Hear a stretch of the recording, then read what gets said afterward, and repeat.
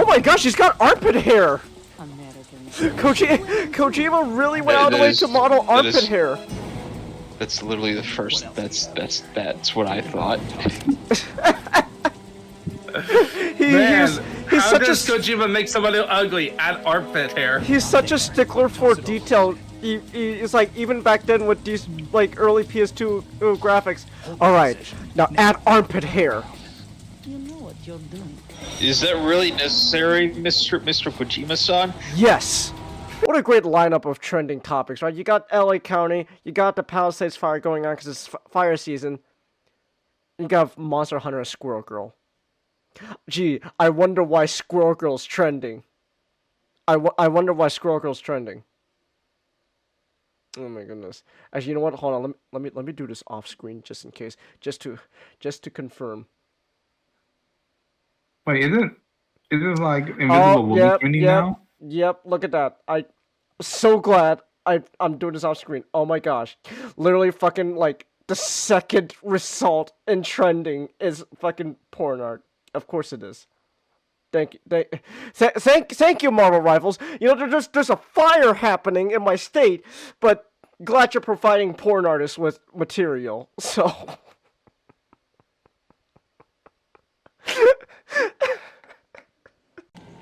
okay.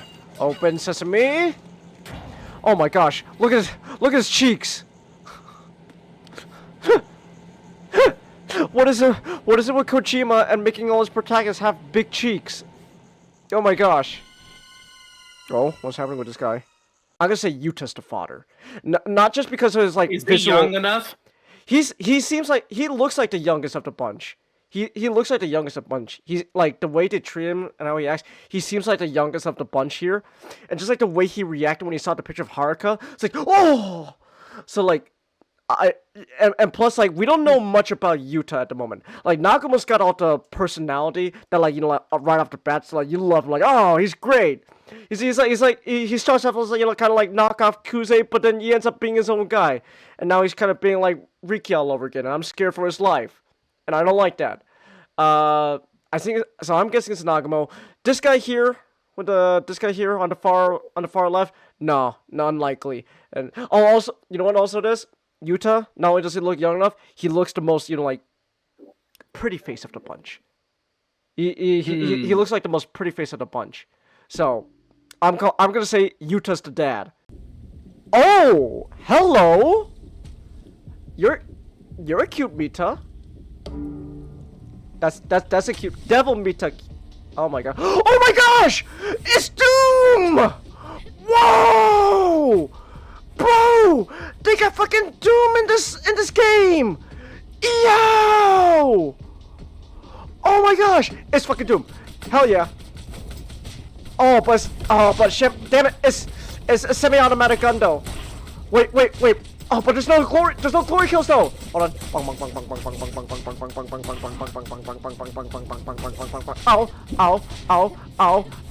Ow. I fell in lava.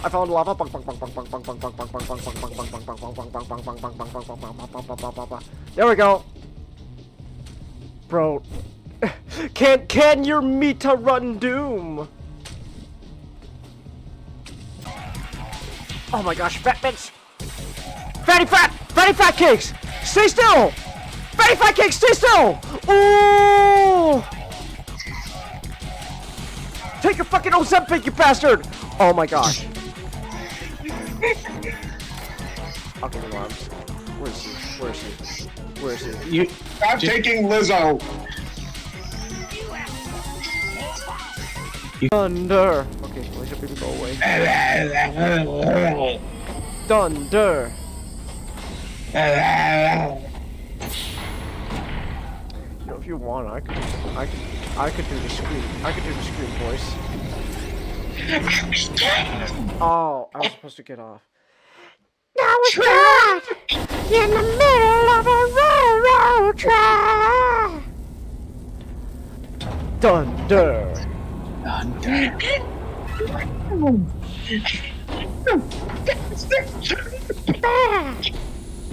Thunder! Mama wish! And I said, what could I do? Thunder!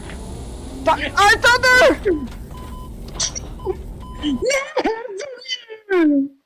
Oh my gosh. This is what happens. I'm singing Thunderstruck and look what happened. I died for singing Thunderstruck. Fighting Robotnik for you youngsters, understand?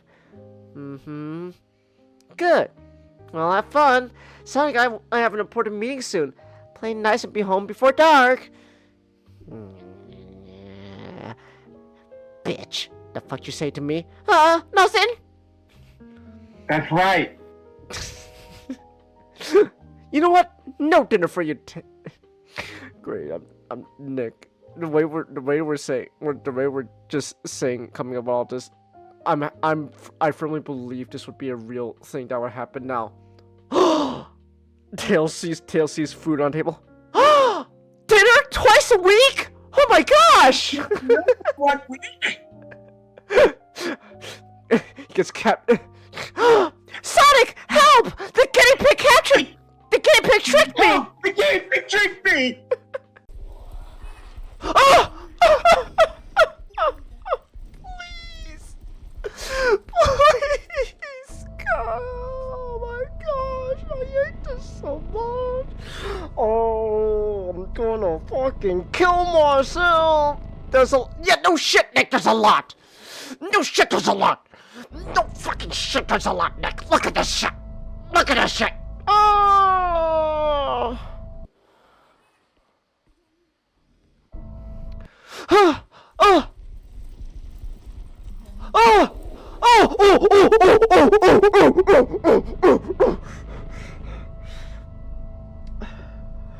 Here, I'm the boss to surpass Big Boss himself. The boss to surpass Big Boss?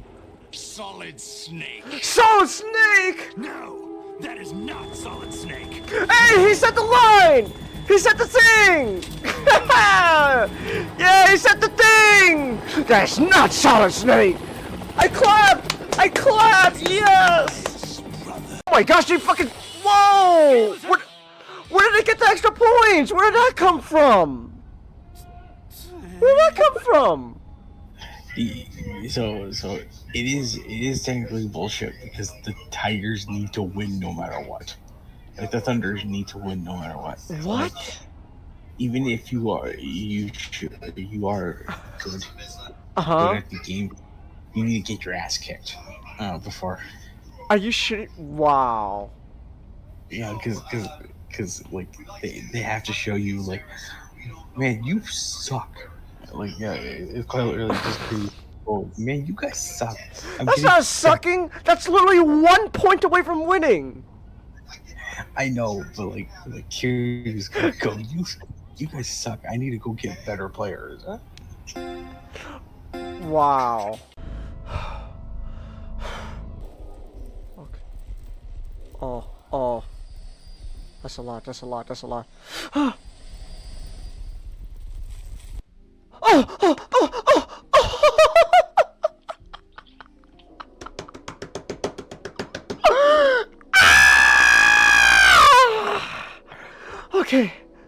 Okay. Sleepy Mita. Sonic is way too obsessed with action, Okay. which, obviously Sonic loves, action Yeah. and movies like that. But, he wouldn't fucking act like this. Okay. You see, if he were to see, like, warship, nothing's going on, he'd be more like, what the heck's going on? So, so bored. Okay. He'd be more like trying to figure out what the heck's going on. Nick, I'm not gonna lie. Nick, just bear with me. This is starting to come off as when movie Sonic gets bored because nothing's happening. Oh, that's so cute. When Sonic does the same thing in the comics. Hello, human resources. Oh, yes! Let's go! It's down! I beat the Harrier! Yeah! Now you can't do 9/11, George Bush!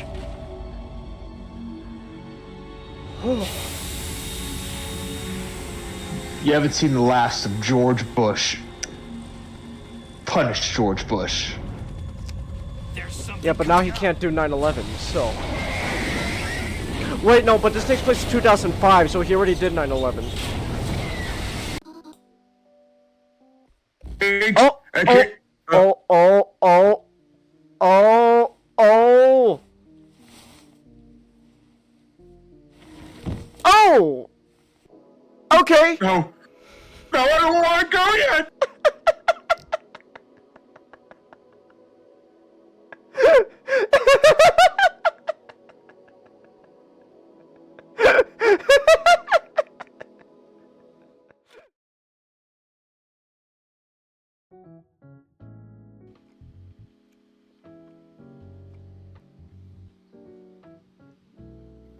I like Claw. Oh, Everything else, I'm like, whatever. No, Master, you can't Watch just it. have I'm that. gonna watch. Don't you understand? Black Panther is like the black person movie. If you Every can't black understand, person has to like it. for if you some can't, reason. if you can't understand that, Mastic, then you're not allowed to watch Black Panther. Don't you know? It is the black person movie.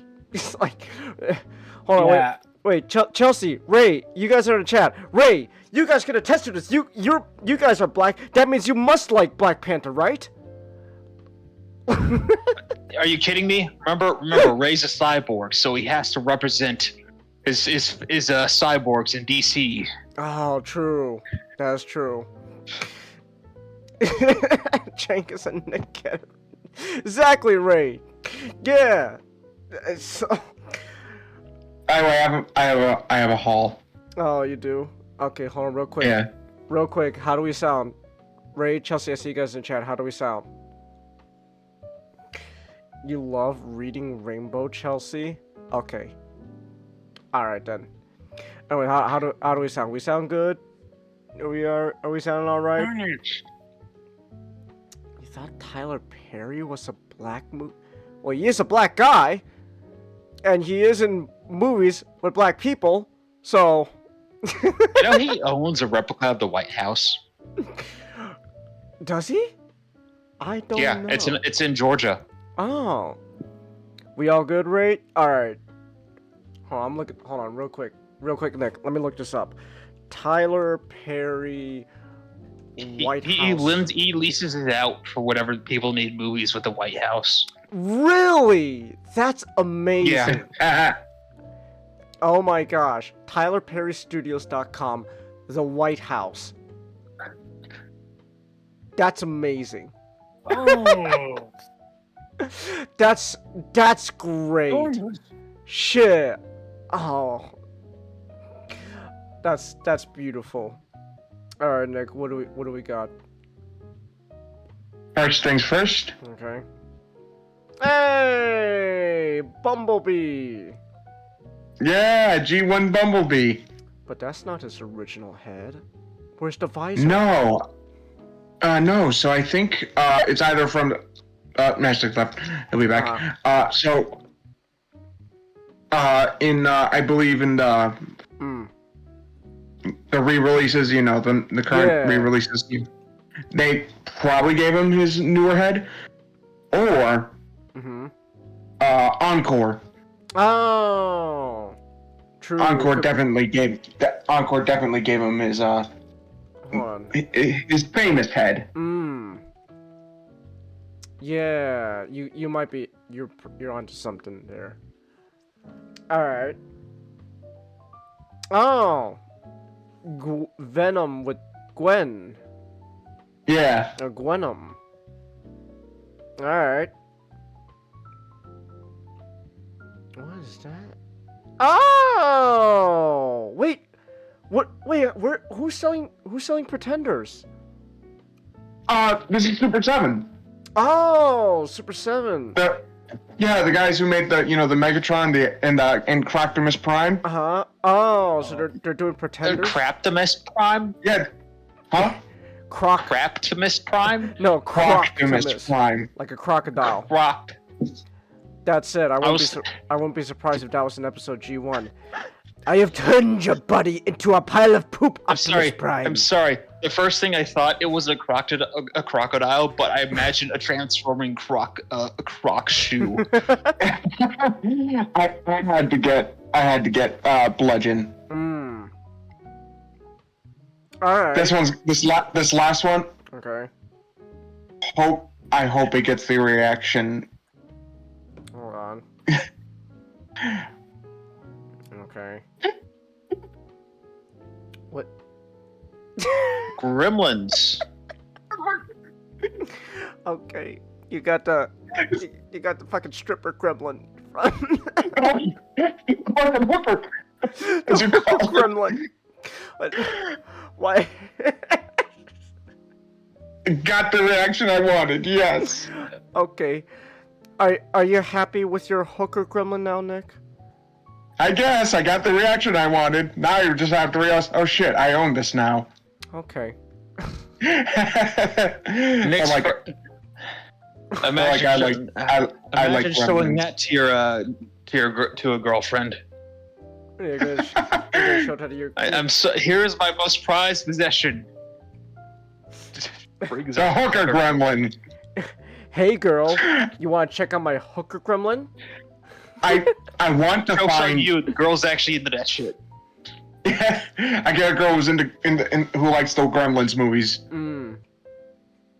I want to find Stripe so bad. I know. I know you want Stripe. Also, I'm on the TF wiki. Yeah, that's you most likely have the encore version of Bumblebee. Yeah. So, but are you gonna get the other mini bots, huh? Where's Swerve or Tailgate or In Pipes? time. Are all the mini cons just G1 Transformers? No, okay. Mini bots and mini cons are two different things. I know it sounds weird considering they both have. Because I know Elita 1 was Megatron's. Leader Fair one. enough. Leader 1 is first appears on Armada, but he's named after a GoBot. You guys cut out for a bit. So Leader 1, the minicon first appears in Armada. So when you see him, that's when you first see Leader 1. However, he is named after a GoBot. Yeah. Okay. So the thing about minicons, Mastic, is a lot of their names, they're just slapped on because trademark stuff. Like, oh my gosh, Okay.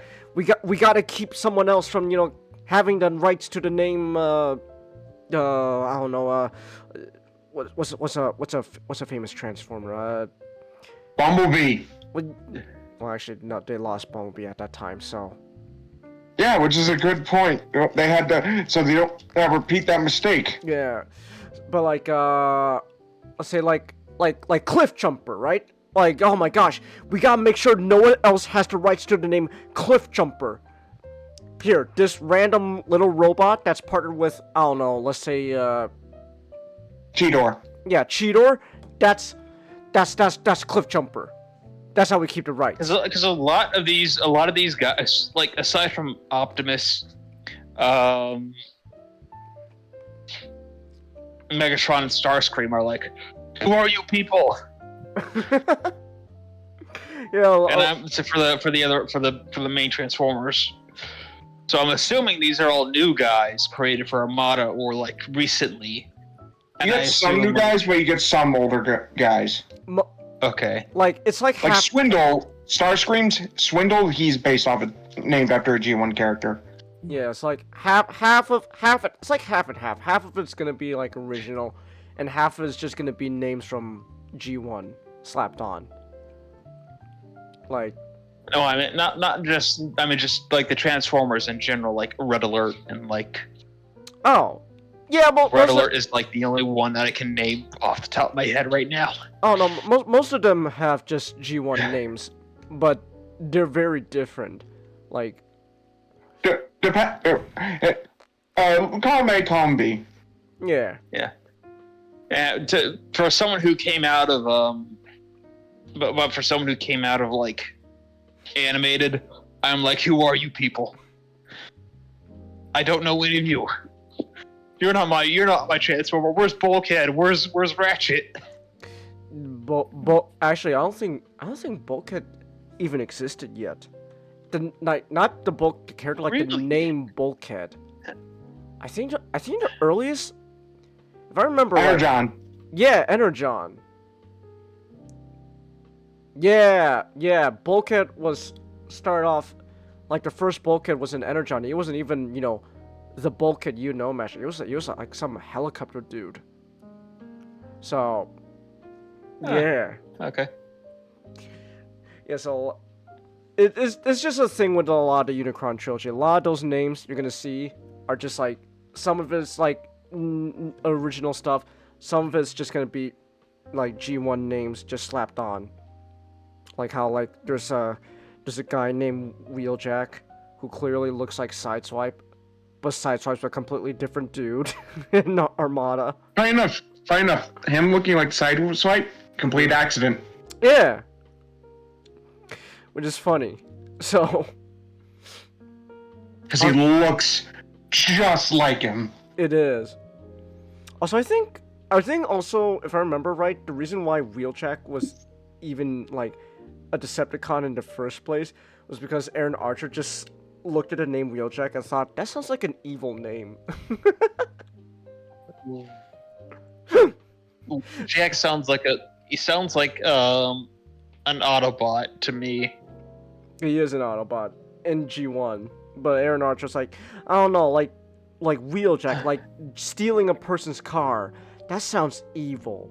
He's a Decepticon for Armada. So it's But then they expand the backstory to. yeah, they do, but the initial like pitches, like initial ideas for like these characters usually starts off with like something as simple as like, I don't know, that name kind of sounds evil. I ain't gonna lie. Don't forget Laserbeak. Oh yeah, the little camera, the little camera bird, Minicon. That's right. So yeah, there's like I still like the Unicron trilogy though. I still like the Unicron trilogy. Was interesting seeing Scavenger as an Autobot, right? Was he called Scavenger? Yeah. Yeah, he's the Yeah, he is. Yeah. The who you thought was the bad guy. No, was that the one who you thought it was the bad guy, but actually was the bad guy? No, that was Scavenger. Everyone thought he was a bad guy, but turns out he was secretly working for the Autobots under Optimus Prime's command all along. Whoa! So I was like, oh, that's neato, I guess. Oh my gosh, Ravage. Was there a Ravage in Armada? Nope. Nah. Damn. Wait. I know there isn't. There's one in Energon, Battle Ravage. Right. And wait, that means then that Ravage is one of those few characters who just remain mostly the same, at least design-wise, throughout a lot of the stuff. Cause like Energon. Beast Wars. That's still G1 Ravage, and he still looks very, cat-like. So. Yeah. But you get what I mean. So. What? Fuck! We could do a fucking Chase. You and I could do a tier list on Ravage. Oh, that's right. That's right. By the way, if we do go back to the tier list, like, we gotta revisit everything. We got updates. We got updates. We gotta revisit everything, cause ooh. So. Sorry, Chelsea. What? No, there's nothing to apologize for, Chelsea. Yeah, like what? I don't know what you're apologizing for. There's other versions of Ravage, Chelsea. I mean, Transformers has been going on for what, 50 plus years now. You got the Line Continuity, Earth Spark, the live action movies. So like, yeah, it's Hourglass. I think that's it. Because I think we could mention all the other ones. Yeah. Oh wait, no wait. Last year was the 40th anniversary. I overstated Transformers length. 40 years though is still good. 40 years, man. 40 years of Transformers. All right, I'm taking a break from Marvel Rivals. Also, Uh-huh. do you want to do anything special next Thursday and Friday? Not really. I'm gonna be honest. I don't really care that much for my birthday. I don't really care that much for my birthday. Like, You and I could do a lunch break. nah, it's fine. Well, Chase, hear me out. The gimmick, it's like in the middle of the table, it's just a cake. You have a cake in the middle of the table. I mean, I guess, but I'm not gonna lie, Nick. I kind of don't want to wake up early again. I bet. We gotta start doing lunch breaks, though. Yeah, well, Nick, we got like, I'm gonna have like a whole ass week, Nick, where like we could do like several lunch breaks, depending on what we're doing. So, think of that as you will. You know, he was saying What? that- What? Did you not? What? Did you not hear me? No, I spaced out. I said when I come over, we're gonna have a whole ass week where we could do many lunch breaks if you want. Alright, cool. Oh my gosh, I'm gonna start like actually like start like yelling into my mic like Nick! Don't you can you hear me? Nick! Nick! You have one good ear still! God damn it! Got the Transformer, Nick. Pay attention. Cake is shaped like a spider, Chelsea. No, I don't want that happening. So, probably a Sonic cake, Chelsea. Is there Sonic cakes? They probably exist, right? Yeah. Sonic cake. Yeah, there's Sonic cakes. They exist. There's this Shadow the Hedgehog cake that I kind of like. Behold, the ultimate pastry. Whoa! Finally, a delicious meal that's just as perfect for the ultimate life form. So, yeah, there's a shadow cake. Alright. Anyways, we've been talking for almost like 30 minutes now. We got actually quite a bit to talk about tonight, so we should probably get started with all our topics. Though, real quick, before we go into all our stuff, just a quick reminder: we got paid reviews that exist, and if you want to contribute to the paid review stuff, we have a Quantumania review goal. If you wanna do that, $40, and we can watch Quantumania. So we'll have a stream with our audio commentary over it, or something like that. So it'll be perfect. Oh, we'll figure it out when we get to it. We'll get to it. Yeah. So if you want us to watch Quantumania, we'll do so. But it's not gonna come free, because I heard that movie's just absolute shit. So yeah. So just a reminder about the pay review stuff. All right. Anyways, I don't know who's tagging me right now. Oh my gosh, who's tagging me right now? Oh, never mind. Okay. It's just something in another server. Doesn't matter. Alright then. Alright. Oh wait, that's a cool ass. Wait a minute. Wait, hold on. Okay, we're gonna get to it real quick. We're gonna get to our topics real quick. However, I just saw so I was tagging TJ's server, Nick, it wasn't really a big deal. But then I saw this Nick. I'll send it to you. Actually, I'll just post it in the back room so you guys can see. Yeah.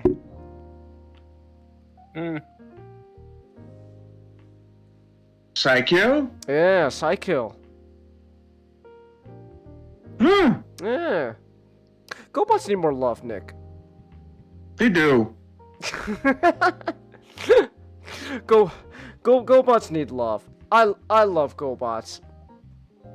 They're fun. Man, it must suck to be Psych. It must. Pop her, man. Yeah. Dude, it must suck though to be Psykill, because now whenever he's around, his sole purpose is just to die at Megatron's hands. I know.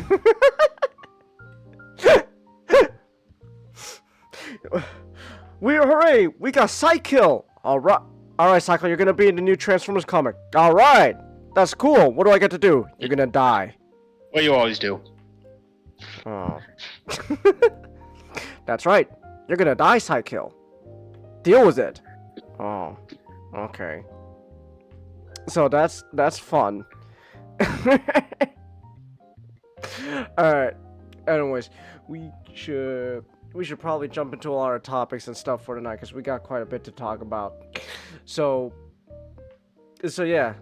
But either way though, GoBots still need love. But you know who has the capacity to love GoBots and all other things in the world? Superman. Cause Hold on. I just remembered quickly before we get into Superman. GoBots is canon to the MCU. that is true.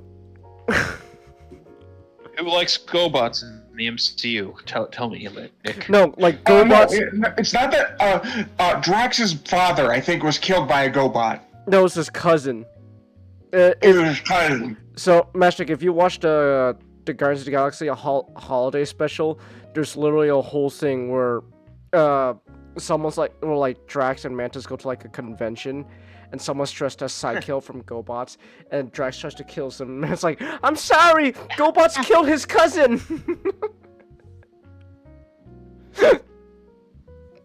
So yeah. So GoBots exist in the MCU, and it turns out that they can kill people as well. Drax's cousin, in particular. Something like that. Yeah, just so yeah. So GoBots exist in the MCU. See the MCU can get back on its feet if they have GoBot movies. I'm telling you, Kevin Feige should hire me. Goodness gracious, he dropped the ball with firing James Gunn. So you know what? He should hire me instead. I hire me. All right. So speaking of Superman. All right. So Superman, the John Byrne era. I got these a few years ago. Though I kind of been pretty lazy. I read the first volume and I just kind of fell off of it. And then now I picked up and now I read the other three. Okay. And it is most Superman stuff is derived. Most modern Superman stuff. I haven't read too much of the Bronze Age Superman, but all this. Right. From what I know, this is sort of the origin of modern Superman. So all the modern Superman stuff can really be derived from this. Is this the one after the reboot? This is the post-crisis Superman.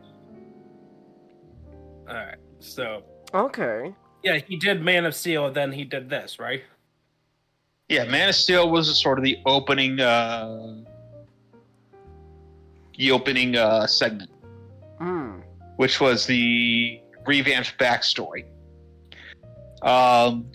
Okay. John Byrne.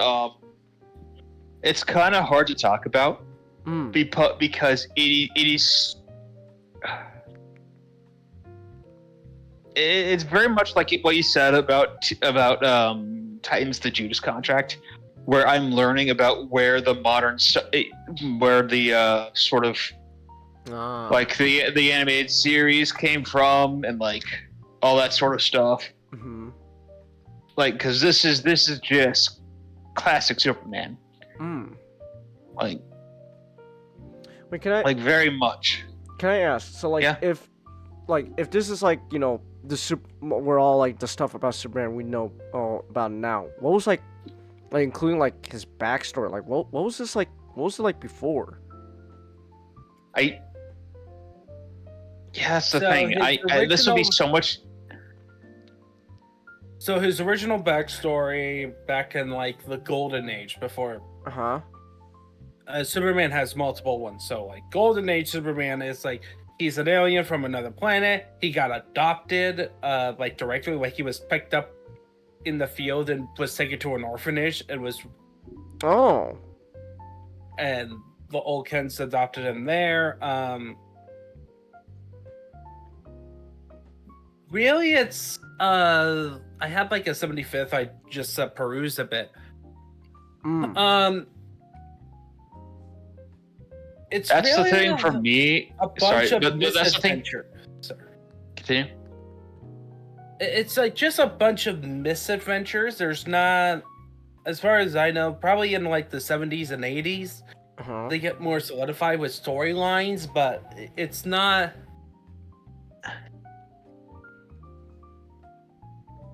Like the 40s, 50s, and 60s, Superman is a lot more about the wacky scenarios. Mm. Okay.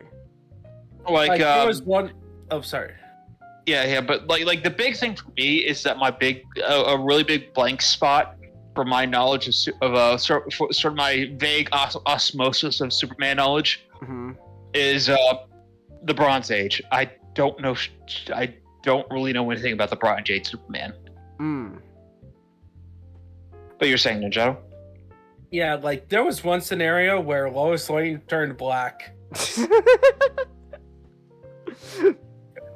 Superman used a special kryptonite machine to give her a super tan so that she's black. She became a black woman. Oh, And she okay. even said like, if would you marry me if I was black? And it's like, and he was like, dude, I'm an alien. Of course. All right. But Mm. I guess sort of the Superman here is sort of just refined in a lot of ways, where Mm. John Burns puts a little bit of refinement in here. I know they got rid of his Superboy persona, Okay. which Superboy in the comics. Mm-hmm. So Clark had his powers as a teenager, and then he put on a suit and he called himself Superboy, and he went around and did misadventures. Huh. Pre-crisis. Mm. And he would team up with like the Legion of Superheroes, Mm. and this would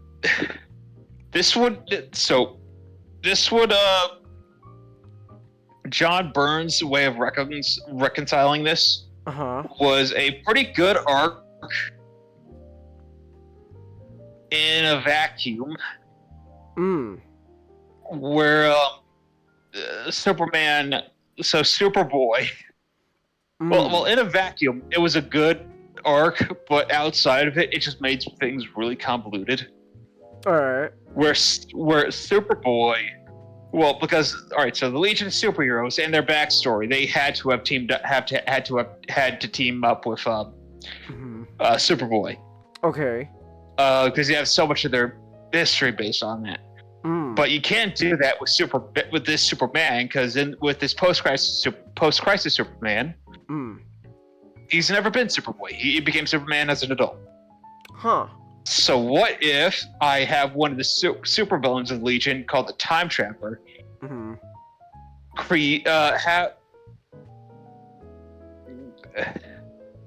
have the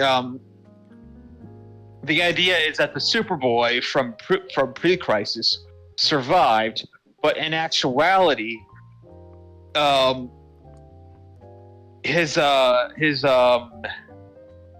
the entire identity, the entire world of Superboy was created by the Time Trapper, a Legion superhero villain. Okay. And then there was a convoluted arc where they'd go fight each other and then team up to take down the time trapper. And in the arc, it's a good arc, but it just made things really convoluted. All right. So wait. So a time traveler took The time trapper. the time chopper took the Superboy from pre-crisis and traps him in another reality. No. Superboy's world was created by the time trapper in a pocket dimension. And then whenever the Legion have been traveling back into time, they've been just going to this pocket dimension Earth. And not actually being traveling back in the time. So all the time travel plots that like, hey, we saved the future. Yeah. They did it. Ew. That's so funny. Wow. Man, the Legion of Superheroes are very incompetent if they got easily fooled to... Like the time trapper is supposed to be one of their big villains, so whatever. But it's like this is a good arc, but don't look at it too much. Don't put the magnifying glass over it. All right.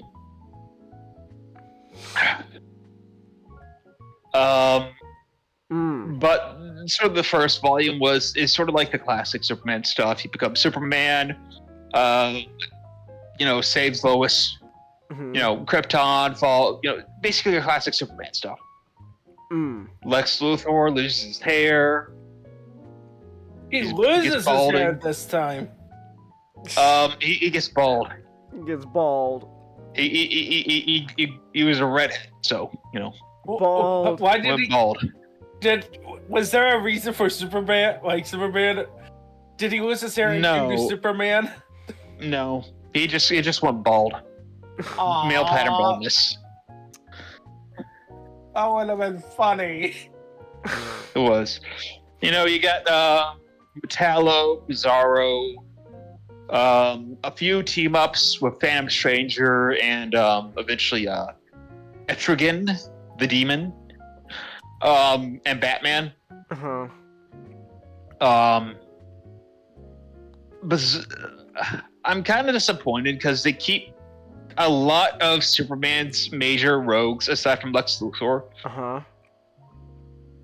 for the most part, are one and dones in the run. So Metallo, so one of the weird rules about post-crisis is that they were like, all right, there's going to be one piece of kryptonite. Superman is the last son of Krypton. So no Zod, no Supergirl, nothing like that. That didn't last long. Eventually, and that really screws them over, and they have to, because eventually they want to introduce that stuff, and they have to kind of bend backwards, go through some hoops, and make some convoluted stories to reintroduce those characters. Okay. Like Ninjato, about the weird shape-shifting Supergirl. Shape-shifting Yeah. Supergirl? Yeah, they that's volume 4. It's the last arc before like a few annuals of the book. Like they introduced Power Girl in the continuity, Okay. but because she is technically, I'm talking about at some point. Okay, in the continuity, but post crisis, but it didn't happen here. But continue. Yeah, because she is an alternate universe of Supergirl, like the Krypton, she also got affected by the rules. So they decided, let's make her Atlantean.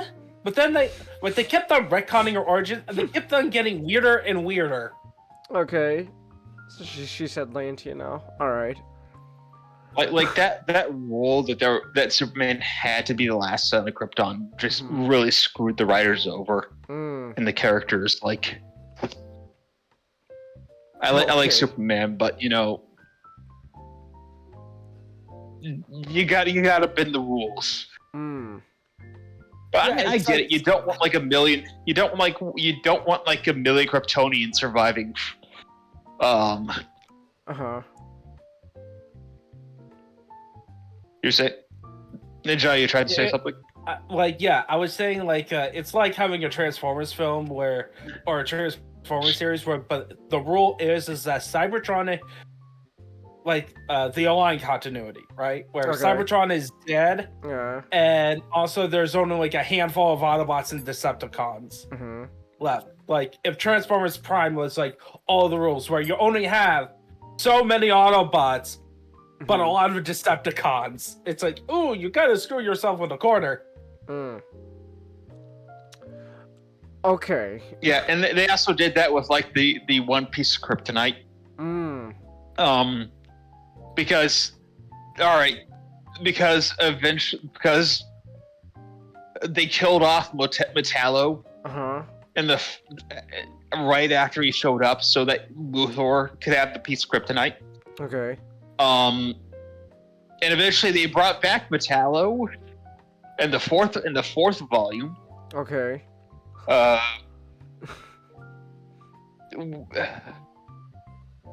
Which I'm not disparaging. I like Metallo. I'm glad he's back. He's one of my favorite Superman villains. But like, Mm. they didn't really explain it all too much. Oh.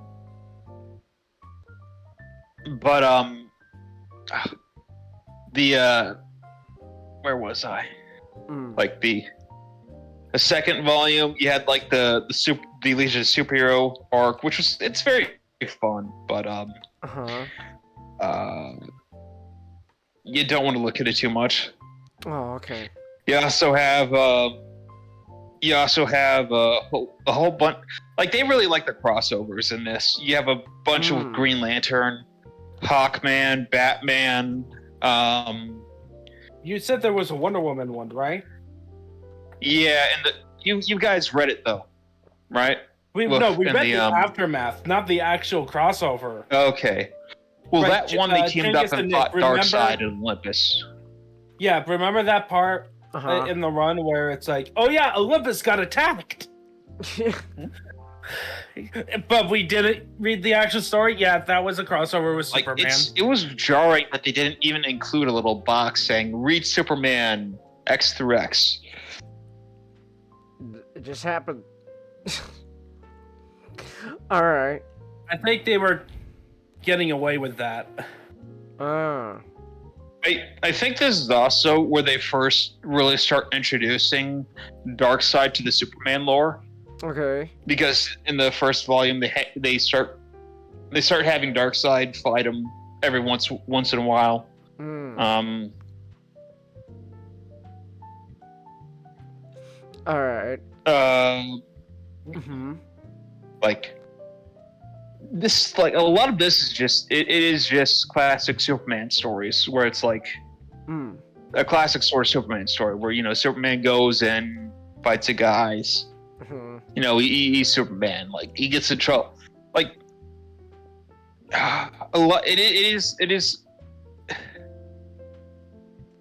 It's kind of hard to point to the stuff I really like, because you would have seen it already. Because Mm. a lot of the modern stuff, a lot of stuff after the 80s would have taken from this. So you wouldn't know the beat by beat for the usual stuff that they're showing that is good. Mm. You got the Metal Men had a few crossovers, which is nice. All right. There's a few issues in here which are just kind of weird though. Like you had one where you like meets this mermaid and has a love thing with her for like an issue, Okay. and it was really weird. And you have the Matrix Supergirl, who was Lana Lang from another dimension. What? I Wait, Supergirl's Lana? So, it was the weird shape-shifting one where it turns out Alexander Luthor from the pocket dimension. So all right. So so this is kind of a sequel to the Legion of Superhero arc, All right. where you have the pocket dimension, and Superboy. There, it's spoilers, but Superboy dies in it. So Superboy from that dimension gosh. dies, Okay. and what's left is the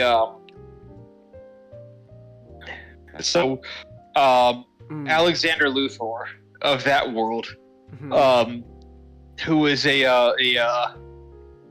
more heroic, a younger, more heroic version, less bald, actual with a little head of hair, goes in, and he's like, "Oh, this is a cool lab you got there.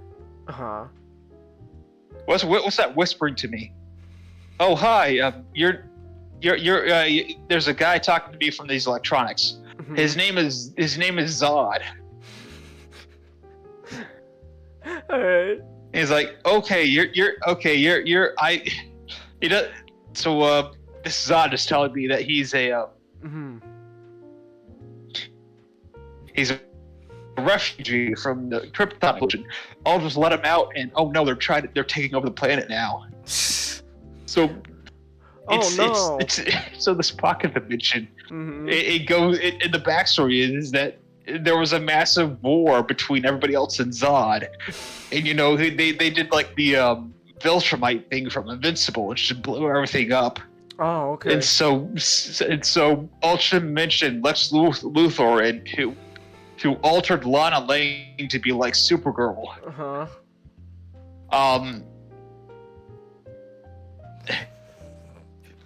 All right. Go Sounds to amazing. the outside and brings out help defeat Zod. And it's really convoluted. I think you're kind of roboting. Yeah. You were kind of roboting a bit.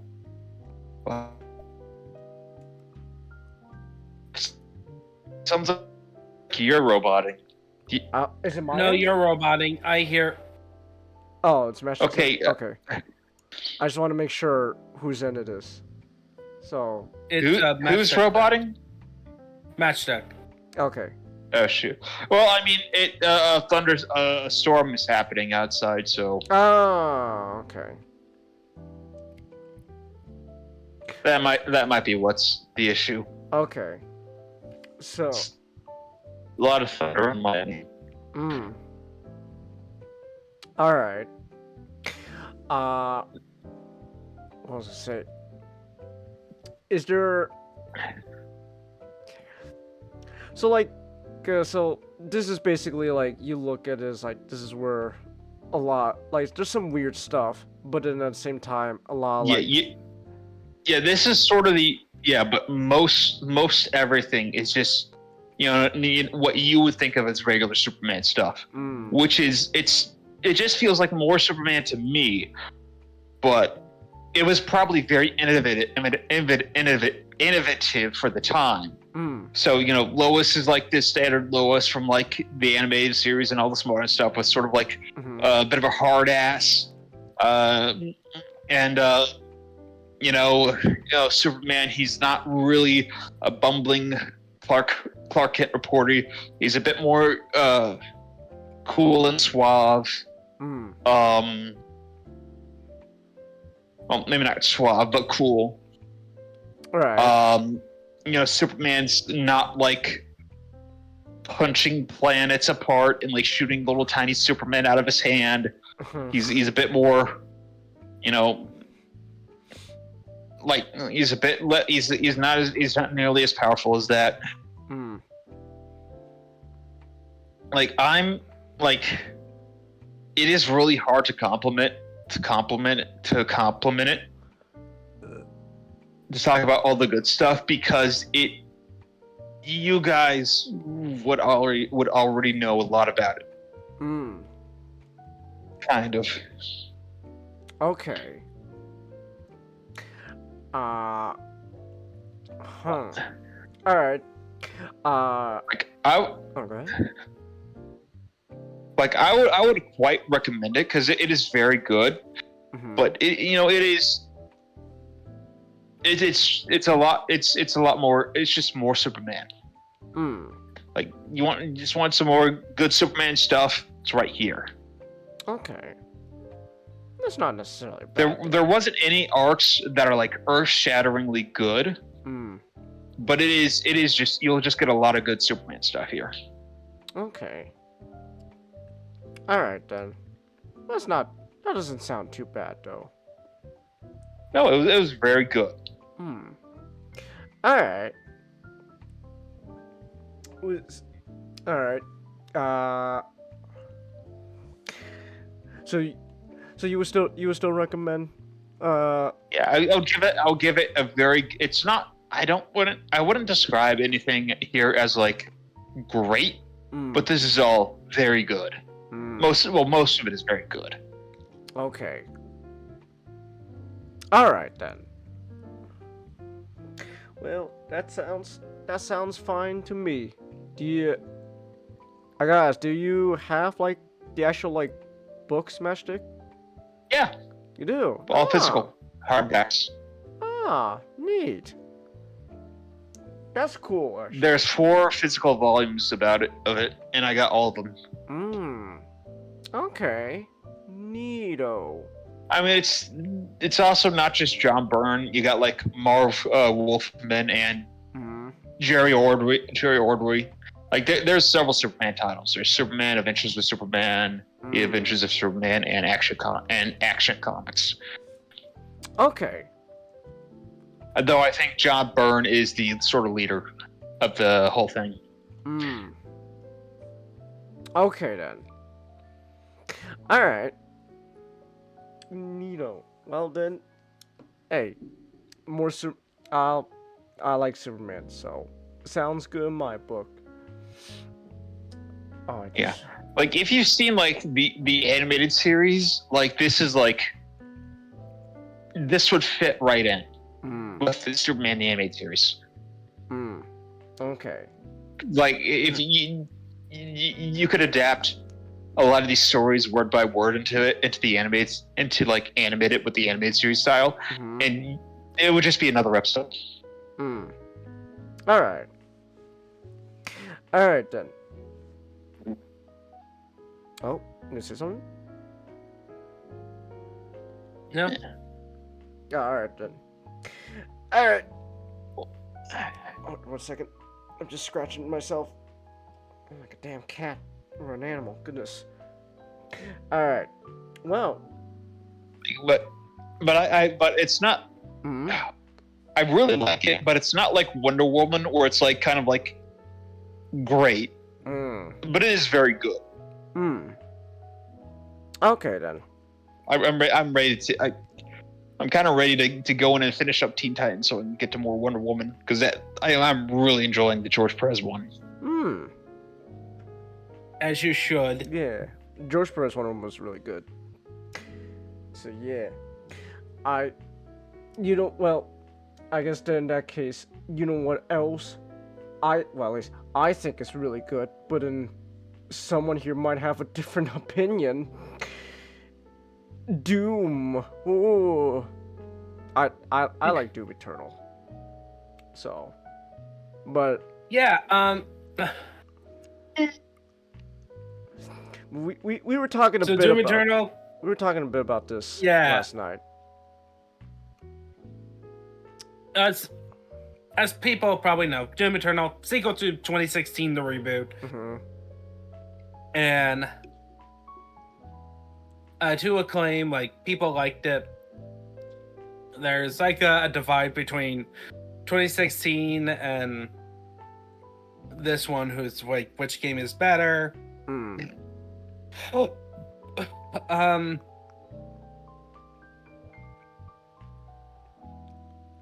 And like the plot in this one is that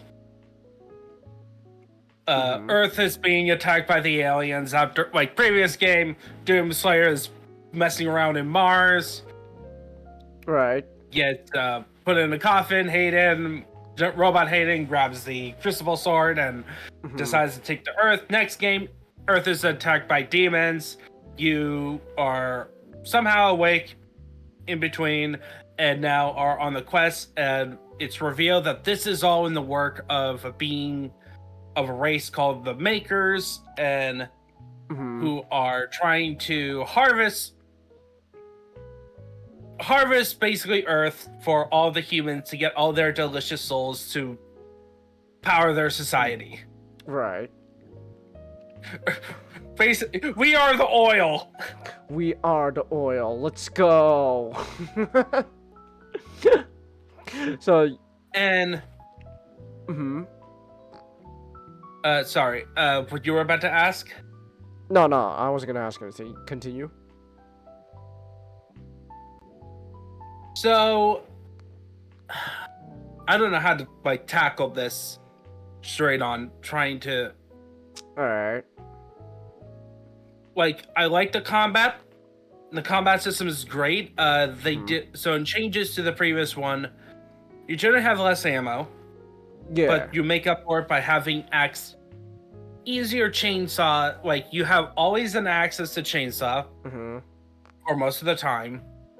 Yeah. And if you take out a small fry, you'll refill basically all of your ammo Mhm. very quickly. So there's ways to resupply.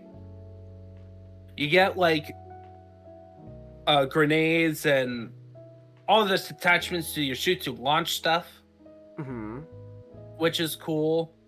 And then you have like a system called the Blood Punch, which makes melee a bit more viable. Mm. Yeah.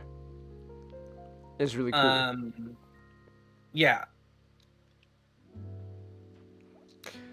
And platforming and jumping is very much important, and to emphasize, so not only you have to run around, you have to you can jump in the air Mhm. to protect yourself, and you have a good dash Yeah. Like to help you dart around. majority So of I would have liked it that you could dash in between enemies a lot easier, so you don't get stuck in corners. Well, If you put yourself out of position. okay. Of So from what I understand, based on like the words from like the people who made the game and stuff, there's so Doom is has all about moving around and shooting. Don't ever Yeah, stay in that's one place. Boomer. That's a boomer shoot. Don't ever stay in one place. You're gonna die like that. Just keep moving and keep shooting. So from what I understand, Doom 2016 was pretty much, like, sort of a classic boomer. Well, there's obviously differences from like a classic boomer shooter, but it was like pretty much like we're bringing back a boomer shooter for like the modern age, and so like you're running around and you're shooting and all of that. From what I understand, Doom Eternal, like the way they like emphasized it, Doom 2016 was running around and shooting. Doom Eternal was very much jumping around and shooting. That's from what I like their philosophy behind the gameplay. You got basically a Doom Eternal. They want you even moving around even more. So they want you to like have lots of airtime to like like just shoot down, use your grappling hook and stuff just from to go to one place to another. Like they want you to move around a lot. There's much more movement now than ever in Doom Eternal, and I know some people didn't like that, which is why Dark Ages, I know the gameplay is actually going to be kind of very different, which is much more of an emphasis of like the the new parry system they have. Like they want you now to like use your shield and parry, and then use that opportunity to go in and kill. So it's interesting. I personally like Doom Eternal's gameplay and their philosophy. It can be fun. It can get very overwhelming though. I think it can get very overwhelming. I think that does kind of lead into some of what we were talking about last night in general, was some of your personal, things with the game. Yeah. For those who don't know, so I did talk about it last night. some of my frustrations with the game, and I talked a bit with some friends about it. Mhm. Some other friends, like people, one of them was a huge fan, another one brought up some other complaints. One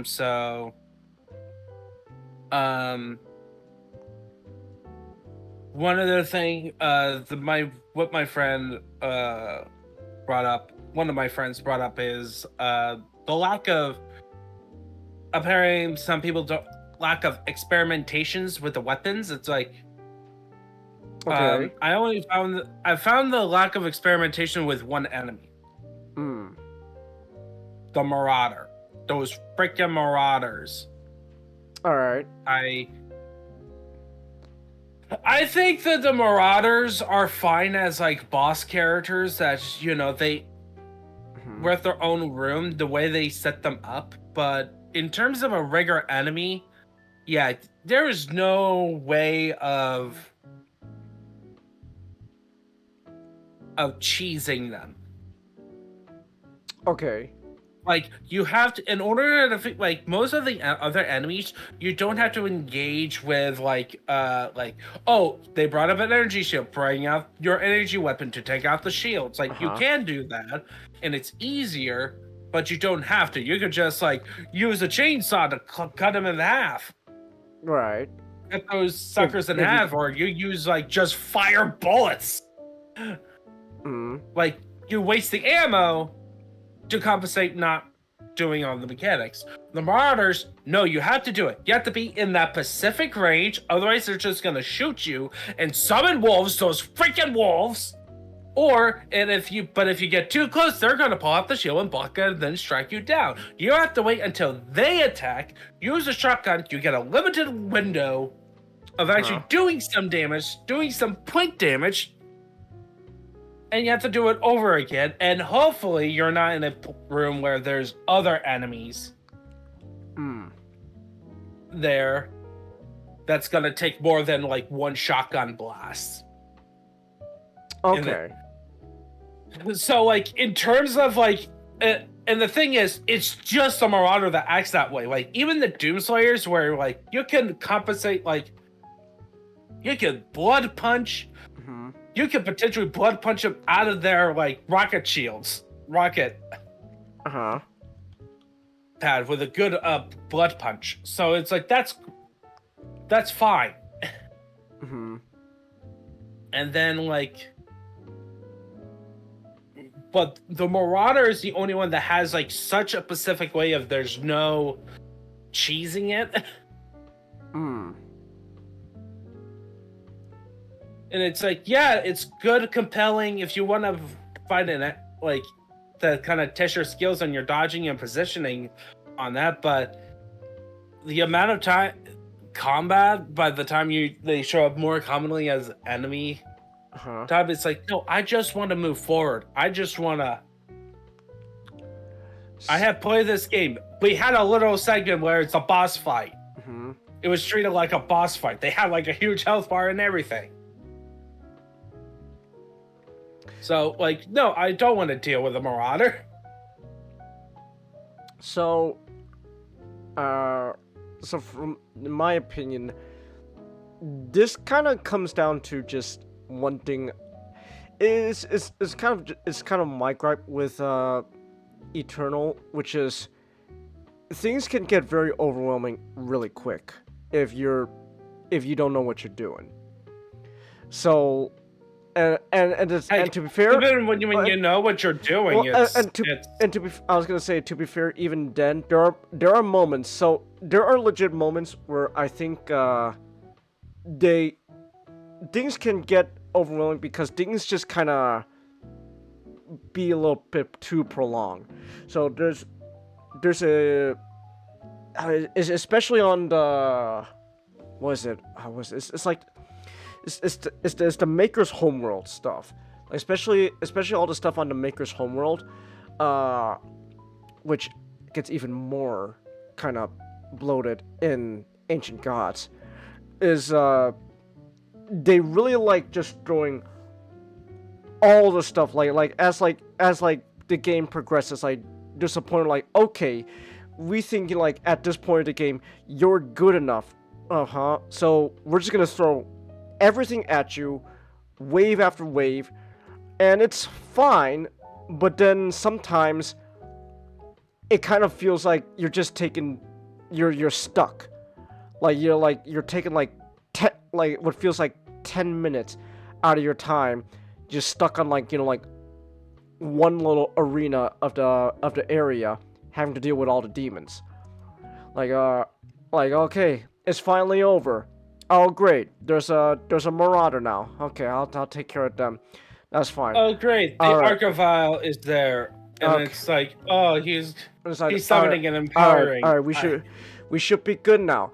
Oh, there's a cyber demon now, and okay, well there, I don't remember. I think they were like called like tyrants in Eternal, because Yeah, the big ones. because cyber demons were no longer treated as bosses in Eternal. They're just like big enemies in an arena. But like there's a tyrant now. Okay, I gotta deal with that as well. And then as it goes on and on, it feels like it does kind of feel like there's comes to a point where like they think like, oh, it's like basically, oh, you think you're good enough, okay, we're gonna make this hard for you. You thought you were good, huh? Let's make this hard. Because you should be this good by now, like especially towards the end of the game. But then they kind of inflate the difficulty by just like prolonging stuff, like just more enemies, Yeah, more like- waves, and then it gets to a point where it feels like, okay, I'm taking way too long on this one area. Yeah, it definitely has that bloated feel, and like you could say it with 2016, a lot. Like you can make a similar criticism with like Ninja Gaiden Black, right? But the thing about Ninja Gaiden Black, I will say, is that once you know the combat system in Ninja Gaiden Black, the encounters are way faster.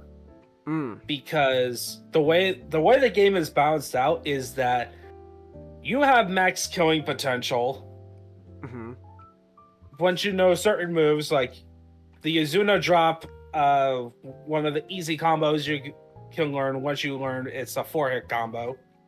Will instantly kill most enemies that gets in your way.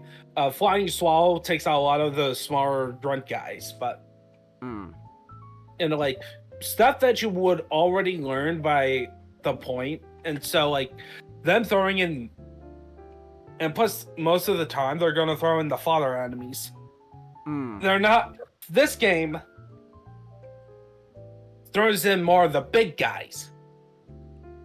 Right. A lot in, Uh-huh.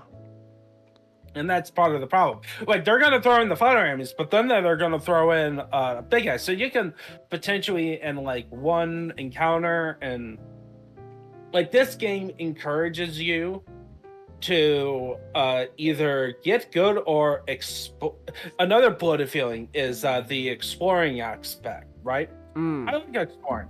I like collecting stuff, right? It's fun putting stuff on the map, and then like doing extra encounters to get more weapon points on that. But there is a point where it just feels like you're at it. It's there for the purpose of adding runtime. Yeah, I can kind of see once that. you know it's quick. Once you know it's quick, once you know the map layout, which is fine, but another problem I have with it, and this is more of what the developers like when I try to review a game, right? All right. I look at the product and trying to figure out what the creators' intentions were when they make certain decisions.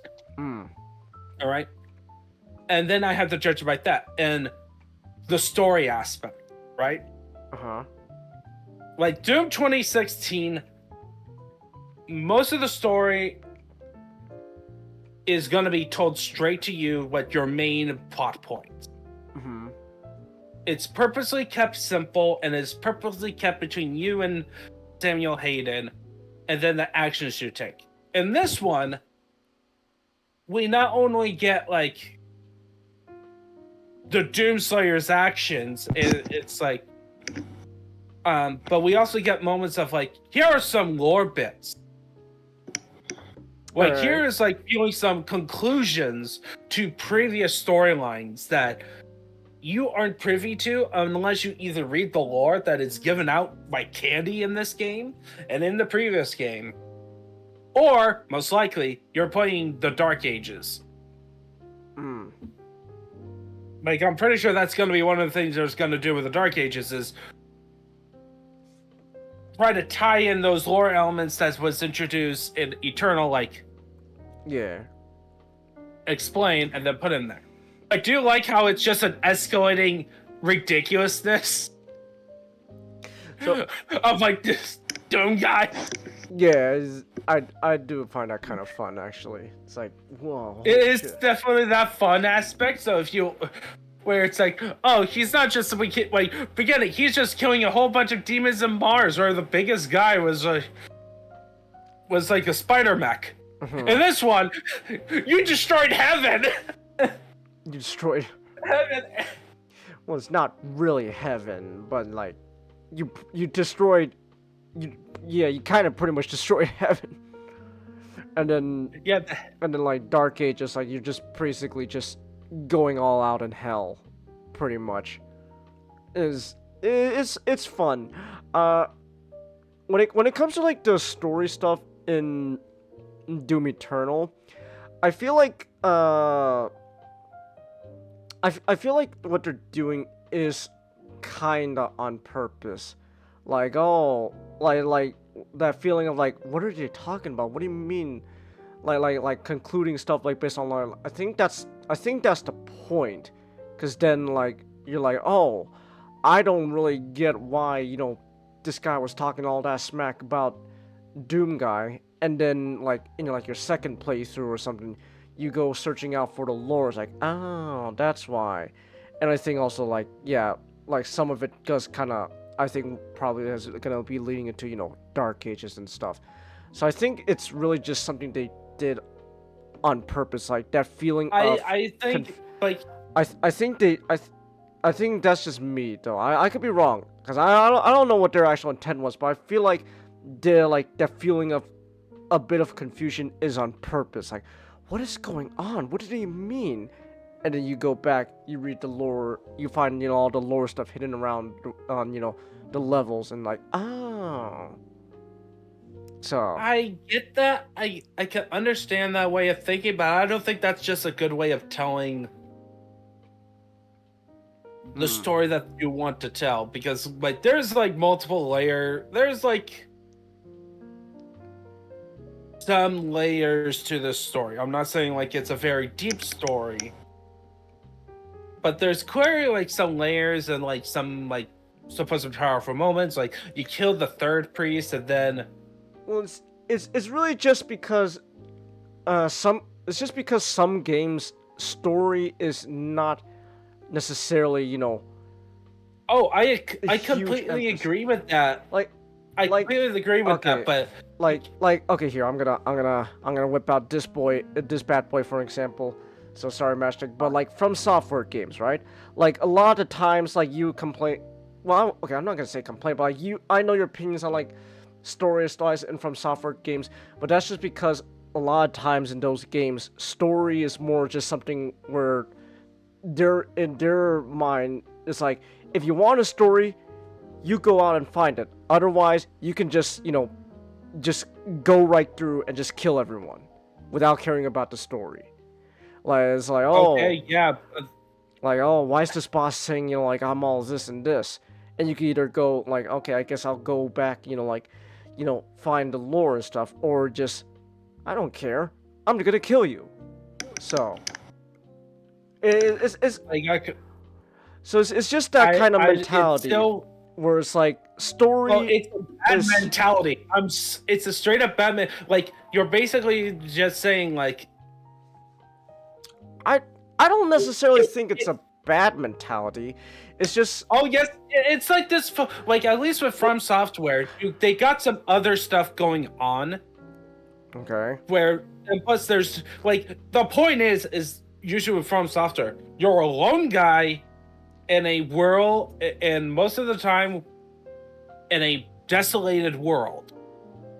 Like there is no chance of saving the world that you're in most of the time, and you're usually like this guy who's an outsider going in. Uh-huh. And this one, Doom Guy is heavily involved, is pretty central of what's going on. And when you can understand the story, but to get like the impact of the moments you kind of But set up is like you have to read the lore from 2016 and then here's- read the lores that you collect. But the thing is, I feel like really the thing with Doom is just Doom as a franchise for the longest time never really had story as a huge emphasis. Like this is like Then why did they focus so much on presenting a story? I think it's more or less just something. I think because I think again it's just that mentality of if anyone's interested in that story, then you can go find it. But they also still want to have that mentality of like, but there's it's that idea of they have a story and they just expect the player to go and they go okay, if the player wants a story, they can go out and find it. If the player does not care at all about the story, then they don't have to find it. But it's still not good. It's not a good mental. Look, for me with video games, right? If you don't want to put much of a story, you make the plot. You don't. All the point is that you don't put. You just make it as pure, simple as possible. You don't try to put. Well, like, look, I'm saying it's like. well, I think that's still somewhat there though with would have been Eternal. better if it was less effort put into making the cutscenes, into making a story element in terms of that side, because then it would just be like the same as 2016. But clearly, they wanted to put more effort into the story, But they and still wanted things to feel somewhat like 2016. But that's the problem. They're trying to do. We want to have our cake of having more of a story to improve upon that from 2016, but we also want to maintain. You don't have to care about the story, even though we provided a skip button for the cutscenes. That's why skip buttons was like a welcome thing. Yeah, I don't know. I Like- don't. So for me, this story was not really a thing. This was never really a thing of contention for me when it comes to playing Doom. How it presents the story and stuff. I guess if you I guess what you're looking for, Ninjato, I guess you can hope Dark Ages is better, because at least they said that with Dark Ages they were gonna do a lot more emphasis on telling story like in game, like in cutscenes and stuff, rather than just simply like Yeah, lore. like, they were lore clearly stuff. experimenting with that. Like, honestly, I think they were just in development. They were kind of just scared of doing that because they were clearly they were definitely thinking about that, but they were still thinking about this could tick some of the old fans or the fans that got into the series through 2016. Because yeah, Doom as a franchise had very light stories. It was very like Mhm. there was very little connective tissues per level. Mhm. You have to kind of read manuals and like do more of the interpretive stuff because it's old PC games, Mm. Ooh, and what's going on with that shit? especially the mentality of those ones was a lot more on the gameplay than stories. And we're in an age where there's a division between people who want more stories in games, and games that people would say, no, it's gameplay focused. So, like, the only reason I'm criticizing the story of Doom Eternal is because the game was putting forward, like just the way it was presented, even in the first level, and then like the second level when you go to hell to meet the traitor guy to give you the knife, and then that knife is used to stop the ritual to say on the icon of sin. So it doesn't feel like it was just meant for, we're just connecting set pieces together like a Call of Duty game. But we're trying to do a little bit more to develop the character of Doom Guy. Like, one of the things is that they confirmed that the character you play as is Doom Guy from the original series. Yeah. Like, oh my gosh. It's Doom Guy. Whoa. Yeah, it's not like you're not playing like a new character who... Oh man, Matchstick is... Ooh. What's going on? Tornado. Oh shit, that's right. You gonna be alright, man? Oh, that's right. That's right, the fucking tornado shit going on. Ah. Okay. Okay. Alright then. Yeah. But, and like, so it's like, I know Comment, when he found out about it, he was upset because, oh, the whole reason Doom Guy is going on a rampage with hell is because of a bunny. Because of a rabbit.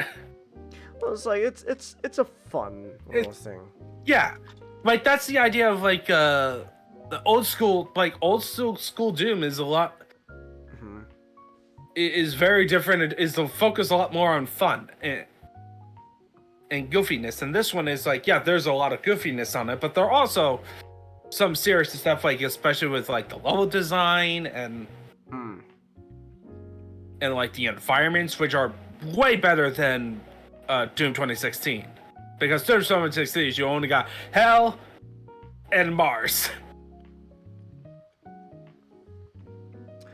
Which is fine. I expect Yeah, it's fine. a game. I expect a sequel to a game to improve upon things. So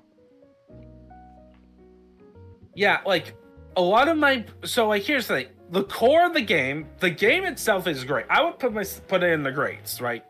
Okay. I am not arguing about this quality, but basically by the end of the campaign, which is like my third attempt of doing it.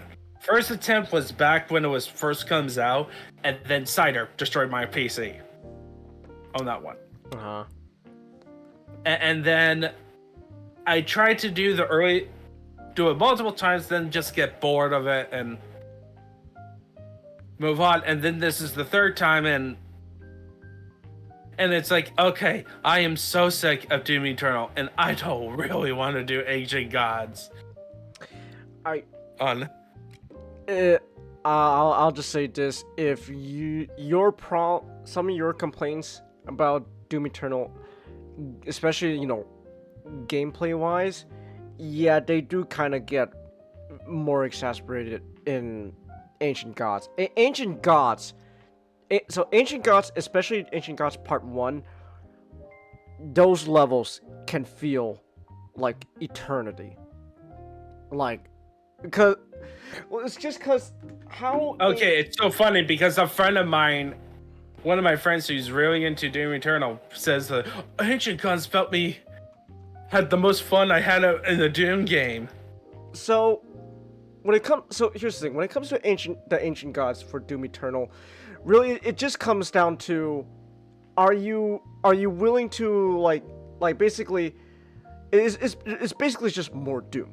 At the end of the day, that's what it is. It's more Doom.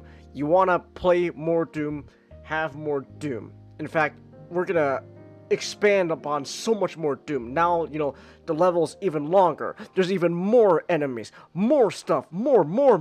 It's more Doom. And so for some people, right, for some people that's appealing. Like, oh my gosh, it's just more of what I want. But then, is just for me. It's a thing where like, all right, this is fun. This is more of what I want. And then there does come a point where it does feel like I gotta like go like like grab dinner and all that. I gotta like like take a shower, and I'm only like halfway through the level. So for me, there kind of comes to a point where like this feels a bit long, because this becomes very apparent in Ancient Gods. It feels like you're playing pretty much multiple levels in one go. Like each, like the Ancient Gods, right? I think like, yeah, was it like each I'm trying to remember. It's been a while since I played Ancient Gods. But like each part for Ancient Gods, like there's like technically like 3 levels. Like technically 3 levels, but each level feels like you're playing pretty much like multiple levels just consecutively packed into one. So like that's kind of leads to like the feeling of like bloat and length. Like, gosh, I'm only halfway through this level, but it feels like I just played through like 5 already. So that's just a thing. Like if Ancient Gods is at the end of the day, it's just more Doom Eternal with emphasis on the more everything. So and that does kind of inevitably mean though that there's gonna be more of like some of the criticisms people would have for Eternal. Like, oh, now I gotta move around even more now. Oh gosh, oh my gosh, now there's like, there's this one arena where like, oh my gosh, there's like 2 tyrants in the middle. There's an archvile somewhere around, roaming around. I gotta take care of him, and at the same time, there's like 5 marauders I gotta deal with. On top of everything else. So like, it can get very overwhelming. Yeah, another thing that annoys me a bit, it's with one of the new weapons, the Crucible Sword. I don't understand why didn't they give like do the same thing they did with the chainsaw, where the level 1 you get for free.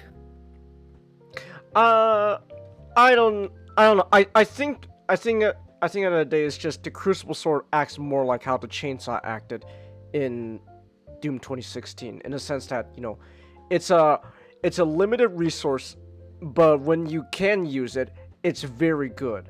Like it very much feels like something like you gotta whip out like when you feel like you're like about to get stuck, like when you have nothing else going on. Like I have no gas to chainsaw this guy.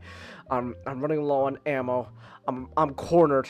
Whip out the sword to at least take care of like let's say like an archvile. Like, okay, this archvile is like the really bothersome guy. I'm gonna whip out the sword and take him out. I think but the problem is much like the chainsaw in the Doom 2016, I rarely used it. I'm gonna be honest. When it came to Doom Eternal, once you get the super shotgun, that's all you really need. You will also get like meat hook upgrades and stuff, but like really for me, once I got the super shotgun and upgraded and maxed it out, that's pretty much all you really need.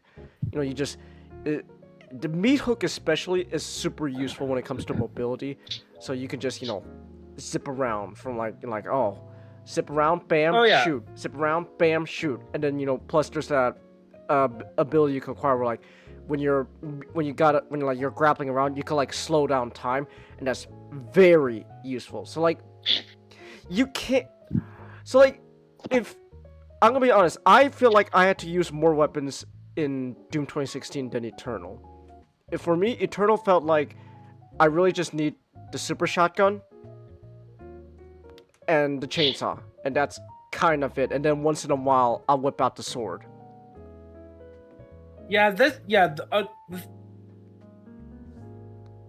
this game definitely had that feeling on you got the impression that you could theoretically play through the whole game with just picking one weapon, like the basic shotgun. You can. Like, and you're gonna be okay, because especially if you know how to use the chainsaw, you use the grenades and the flamethrower. It's like, I think that also annoys me about the Crucible Sword not having a rechargeable thing is because every other weapon you have like is free. You don't have to worry about it as a resource. All right, so they're going back upstairs. Okay. You gonna be alright, All man? right. Yeah. Alright. Dogs. One of the dogs has arthritis, so they're not able to go down the stairs. So they're staying in. So. Okay. Yeah. So.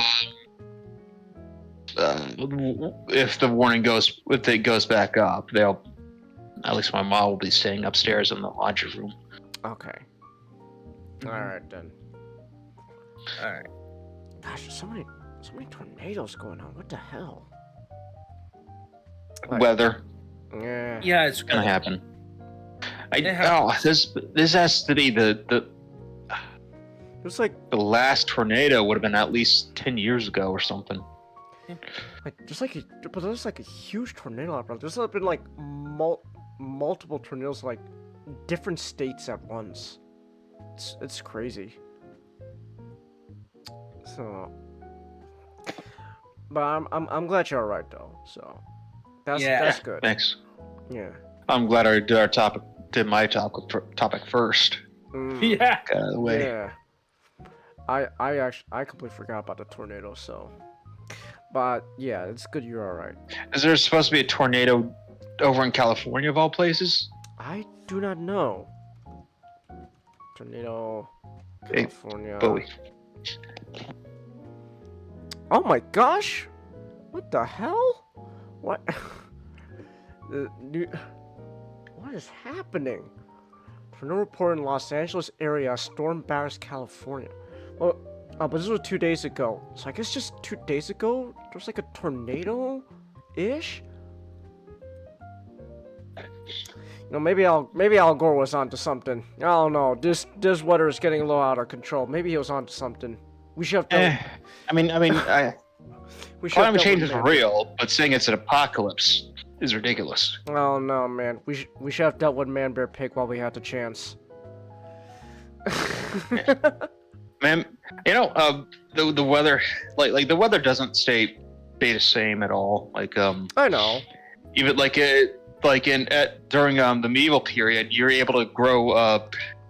It was so warm that you were able to make wine in England, of all places. Hmm.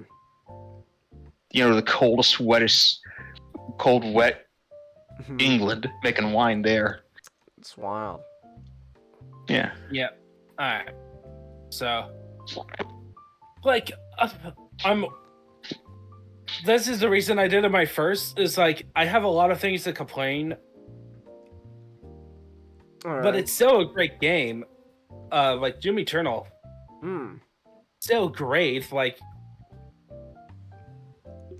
otherwise I wouldn't have dedicated, like, I did 11 hours on my first playthrough, like half of that, 4 hours trying to do it one time, and then this one is like a full 12. Like, I put a lot of hours into this. So Oh, Bethesda, you're pushing it now. Oh, you're pushing. I just looked up how big Dark Age is going to be. 100 gigabytes.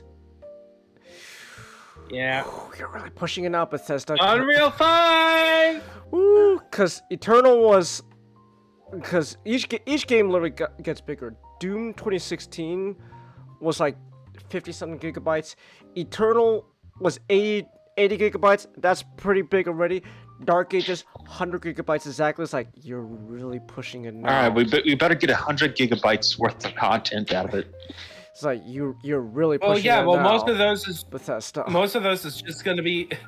most of those gigabytes is to power Unreal 5 to make the graphics. I fucking- literally have to like Chingus, have you played Arkham Knight yet? Arkham Knight yet? No, I haven't. One of the most gorgeous looking games ever made. It's like Yeah, and that's And like, it's like with 60 Unreal gigabytes or something. 71. Yeah, that one is with Unreal 3. It's more of an engine problem. It's more of a right now with companies, because they used to back in the day they used to have to make their own in-house engines, Mm, but it takes a while and it has like inconsistent quality. yeah. A lot of them nowadays is just super just gonna do Unreal or Unity, like pre-made engines, and That 100 gigabytes. And with that, it's like it solves some problems and opens up doors for others. yeah, and this is one of them. Is just All right. I'll just have to literally uninstall like every game on my PC, so that way I can only have played Doom Dark Ages. Correction, you could take out $60 and buy an external storage device and not have to worry about it for a long time. I guess, but still, it's like Yeah. ooh, you're really You're pushing. I mean, it, not to Bethesda. mention, if you get an external storage device, you can just have more games That's on true. hand in yeah, general. especially, and if it is like a CPU issue where it can't run on the extra storage device, you could just move those games to the storage device. That's true. But Yeah. Bethesda's still pushing it though. Yeah, but it is a good idea to have one on hand. I own one, and it's very useful. Mm. I do have to talk about a bit about the music. The music is. It's I like the music. Like, I'm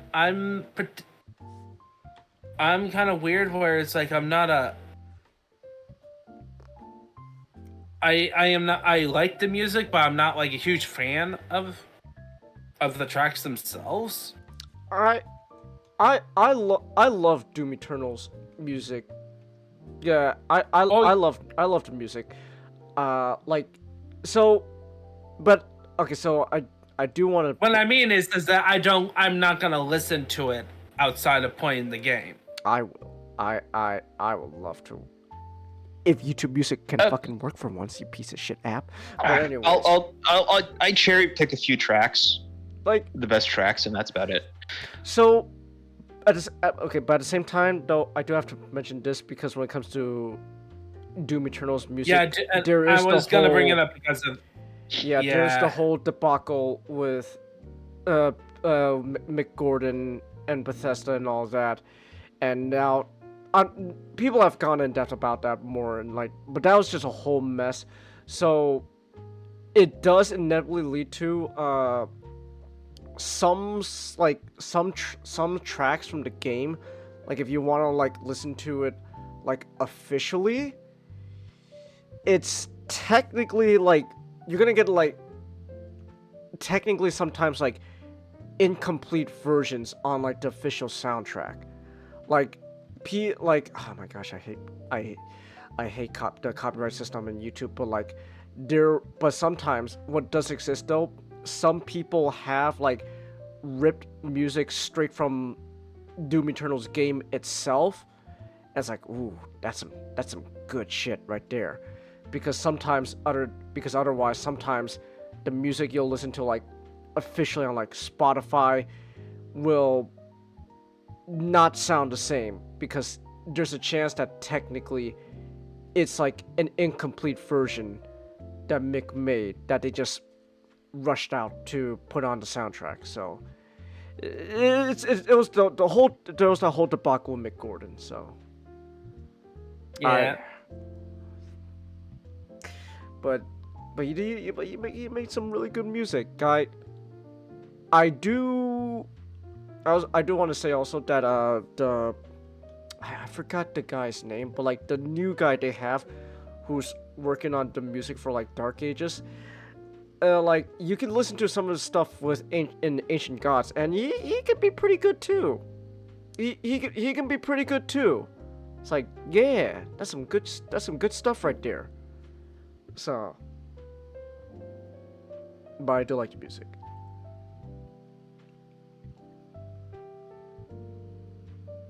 Yeah, but for Doom, Mhm. I played it, and it's like I played the first one, most of it. I kind of dropped off at the end, and I don't really have any interest returning to it. It's not really my thing.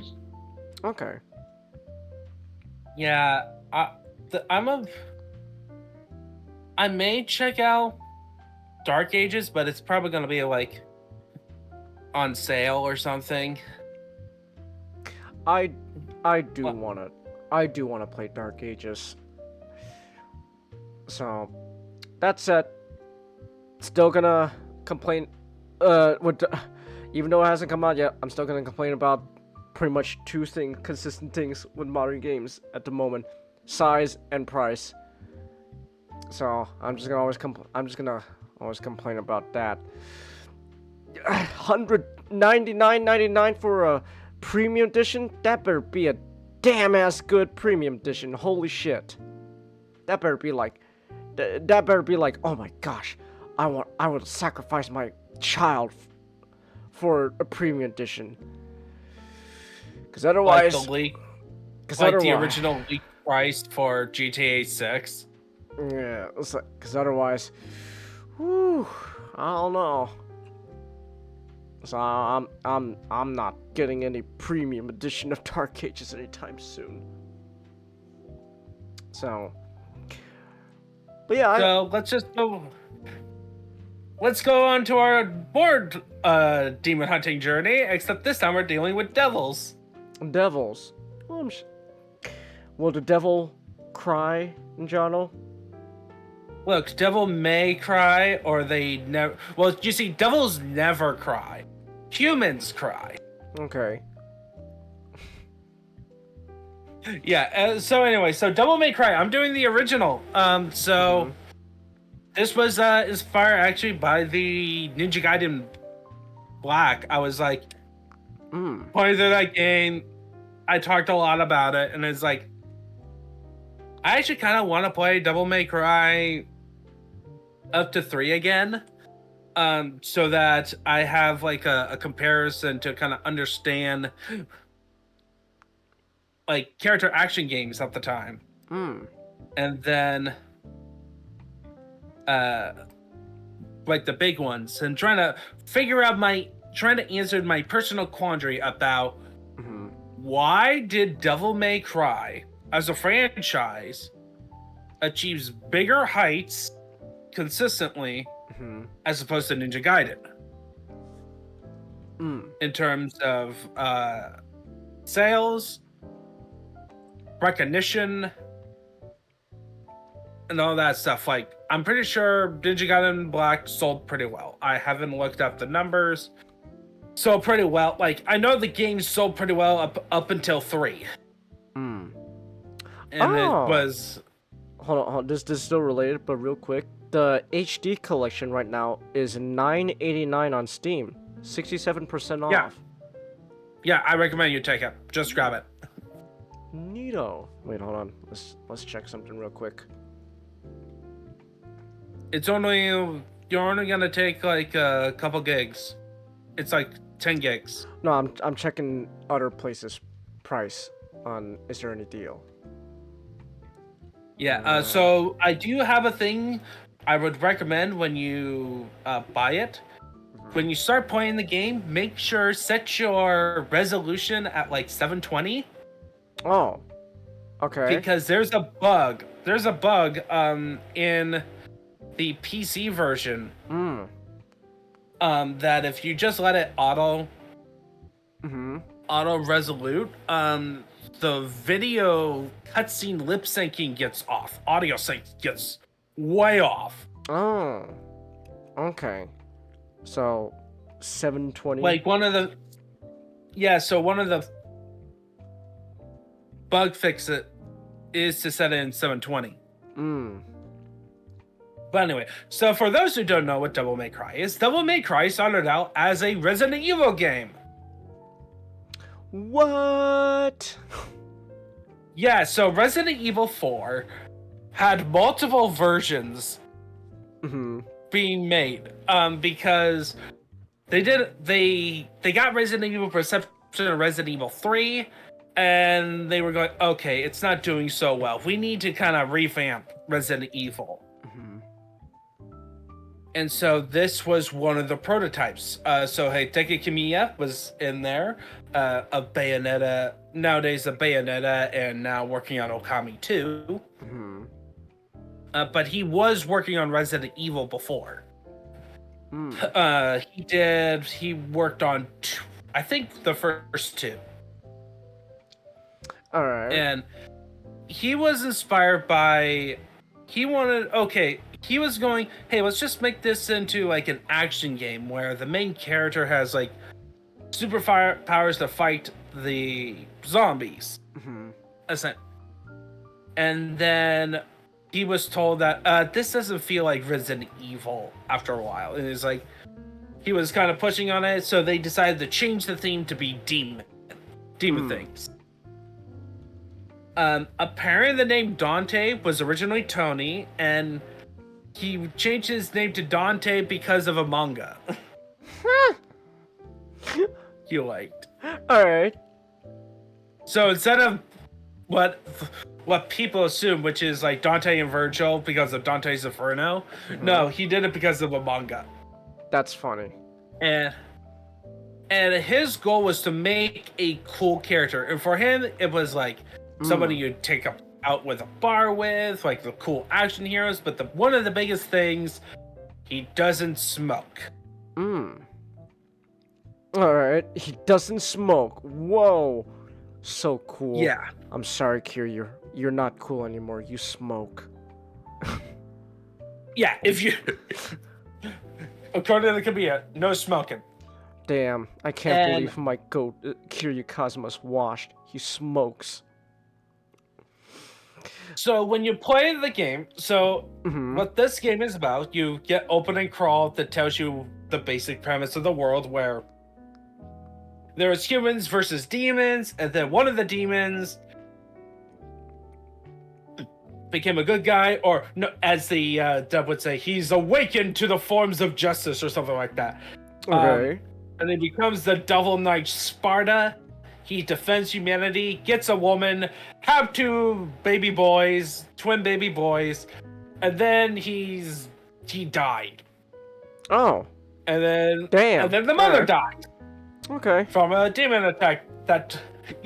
And now we follow his son, Dante, where he has this shop called Devil May Cry, and he's just chilling out, and then a girl in a motorcycle crashed right in front of his door. Oh, alright. Full blown. And this is the female lead, Trish, who's instantly proves that she's better than Rachel and Ninja Gaiden Black by not only crashing through the door with a motorcycle, also gets in a fight with Dante, gets a little bit of upper hand, use some magic, and then you chuck a sword right at Dante to show that and then chuck a motorcycle to try to finish him off, and he's like, yeah. Nah. And shoots the motorcycle to explode, and reveals that he has demon powers. And she goes, wait, I'm a good guy. I need you to help take out Mundus, who is like the main demon who defeated Sparta and who killed your mom. All that stuff. We need to go to this island Alright. to defeat him. And then they go to the island, and just jumps off, doing her own thing, reveals that she was an agent of Mundus, and, Dante saves Trish, fulfilling the meme of filling her dark soul with light. Alright. And defeats Mundus, and then they get out of the island before it explodes. So there goes Hawaii, the island falls apart. The island is gone. Alright. The island is like, that's the story. It's very simple. And playing the game, you notice that it is very much influenced by Resident Evil. You have fixed camera angles. And they are shot like in Resident Evil, but And like the beginning parts, like the first level kind of builds up this atmosphere. This game is full of atmosphere in there. And then we get into the combat. And Mm-hmm. in general, the combat holds up. Hmm. Alright. Nice. Like you get some good combos. There is like 2 combos, which is kind of weird because the way they do combos is that it's all about timed button presses of the attack button. Okay. So if you put a pause in between, after you press twice, you pause to do 2 more to do a different combo. But it changes depending if it was a half second press to a full second. Okay. Which doesn't work. Like you want to use one combo, you end up using the other combo. That's annoying because of like how the silo system works. Alright. About where you want to have variety of your combos. On my first playthrough back years ago, I was frustrated with the difficulty and like the camera and stuff. But Devil May Cry is like a series as opposed to Doom. So like compared to Doom Eternal, where there's a lot of stuff required of you, even when you get used to it. In this one, in Devil May Cry, you get the initial bump of difficulty. Okay. Of like understanding how the combat system works, how to use the guns properly to get the most max, or just everything well. But it's a consistent difficulty most of the time. There are some bumpers. There are some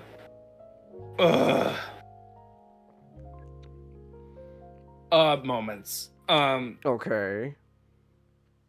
They're in the boss fights.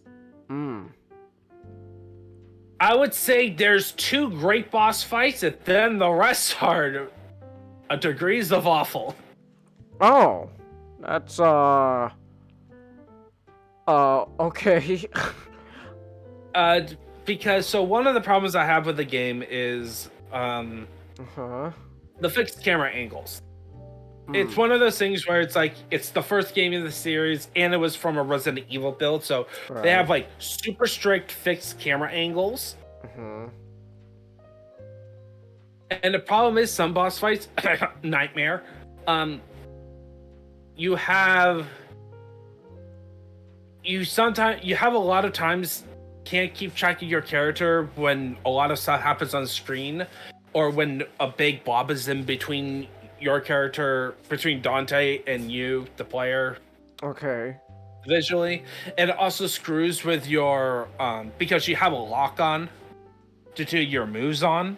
In shooting, and you need to do that. And also with your lock on is like, is the only way to dodge. Oh, okay. So to dodge, you either lock on and you move to the side to side. And press the jump button, or you straight up jump. Okay. Those are the only two ways of dodging. Other games in the series will give you ways to have easier dodging. So you won't have to be having to deal with that. Alright. But the camera angle definitely screws you up on some boss fights because of that, the way it's set up. And then you got some bosses that really relies on using guns for reliable damage, which makes it kind of boring. Okay. Like, a lot of it is like, yeah, there's some ambitious boss fights you put in there, but because of the old... It was from a Resident Evil build. It was like an old game, the first of its character action. It doesn't hold up as well as definitely later games in the series, not the second one. Okay. That's the one that I recommend you put it on easy mode. Ah, okay. That's the terrible one. Alright. like we talked about the reboot last time, like a year or two ago. Yeah. That one at least has solid gameplay. Mm. Nope, not in 2. Okay. It's just off. It was made a year after the first game. Oh, so it's rushed. It was rushed. Had to replace the director right in the middle with Oh. Itsuno, who became the director for the rest of the series, Okay.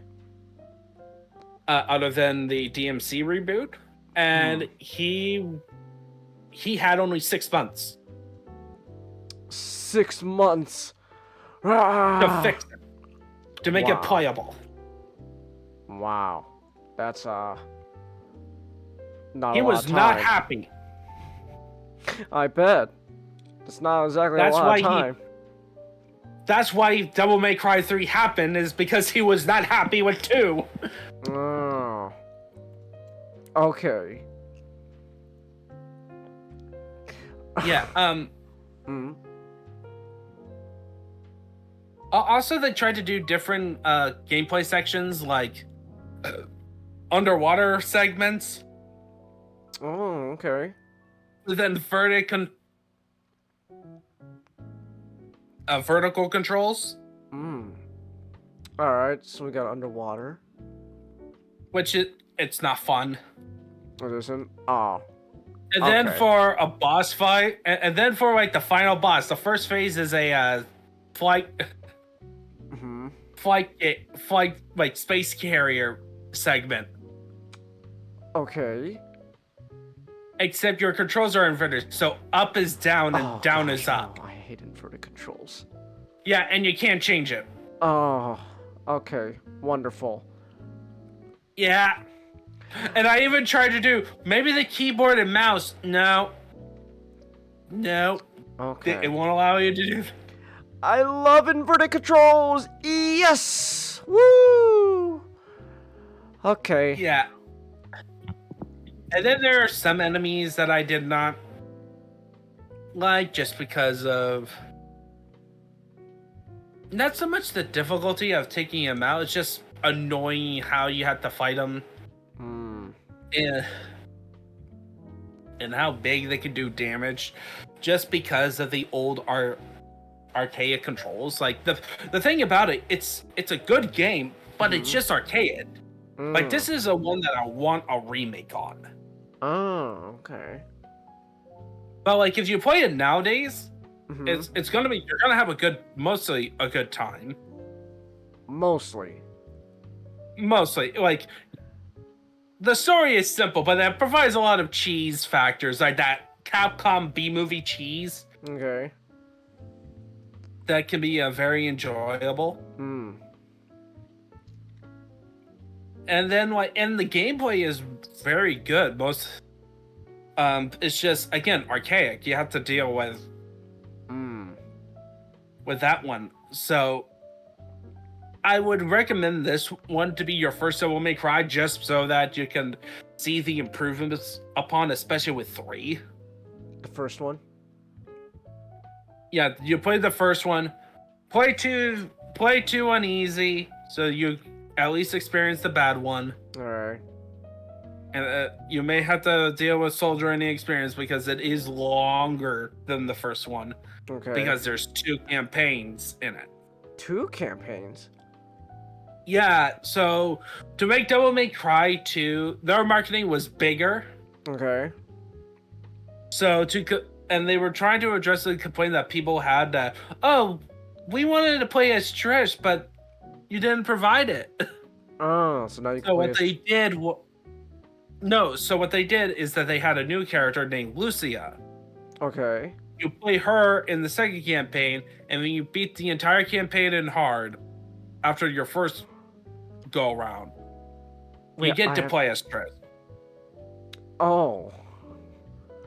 She's an unlockable because she plays like Dante in the first one. The second one has its own quirks. So if you want to play as the character that everyone wanted to play as, you have to play it on hard mode. The game that No, you you beat it on a hard mode. you beat the game on a hard mode. The game that you said you should not play on a hard mode. Yep, it's terrible.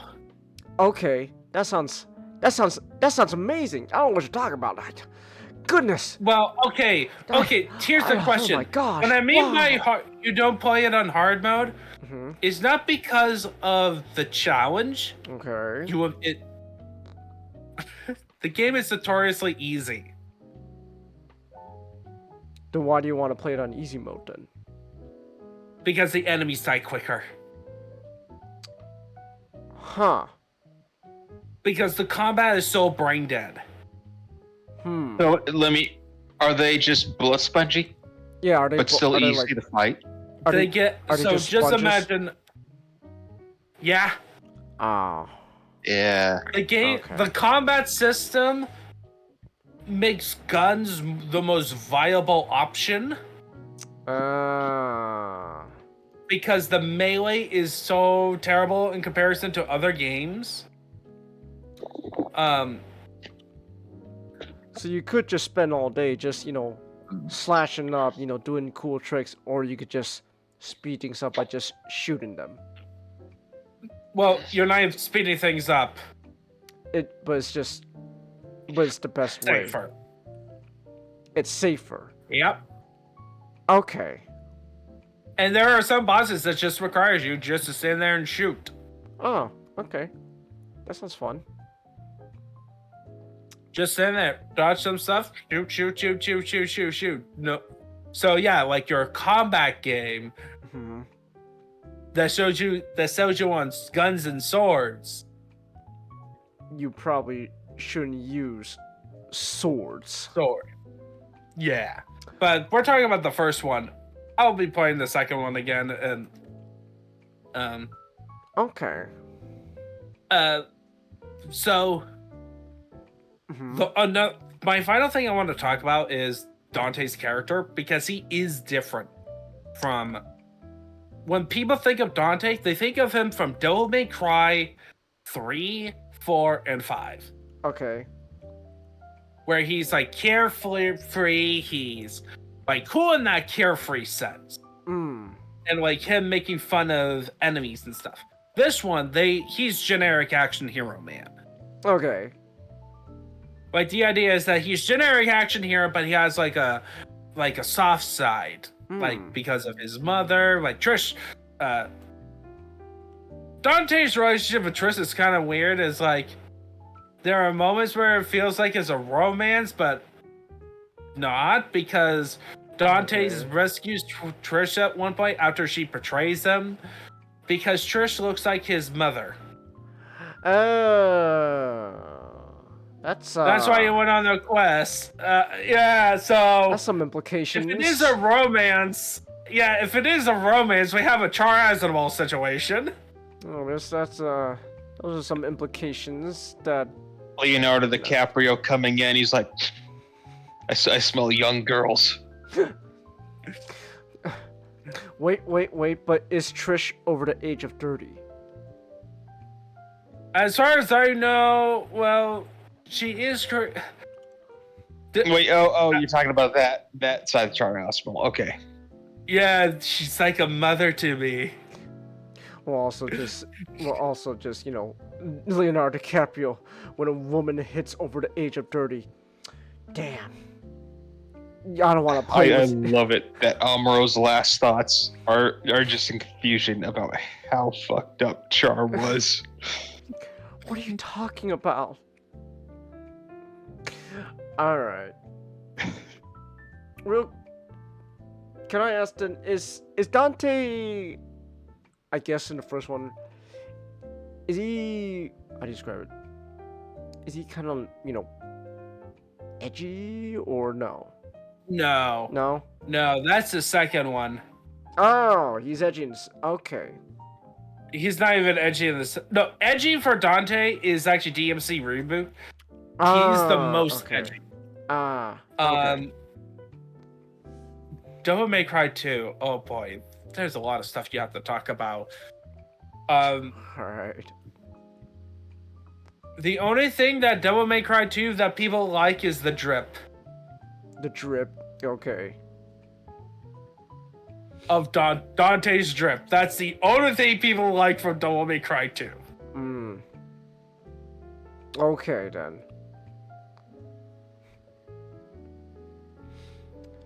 Familiar. Yes. But there's an afterlife canon to Gundam, right? I know. It's great. It's just, I think it's like, you just like motorcycle up to like a cabin in the woods. It's wonderful. But all right. I do also want to ask though, real quick. This is something I do want to ask since it is sort of relevant. What are your thoughts on the upcoming series from Netflix? Yeah, Yeah, what do you actually think about it? I myself haven't even seen the trailer. I honestly don't know what to think. So, it looks like they are trying to do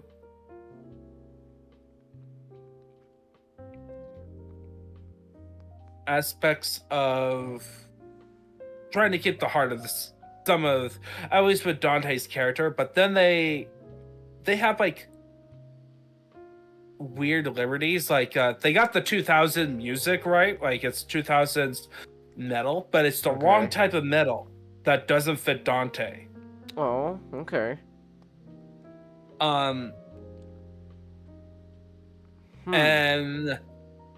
in terms of the plot, they're clearly doing a radically different take because they're setting up that Lady. This is their first time that Lady and Dante meet, and Lady is part of like a police force and views Dante as a demon type thing, and they're having him and Virgil meet outside. Okay. Also, I have in terms of the fighting, I have not the action. The action itself doesn't look exactly like in the games. They're kind of relying on Dante shooting a lot more without sword play, which is a choice. Like, I was kind of expecting a mixing of guns and swords. Like, that's Dante's style. It's guns, swords, and then whatever devil arms he happens to grab throughout the adventure. Okay. It doesn't look awful, but I have to. Biscuit. I'm looking up the series just briefly on Wikipedia. Limp Bizkit's on the soundtrack. That's kind of funny.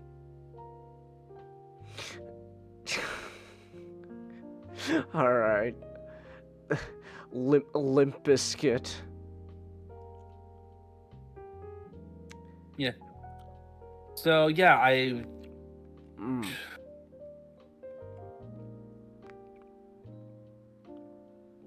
don't know. I don't know what to think of it. I'm just gonna wait and see. Okay. Hopefully, it's gonna be good as its own thing. I hope that it's gonna generally stay faithful to the spirit of the series.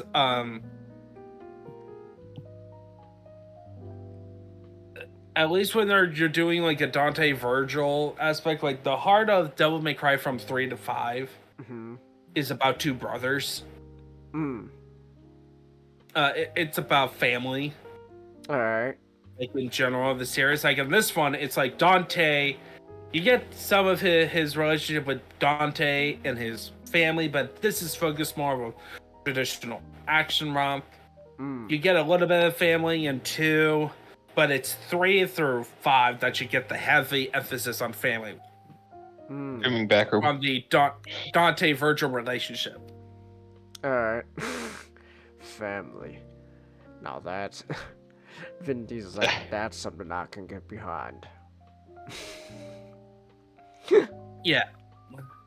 But like the whole idea of the series is like you got family and then the nature of power. Mm. Like how do you obtain power? And so the thing about Dante as a character is that he is somebody who is, because Dante and Virgil are half demon, half human, they kind of serve as the two opposites in the ideology of how to address it. Where Dante is somebody who focuses on his humanity and struggles with his demonic sides, where his story is about accepting his demonic sides. Virgil is the opposite, where he wants to embrace the demon and reject the human. And then how Nero fits in all this, who is Virgil's kid, is that he is the perfect balance between the two. Where he's a human who, like, someone who has to learn to live with both natures, and then when he finds out that he has a family, that unlocks his full potential to stop both his dad and his uncle from killing each other. Okay. Interesting. Hey, DJ. But yeah, hey DJ. Is Dante Cuban, Chelsea, or American? I don't know. He's white.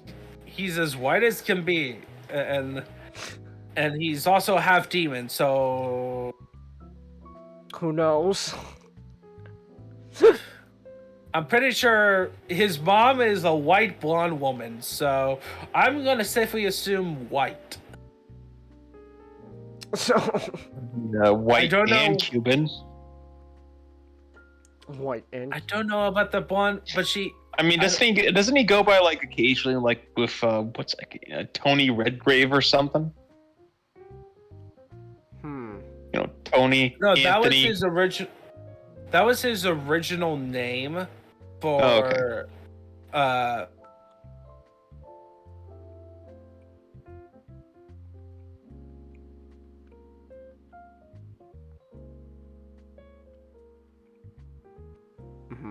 Joe? Oh, what? No, you just I got cut out. You just got silent for a bit, so. They got cut out. Okay. So whatever. So yeah, that's what that's what I think of Devil May Cry. I think it's a game worth playing. You just have to deal with the fact that it's an old arcade game, but not an arcade, old PS2 game from the launch window. Okay. And there are stuff that the series improved upon in character action games move along. Like, it's not like the iconic Devil May Cry, but it is the start of everything. Okay. And with that, I need to head to bed. I'm gonna go to bed. All right. Yeah, I missed church last week, and I don't want to miss it this week. So. Oh, okay. All right. Well, now have a good night, Anjano. Have a good night. Looking forward to hearing you talk about Gunbuster or Die Buster. Yeah, it's really fun. You should check it out. All right. Have a good night. Yeah, guys. I'll be heading to sleep in a few minutes myself, but I'll. All right. I Have got a till good night, noon, so Master. I can stick around for a minute. See ya. All right. Have a good night, Anjano. Yeah, I can stick around for a few more minutes. All right. All right, then cool then. Okay, 1 second. Let me just stretch real quick. Oh, yeah. All right. Hold on, just stretching. Not. Everyone. How do you do, not? I know. You doing well? Nice. What you been up to?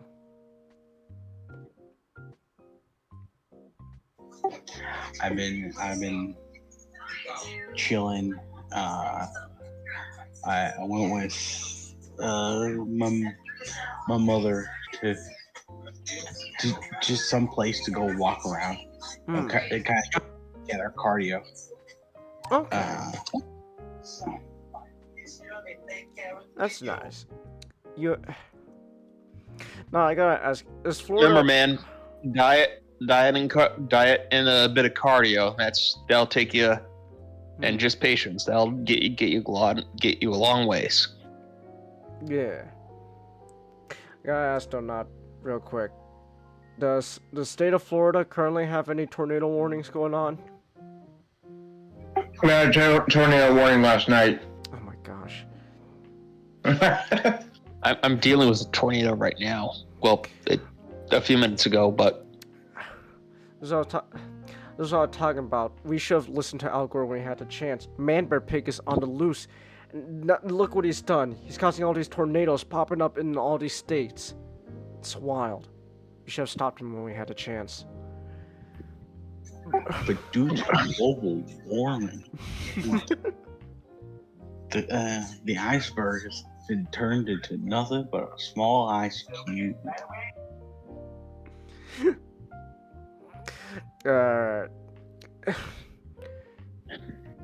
Keto. you know what the worst? Mm. You know what the worst? Most very drastic history climate fact I know. Mm. During the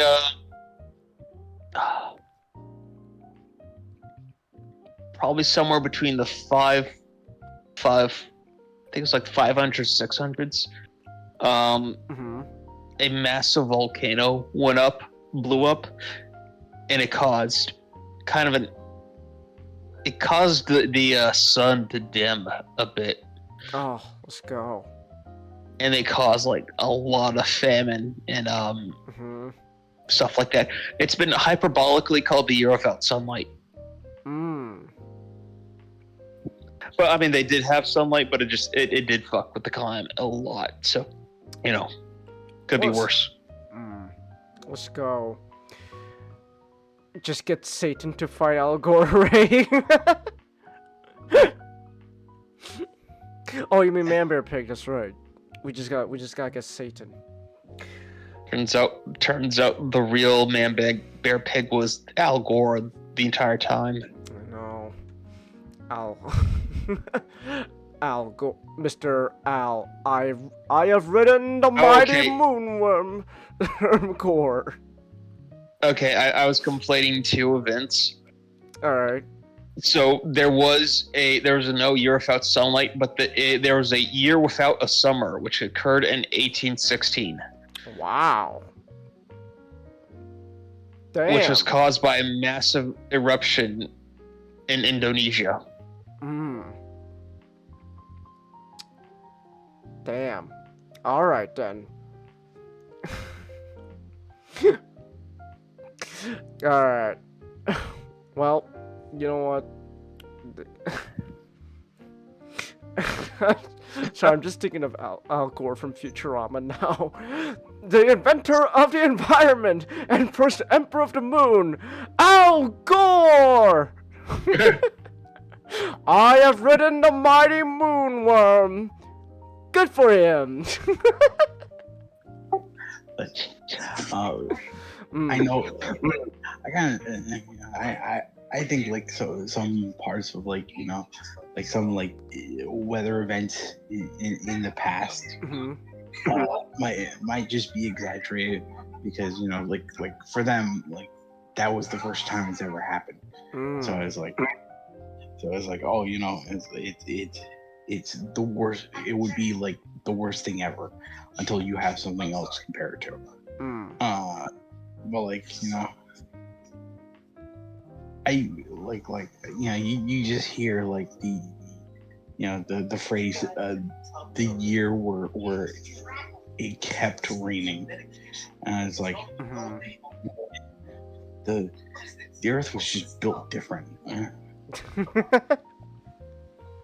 that was like the earth in the past was just like a civilization map turned on random.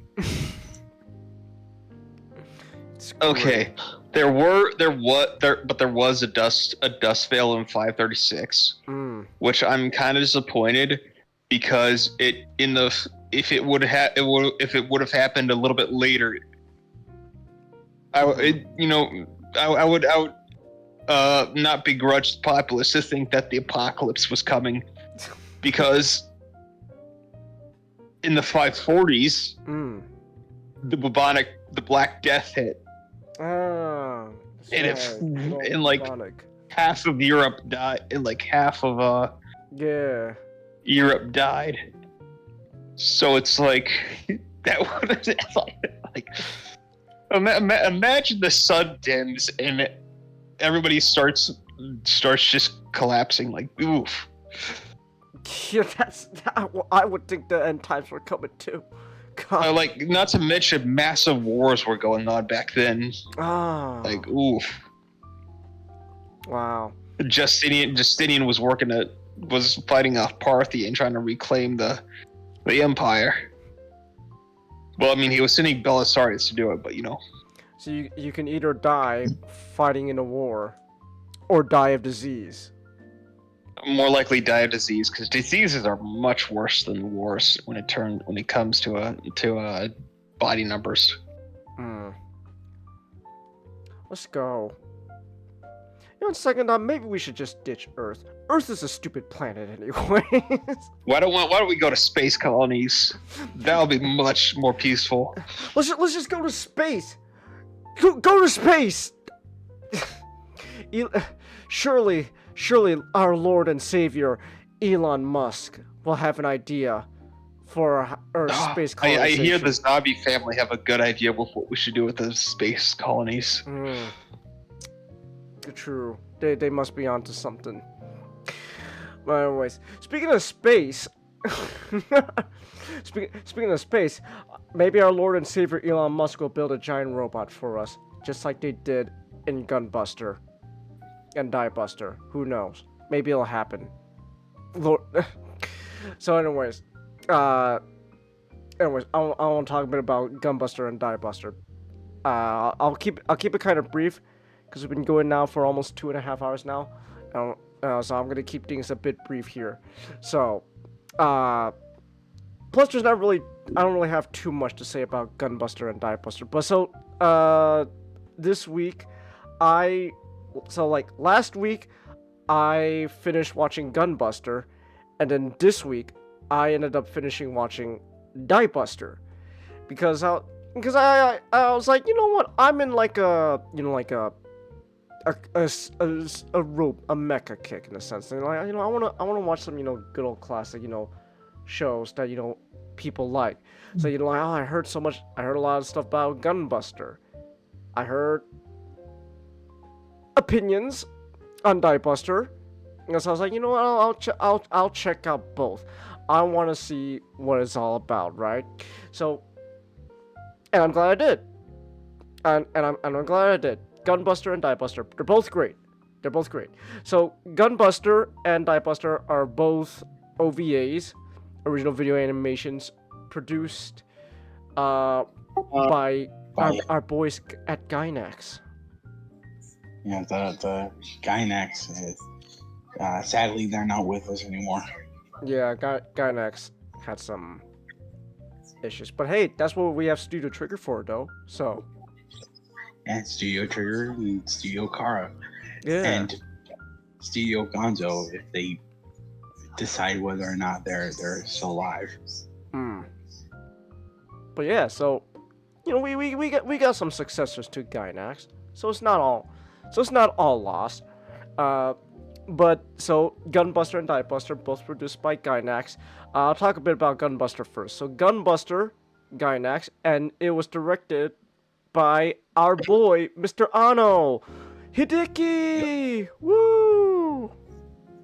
It was his directorial debut. Yeah, it was his directorial debut, and you can. I'll just say this. You're like, because you might as well bring it up, because this is what he's like most known for. But like watching Gunbuster, you can tell. Yeah, this man's gonna make Evangelion. You can see a lot of like how I don't know, like directs an anime, and like certain ideas and all that. Like yeah, this man's gonna make Evangelion. So it was really interesting to see. Like watching Gunbuster again. It kind of felt like you're watching like because you're pretty much watching a man's roots and seeing like, oh, so this is where his other works I know get it from. That's really cool. That's really interesting. So I was like, wow, huh. So I guess this premise sort of applies to both Gunbuster and Diebuster, but basically, long story short, humanity is now they're traveling up to space and all that. We're now claiming space for ourselves. Al Gore has paved the way alongside our Lord and Savior Elon Musk. We're in space now. We're able to fly around in spaceships and all that, but then all of a sudden, we're being attacked by space monsters. They're just called space monsters. that's it. They're just space monsters.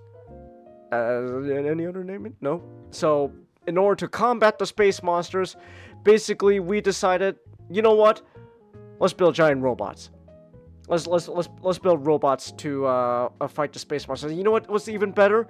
We're gonna have high school girls piloting the robots to fight the space monsters. Because yeah. So we're following our main protagonist, Noriko Takaya. She is a high school girl a student of the Okinawa Girls Space High School. So there's just literal high schools out there in Japan whose main role is just pretty much raising these kids, their students, into being pilots or these robots in space. It's wonderful. It's a rich tradition that goes on until today, with girls fans are teaching girls to pilot, teaching little girls pilot tanks as a strange metaphor for of like properly etiquette. It's great. So we're following our main protagonist, Noriko. She's a high school student, and she wants to become a pilot because her dad was a famous admiral who fought the space monsters. Not very successfully, but he fought them nonetheless. So she admires her dad, so she wants to be just like her dad. She wants to go up into space and fight the space monsters. But she's got some problems. She's a bit of a klutz. She's not exactly the most talented or skilled individual. In fact, it's probably safe to say she's... I'm not gonna say the worst, but she is definitely falling behind compared to like the rest of her classmates. So she's not doing too well skill-wise or talent, but she makes up for it with determination and just a cheerful personality. She's great. I love Noriko. Her whole thing is basically she's not the most skilled person out there, but she'll make up for it with hard work and guts. And God bless you, Noriko. You do that. You do you, girl. But at the same time, she also has an one-sama. There's a girl she admires called Kazumi Amano. One-sama, and she and Amano. Now, on the other hand, while Noriko is kind of falling behind, Kazumi One-sama, she is top of her class. She's the cream of the top. She is the cream of the crop. She's best of the best of all her classmates. She's great. And so one day, basically their coach Ota basically the guy training all these girls, she goes, okay, you know what, Noriko, Kazumi, you two, I choose you to go up into space and fight the space monsters. And it's like, whoa. And from there you just, and then I'm not gonna get too much into it, but like basically you just see like how Noriko, like, she's flung into these situations where she's trying her best. She has hardships. She literally gets like pretty much traumatized by like episode 4, but then you can see how, well, no, by episode 3, but then by episode 4, you can see how, like, she powers through. She realizes, she can't just stay scared forever. You're seeing a little girl grow up, becoming, you're seeing basically the hard work, guts, and determination she puts in come to fruition. And it's great. It's wonderful. It's fun to see. Chang, Yes. do you know the creation behind Gunbuster? Gunbuster, the robot itself? No. Oh, no, the series. Oh, the series? Not really, no. So, like, the Gunbuster was sort of created just out of necessity. Okay. Because like the original point of Gynax was, it was created for these 4 college best friends just to create a film to like go, this is our our like respect to anime, to everything to otakudom.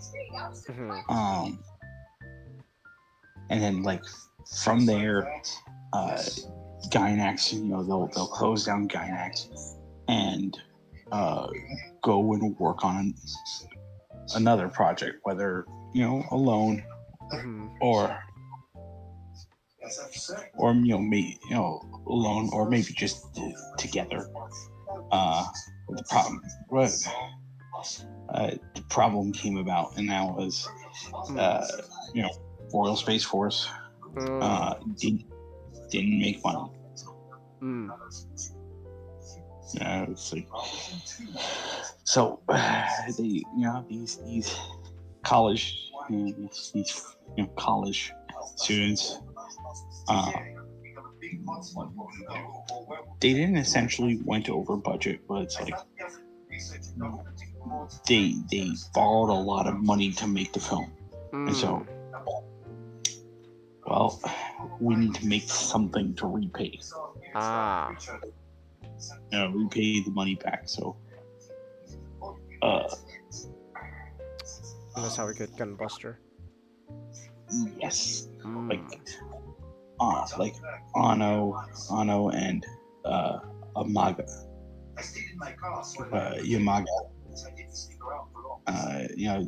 They kind of shopped around and just looked at like scripts just to see, okay, like what can we do really quick to just animate and try to get out the door and try to sell it at like conventions and all that stuff. And it's like the Gunbuster wasn't their entire idea. Like a lot of what went into Gunbuster is Ano and Yamaga's input, but like the idea of it being a mecha show was someone else's. Someone else's baby.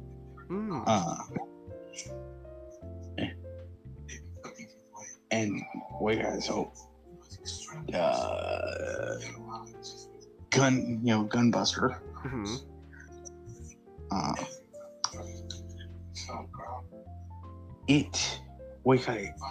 It feels intentionally different from like other than other like mecha series at the time because it was written not to feel like a mecha series.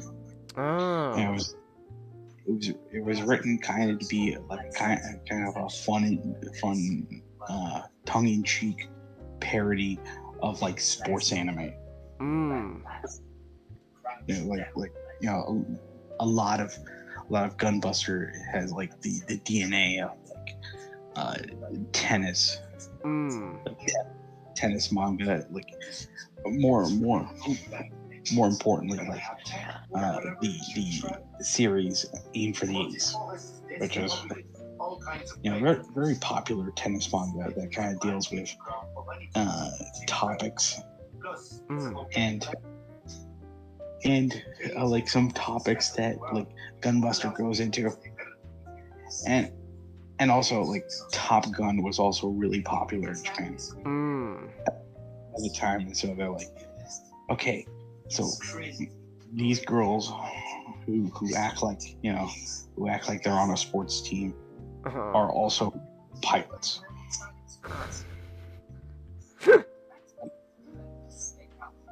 They're also pirates.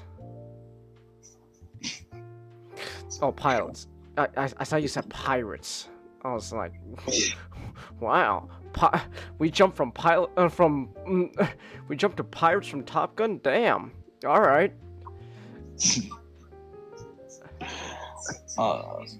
And of course, like Ano, Yamagi's, Okada, all their love of like the Showa era just injected into it, and eventually that's when they decided, this is a really fun series, but how about time dilation? Okay. I see, yeah. And then all these ideas just end up making Gunbuster what it was. Yeah. And then Gainax continued kind of just as a way of like, oh, they were getting work. Eventually Ano got to work. Got to work with the anime's favorite crusty old bastard, Hayao Miyazaki. And then after getting depressed by Mr. Miyazaki, it's like, I make Evangelion. That's great. That's a wonderful story. That's fun. I love Gunbuster. There's a lot of stuff that like seem kind of nonsensical, and you could probably chalk that up to when it was being like idea of like more like a parody and stuff. But then there's a lot of, but then like there's also just a lot of sincerity behind Gunbuster though. Like even if it didn't end up being a mecha anime, like if it was just like like a parody of like a sports anime and all that, there's still a lot of sincerity behind it that you just end up you just end up liking it.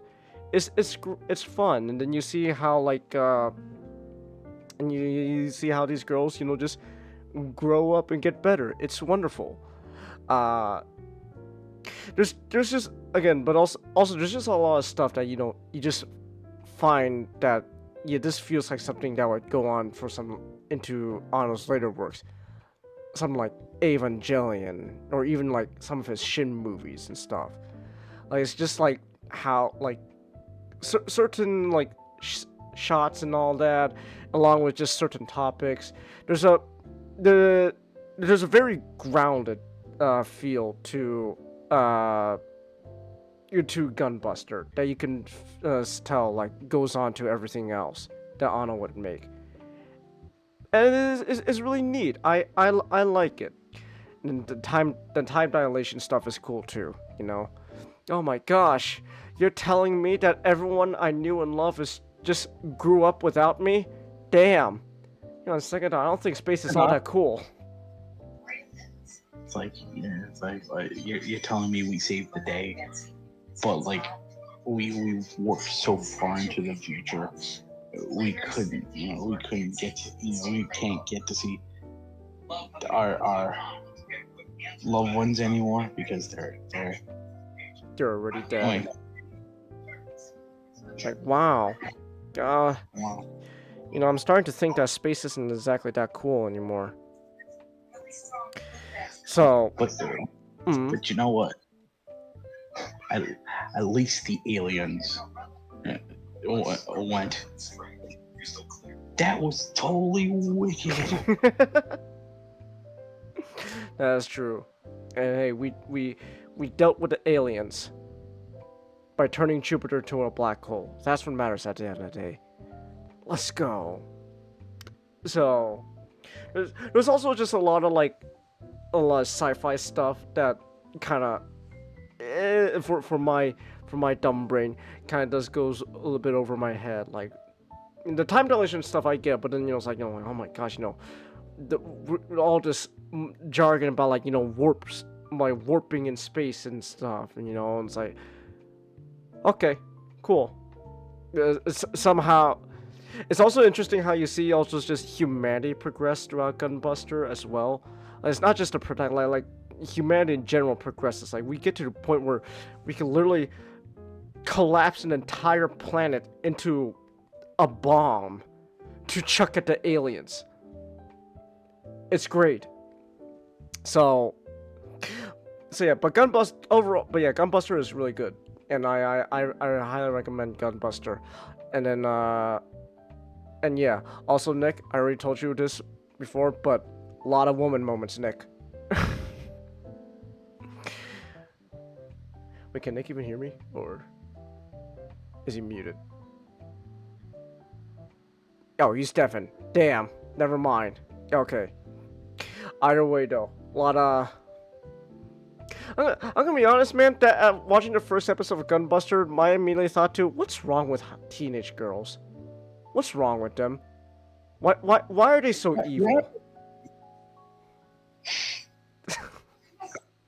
Why do they do this? I don't get teenage girls. They're monsters. I just don't understand. So, but yeah, so Gunbuster is really cool, and I really liked it. And you get to see, the birth of Mr. Hideki Anno as a director. It's really neato. I like it.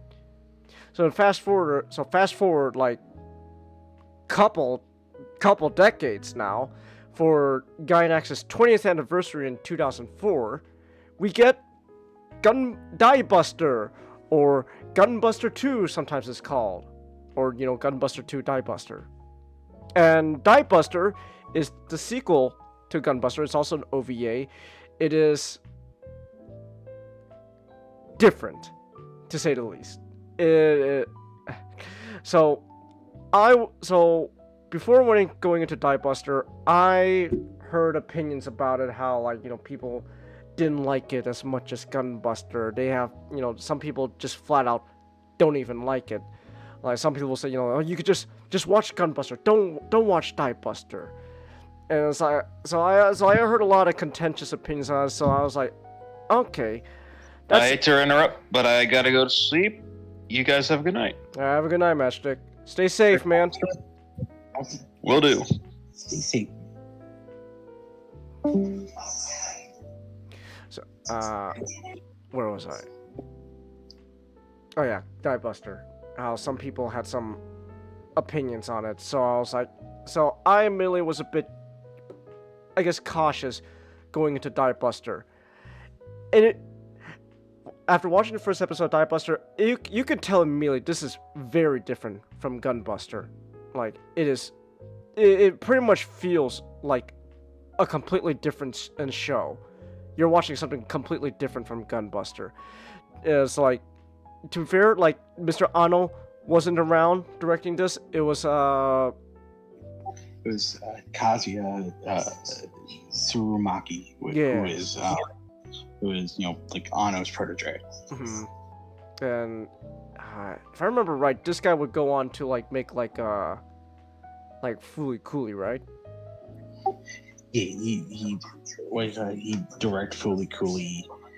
He would, you know, he would go on with Ano to form Kara. And together they would direct the rebuild films, and he is going to be directing the newest Gundam show. Oh, neato. All right, that's gonna be very interesting. Seeing him do a Gundam, that's gonna be really interesting then. Cause this is like this is pretty much like I don't technically you could say like my first encounter with his like directing him as a director was watching some of the rebuild films, but like that's still like Ano also helping out, so like really seeing him direct on his own, this was like my first experience. So it's gonna be very interesting seeing pretty much going from Die Buster to Gundam. That's gonna be very interesting to see. I'm excited though. I'm very excited to see where that goes. But yeah, but Die Buster though, it is very different. It is a very different beast from Gunbuster. But at the same time though, it is a sequel to Gunbuster, so eventually things start connecting, and then by the end of the series, you see how it all, you know, connects with one another. It's like, oh, that's great, that's cool, that's wonderful. And I ain't gonna lie. So people have told me that the ending of Gunbuster was like, you know, like really emotional for them. Like, oh my gosh, you know, I was crying when by the end of Gunbuster. Holy shit, what a beautiful ending. Oh my goodness. You know, it's like Peter Griffin, you know, crying and clapping at this movie. Like, oh my gosh, it's beautiful. So I didn't have that same experience with the ending of Gunbuster. I still think it was really good though. Like, you know, seeing how, like, you know, despite like so many eons gone by, and yet humanity hasn't forgotten these two girls. It's wonderful. Well, not it's not just humanity. It's also just because like you know, because it heavily implies that like humanity kind of just like they've kind of went away. Maybe they've grown extinct, or maybe you can see it as they just left the earth, and now like literal aliens are just occupying the earth now. So like they from learning about like humanity's history, they realized, you know, they heard, oh, these two girls these two girls helped saved the civilization that lived here before, but you know, they were caught into the black hole. So they would be hurtling like centuries through like space and time. But luckily, you know, we can predict that they'll come back to Earth. And so like that's like, you know, the message they get in the end, you know, welcome back. Yeah. It's like the last letter is slightly off, because that was the aliens kind of just trying. That was the aliens mostly grasping, but like, you know, with some errors, Japanese. Yeah, so it was really neat. I still like that ending, but I didn't, you know, like cry with the ending of Gunbuster. Die Buster, I did get a bit emotional.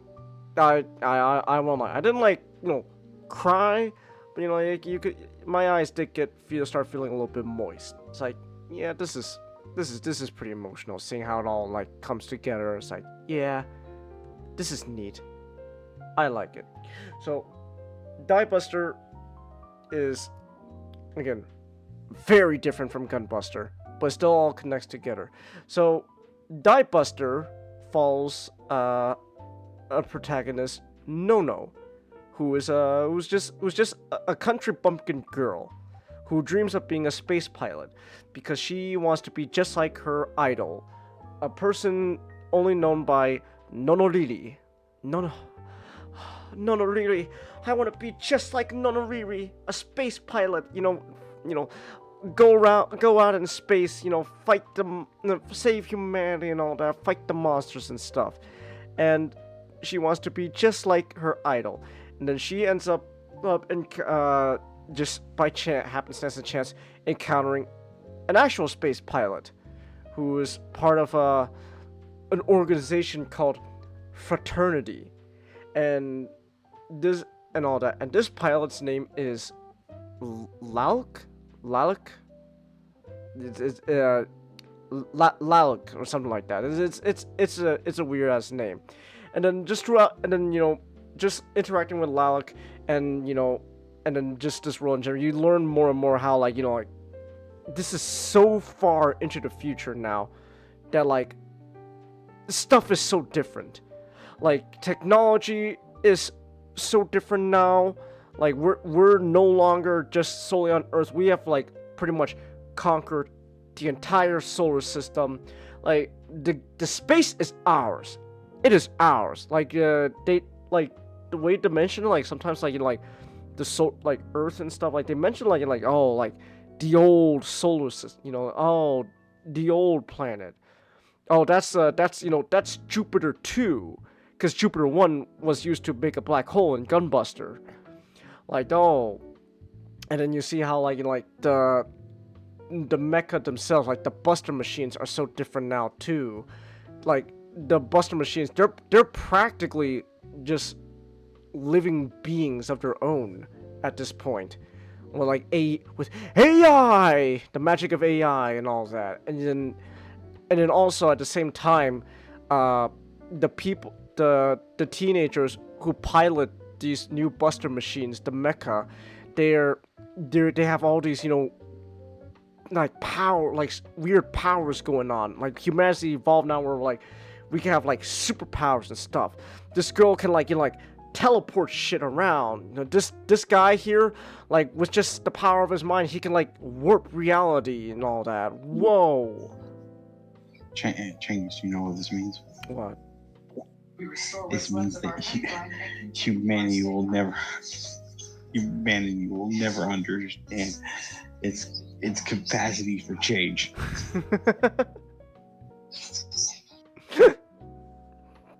So yeah, so we're so far off into the future now that everything's just different. But at the same time, you kind of see little bits of similar to Gunbuster. You got Nono, who like it feels like very much like a like she's got Noriko's determination. Her the mantra of hard work and guts and all that. She's got that, but then she's also kind of more of a ditz. She's definitely a lot more klutzy. She literally says the only thing she's good at is just splitting things in half, and then just to make a point, like somehow she like trying to open a rusty fridge, she managed to split the entire fridge in half. What the hell, girl? What's going on? So she's great. She's charming. Lauk on the other hand, is like the complete opposite of Nono. She's very reserved, not quiet, but like she's definitely not as outgoing as Nono. But then you see how they opposite people, they come to closer to each other. They like each other. These are also teenagers, so teenagers also have a funny way of expressing their emotions at times. It's like oh gosh, I really care for Nono, and I don't really want to see her get hurt. So I'm just gonna ignore her and tell her to shut the fuck up and go home. Wow, that's a great way of protecting her. Good job. I love it. I love teenagers. Yeah. So it's what a wonderful way. Also, you also learn actually pretty early on that Nono reason why she's so good at splitting things in half is because she's actually a robot. she's no, she's a robot girl. Everyone kind of thinks of her more like a defective robot girl, but she's a robot girl nonetheless. But you know, despite being a robot, she's very human, and she's got a lot of charm. And then you just see how everything comes together, like the twist with what's going on with like the new space monsters and all that, and then like when the teenagers, they're trying to dig up like what they felt like was like, you know, like an old Buster machine. Turns out, oh my gosh, that's a space monster. What the hell? And then it's really fun. It's really cool. And then like how you see everything culminates. It's a great time. I don't know. So like at the end of the day, I was a bit worried about going into Die Buster, but then I actually came out really enjoying it. And, you know, the more I think about it, the more I really like Die Buster. I still like Gunbuster just a bit more, just a bit more. But like to me, like both shows are great. Die Buster, it comes off at first very different, but then you see how everything comes together, and it makes a very charming successor to Gunbuster. It's just really neat. And then at the end there, like it's really fun. But also at the same time, like everything here has also been amped up much more.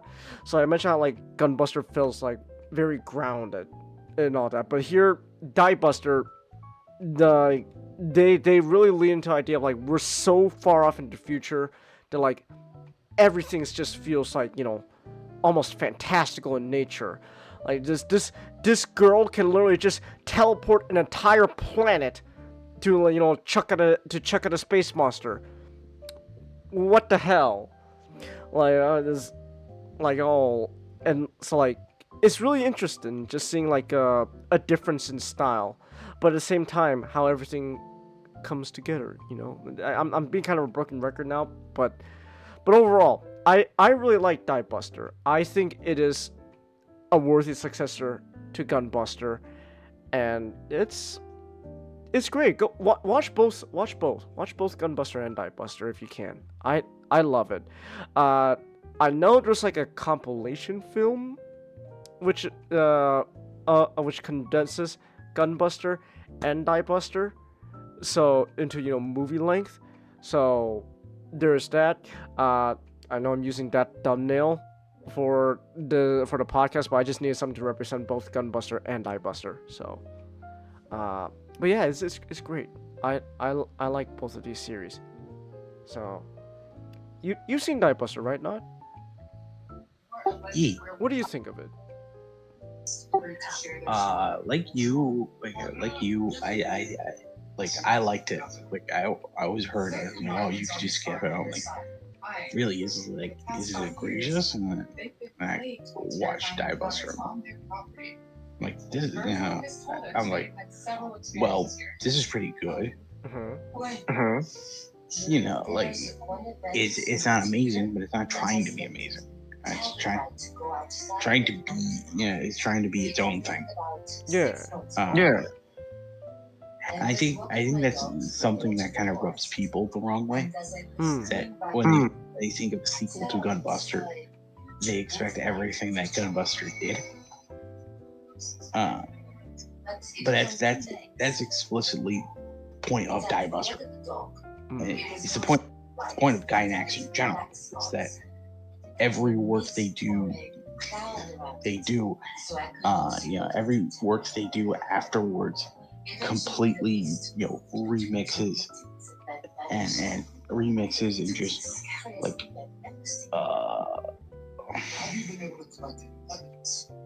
what's the right word? It completely like it smashes your expectations from what preceded it. Like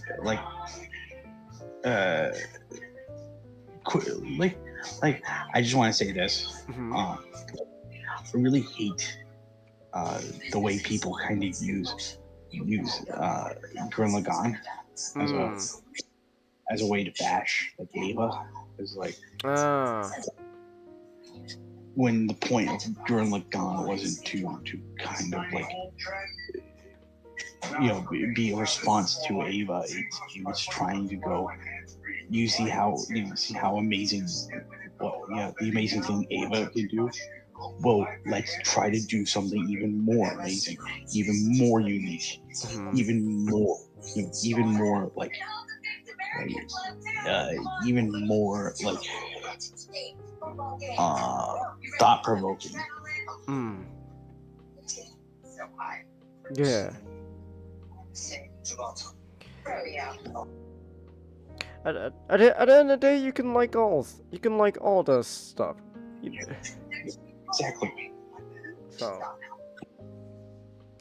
yes, I really like Die Buster and Gunbuster as well. I have a question for you, Chingus. Yes.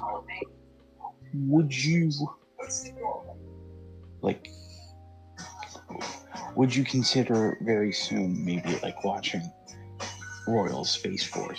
Royal Space Force? Maybe. I wouldn't be opposed to it. Because like I think there are just like you kind of mentioned how like with Ava, there's things you notice from Gunbuster, and I guess a bit from Die Buster that just kind of were like, oh, that's where that's where you see those ideas come to play. Like I think you'd get a lot of appreciation just from like the Wings of Harmonize. Okay. Sure, I would love to watch Wings of Royal Space Force. Yeah, I'm down for it. So yeah, it should be interesting. I won't lie. So yeah, I don't really got much else to say about the Buster series. They're fun. Go watch them if you can. In fact, I think was it Discotech? Like they recently released like a dub for Gunbuster. So if you want to see Gunbuster dubbed, then hey, there you go. So yeah, yeah, that's really all I have to say. It's fun. You know what else is? Well, okay, real quick though. What else is fun? It's also wrestling. That said, I have to use the restroom. So, and I'm sure Nan wants me to come back to talk about wrestling with me, because I'm really getting into wrestling, man. It's really fun. So we're gonna take a little quick break at the moment. I'm gonna go use the restroom, grab a drink and stuff, and then when we come back, we can talk about No Way Out. Woo! So that should be fun. All right, so we're gonna take a quick break. I'll be right back. Now, just a quick reminder that you can support me through Stream Elements. It is completely optional, but your support allows me to keep making content such as buying new games and more. I love pussy! But, I guess... Oh! That's great! I knocked him out with a door! Hell yeah! Yeah! That's what it's all about. Just knock him out with the door. Bam! Alright, there we go. The expert here. Train gets the expert. Come. Rosa has her face buried in her chest. Oh, great. She's already fucking ugly crying, Nick! Oh my goodness! Oh my gosh! There. She's already ugly crying. Look at this. Look at the description. Face buried in chest. Her body shaking with sobs as she holds onto my shoulders when gloved at. She's ugly crying already. Oh my goodness. Hey, come on. It already made Rosa cry.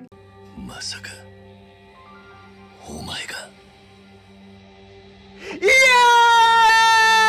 Let's go! Let's go! I love. Hold on, wait. I loved her faces though. Oh! Nagamo straight look like the monkey neuron activation meme. Just oh! Yeah! Let's go! We'll start off as a fucking hunch. Ah! Vindication, baby! Let's go! Yeah! I feel so good. Genghis. Yes. You know, I have the other part of the answer. Okay. Why are they hunting down the baby? Well, we'll get to that, but at least I called one thing though, that Yuta's the dad. So that's all that matters to me at the moment. You got validation and it went to your head. Exactly. I'll take it. Basically, there was Sonic Dream Team. Huh. She was like the catalyst character in that one. Oh, she was. Okay. Yeah, Eggman abducted her. Ah. That does not sound good off context. No. I'm gonna need a lot of context there, man. He wanted to enter. He wanted to enter her. That's also worse. Ava. All right. She a pretty girl. Oh! What are you doing, woman?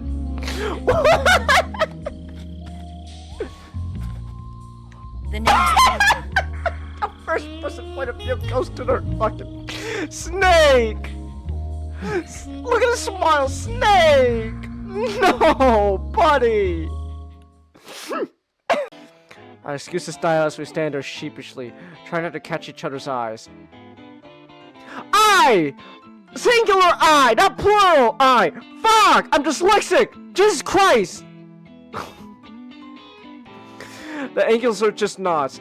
A sly smile blows. Fuck me! I can't read, Nick!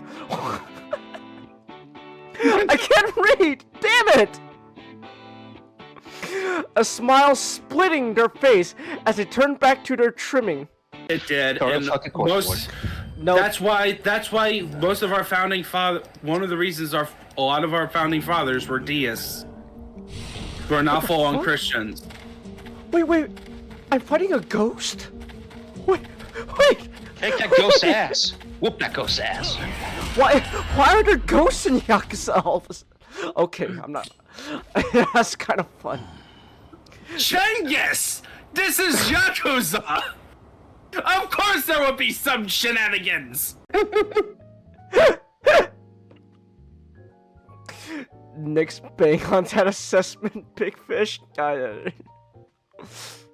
Also, just notice the art. Also, notice the art style change. Starting to see a bit more humanoid proportions on these girls, and I don't know. Makes me feel uncomfortable. Right now, we're in the era where it's fine as is, but Nick, that one panel, that one page you showed me of Sally. Oh my goodness. I know. Oh my gosh. I know. 45, huh? I love Snake when he sees the gun. His eyes. Do you like it? He really is a gun nut. Ramp is polished to a He mere immediately sheen. sees the gun. The Hold side's on, been smoking's reinforced, lame. Oh my and the gosh. interlock with the frame is tightened for added precision. The sight system is original too. The thumb safety is extended to make it easier on the finger. a long type trigger with non-slip grooves. A ring hammer. The base of the trigger guard's been filed down for a higher grip. And not only that, nearly every part of this gun has been expertly crafted and customized. Oh my goodness, Snake, buddy. I wonder if Rosa wouldn't mind coming along. The three of us hanging out sounds like fun. Fang's next message stops me dead. Just you, though. Why, you're a fucking moron. Just you, though. Don't bring Rosa or Weepsaurus. Wait, just me? What's with her? Oh my gosh, he's so dense. He's so dense. Fucking moron. He's You're so a fucking dense. idiot. He's so dense. First just one, Rosa is still hanging around band practice, but now this? If I didn't know better, I say Fang was. Ah! Okay, I could do Jeffrey. Well, I'm not sorry to. I mean, well, not Sonic the Hedgehog, love. At least not since the last time I checked, that is. No, see, if you're doing Jeffrey and I'm doing Sally, it's just gonna make things even more uncomfortable than it is. Yeah, let's do it! What are you doing here? And what's with this strong arm stuff? I thought we were friends. I thought we were more.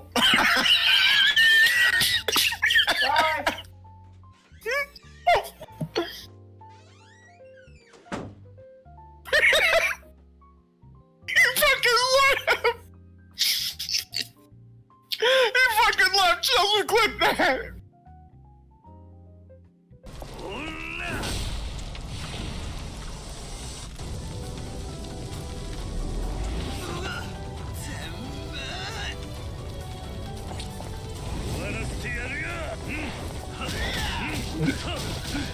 Are you there, Changus? I'm really invested. So yeah, I can tell.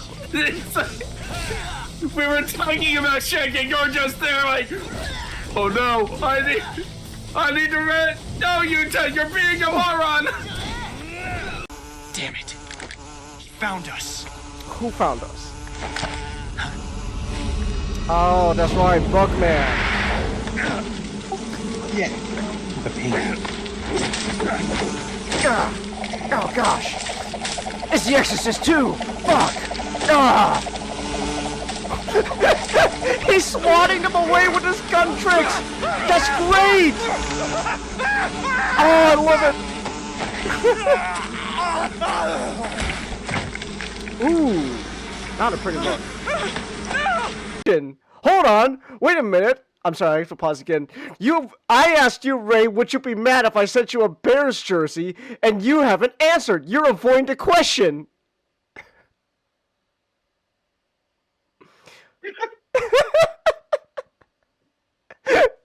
He's avoiding the question, Nick. Hold on, Chase. Let me. Yes. Actually, give me a second. Let me examine your thought process really quick.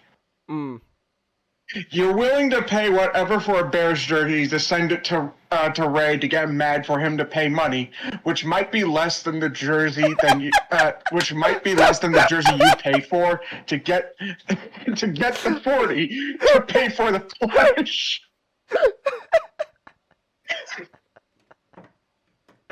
Economics 100, baby.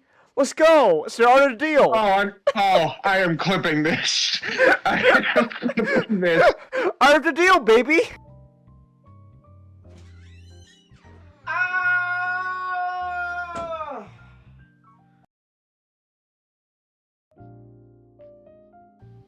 All right. Okay. I'm back. All right. I am back. And Nick is still deafened. Okay then. I hope he's alright. Alright. Let me take a sip of water.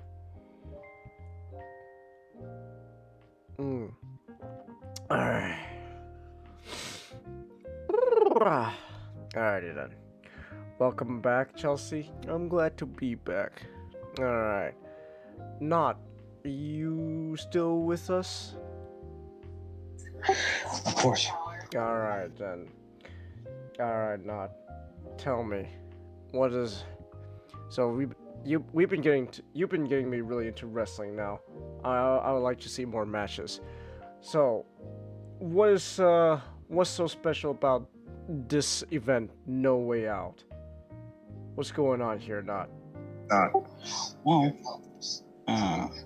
it's it turned 20 this year. It's we're past the date when it does turn 20. Like, you know, it debuted on February 20th. Okay. Of 2005. So like, we are late, but you know what? Like, you know what? Mania is just around the corner, so it'd be good to just get this show out of the way, so we could talk about 21.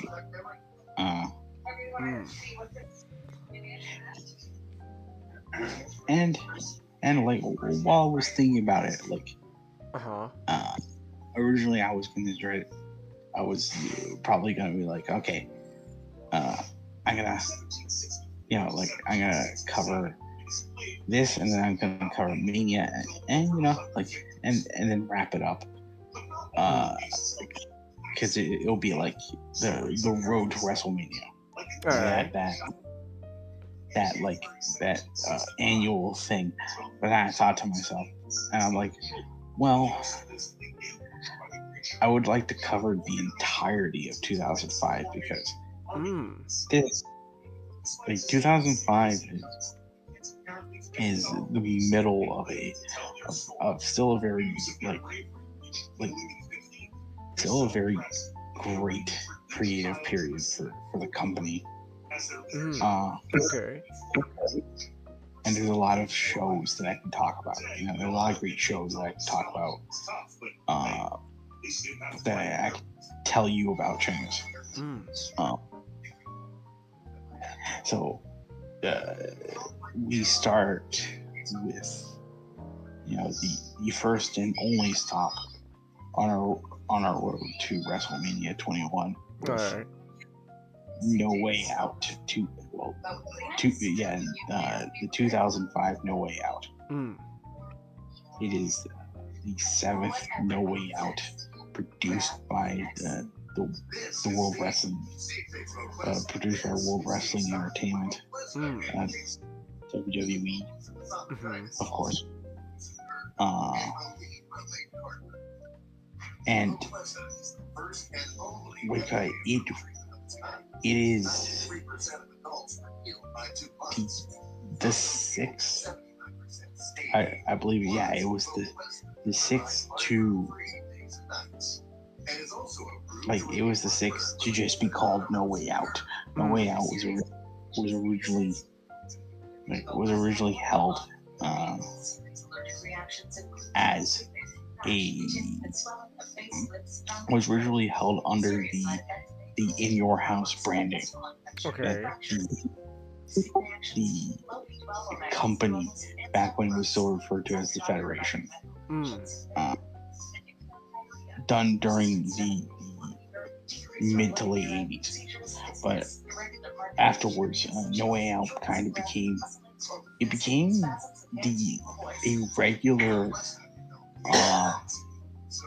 a regular rest stop for like a regular February-ish pay-per-view for the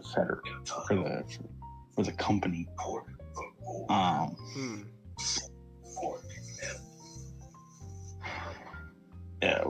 Like, between the Rumble and between Mania. Alright. Nowadays that spot has been filled in by the pay-per-view dedicated to the Elimination Chamber. Alright. But No Way Out, it, you know, this, as mentioned before, this show took place on February 20th, 2005, and it was held in the Mellon Arena, now referred to as the Civic Arena. in downtown Pittsburgh, Pennsylvania. Okay. At least they had a better renaming. Yeah. I'm gonna get into that when we talk about WrestleMania 21. Alright. It was attended by 9,500 people at a buy rate of $240,000. Damn. Alright. So hugely successful event. Damn. Yeah, it's like ever since like the Federation at this point is still earning money, still getting gains. I'm gonna mention this later for WrestleMania 21, but I'm gonna mention this briefly here. Like around this time, like the Federation, well, entertainment, my bad, like the company, like the arenas they use at this point is not the types that they'll later be using nowadays. So okay.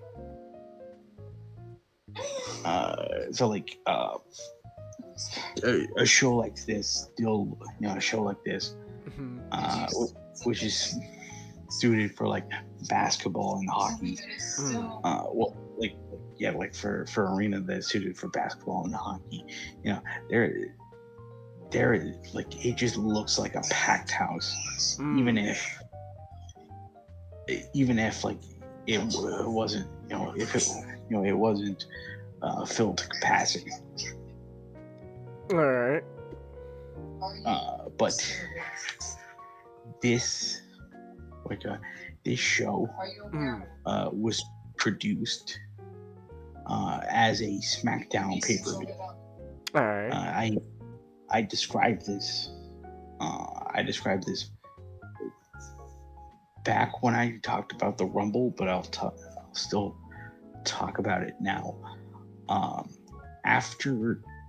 After the invasion storyline that completely eclipsed all of 2001. In the early parts of 2002, because of the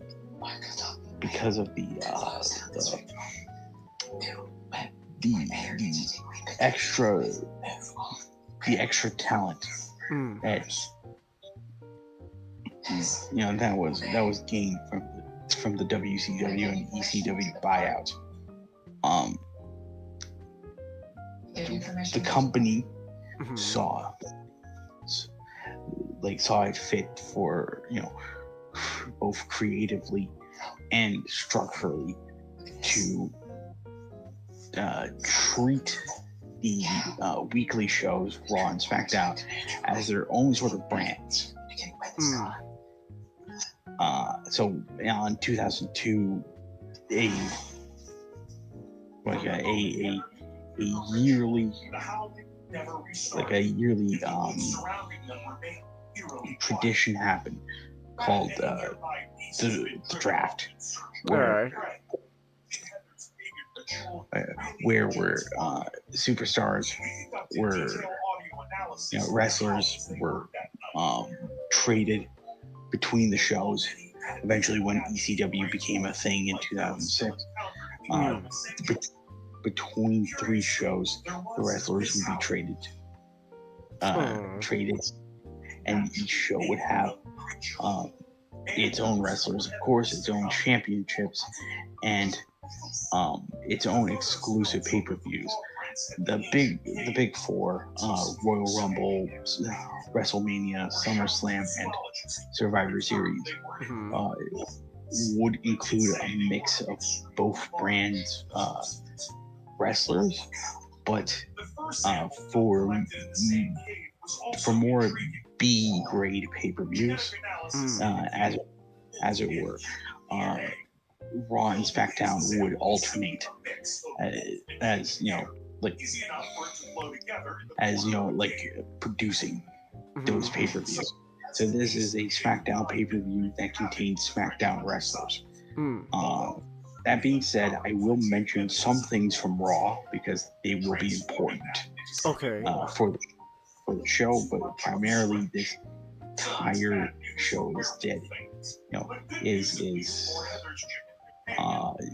following SmackDown storylines. So the main event that this show is predicated on is a first ever barbed wire steel cage match for the Okay. Like actual barbed wire? yeah, like I believe it was actual barbed wire they used. Okay. I could be wrong, but it seemed like that was what was used. Alright. And it was contested for the WWE Championship held by John Bradshaw, Lanefield, JBL, Okay. against Big Show, Big Show. Yes, Paul White, the Big Show. Big Show. Now, I gotta ask, how many shows do we get until we start talking about Brian the Home Invader Lewis, aka the Basement Creep, aka Midnight Lace?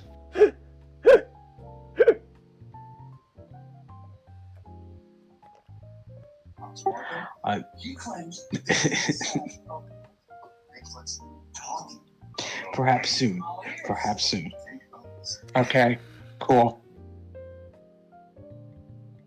Regina Hall's coming for Scary Movie 6. She got to talk in the theater again. Oh my goodness.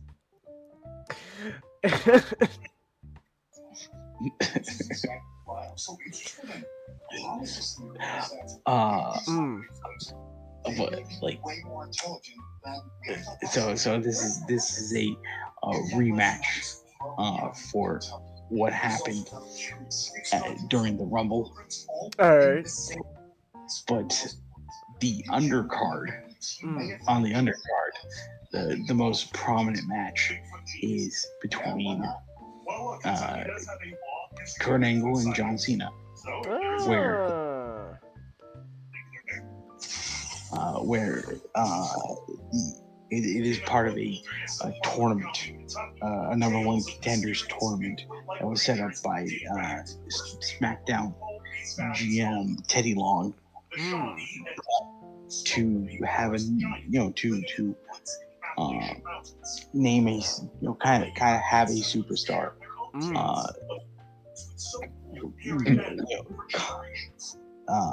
compete for the WWE Championship for WrestleMania 21. And in the event that Royal Rumble winner Batista were to wrestle for the World Heavyweight Championship instead.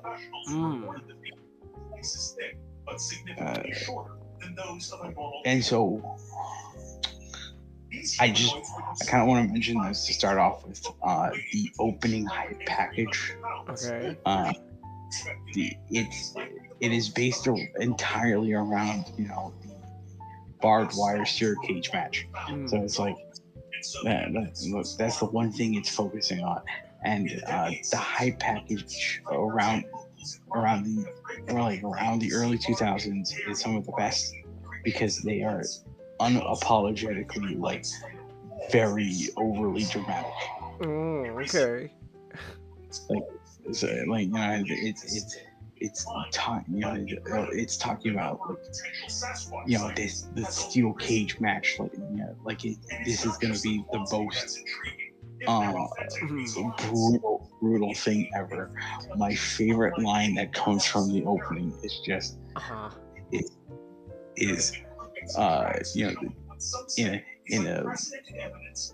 in a civilized society such as ours, like the like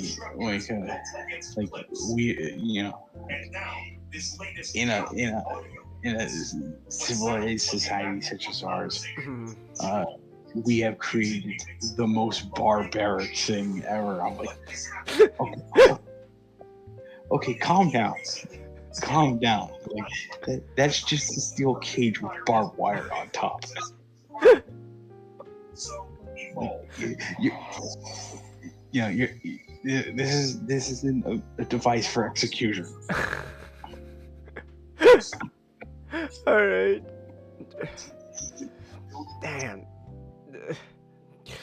All right, so they're hyping up the steel cage and all that.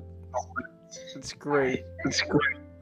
And then we get into the show proper. Mm. It is and they're talking to each other. The play-by-play commentators are SmackDown. Mm. Are the SmackDown branded Michael Cole and Taz. All right. And the Spanish commentators are Carlos Cabrera and Hugo Savinovich. Mm. And I do want to mention like the set Okay. for the show. It has a barbed wire theme because of the main event. All right. And it's all a bunch of circles. Like it's not the most it's not the most fun to look at. It's not the most impressive thing. Uh-huh. But it gets its job done. Mm.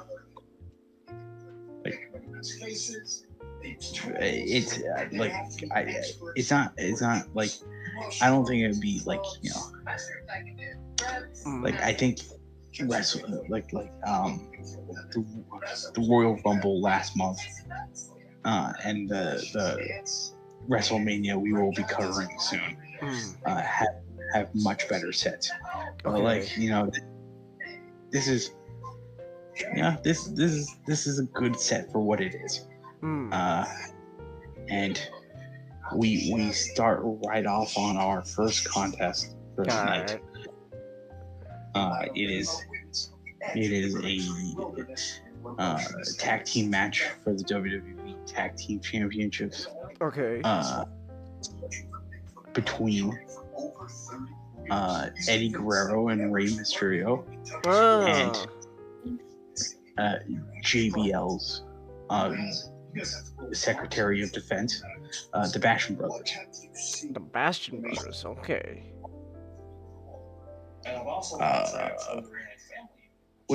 This was a pretty good match to start off with. Mm. A lot of the story of the match is that Eddie and Ray are like very fast, Okay. but like the Bashams are they're all strength, they're all brawn. Mm. So there are like two parts to this match where and they kind of stop, like they stop and start on who gets tagged in. So Ray gets tagged in and he's a house of fire until like one of the Bashams stops his momentum and they just completely destroy him until he does some good lucha things and managed to tag in Eddie for the hot tag. And Eddie comes in like a house of fire as well. And there is a great moment where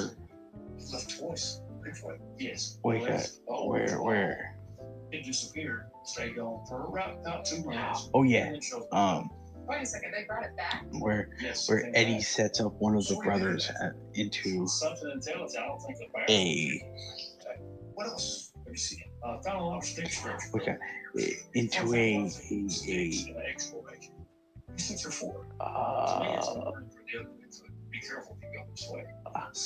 it was the West Coast pop.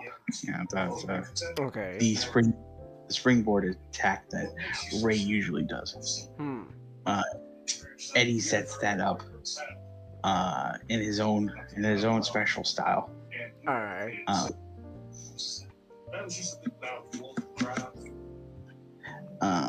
But like a lot of it's like the fun thing about this entire match is Eddie, because he's trying to he's trying to cheat. He's trying to cheat as he always does, to try to get the win. But Ray wants to do this. He wants to do this honorably. And so like they try to do it as honorably as they could until the Bashams Alright. decided they wanted to start cheating. So that convinced Ray, why not? And so like they did this plan where the Bashams were going to frame Eddie into hitting one of them with the championship belt. Okay. But Eddie threw the belt to one of the brothers, and he fell down. He lied down on the ground as if he was hit. And then like with the ref distracted,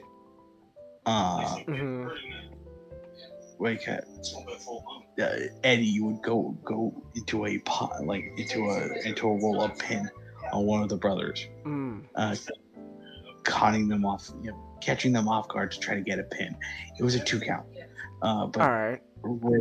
Ray got the other championship belt while he was distracting the other brother, and while the ref's back was turned, Eddie used the belt on the brother in the ring, and he, while still pretending he got hit with the belt himself. All right. He managed to get for the 1, 2, 3, and both he and Ray are the new tag team championships. Nice. I did forget to mention, like Ray was a tag team champion during the beginning of the year, like in January with his partner Rob Van Dam. Okay. Rob Van Dam was he was written off television. I think to get like surgery done. So they lost the championship, but then Ray on the SmackDown leading up to this match. On the SmackDowns leading up to this match, tried to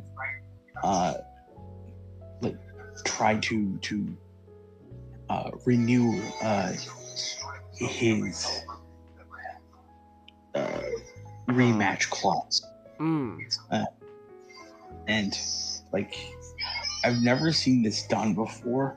I haven't seen it done since, but like, I've never heard a rematch clause in wrestling, being delayed. It's always been like, after the previous champion loses the belt, he begin given an automatic rematch as per like storyline. But like they waited a bit before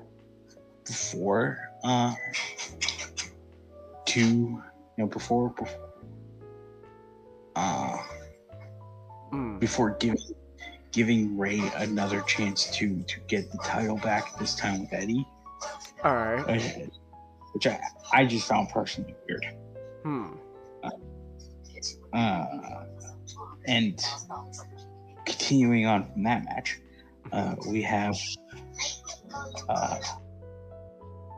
Wait, real quickly, just to remind me, was the match you showed me and Nick, was that before or after this event between Eddie and Ray? Before. It was before. Okay.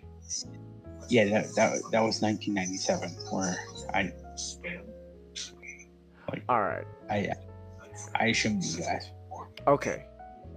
I just want to remember. That's all. All right. Is there Rocky No Way Out, Chelsea? Rocky's boxing, Chelsea. And if you're talking about The Rock, I don't know. Is The Rock at all involved in this whatsoever in this event or no? Nah, Nah. At this time, he's doing Hollywood things. Ah. In Hollywood. Okay. Yeah, he's in Hollywood pictures. All right. So, what's the next match? The next match is between Heidenreich and Booker T. Booker T. That's a great name. It is. It's a really great name. He's a really great wrestler. What do you got?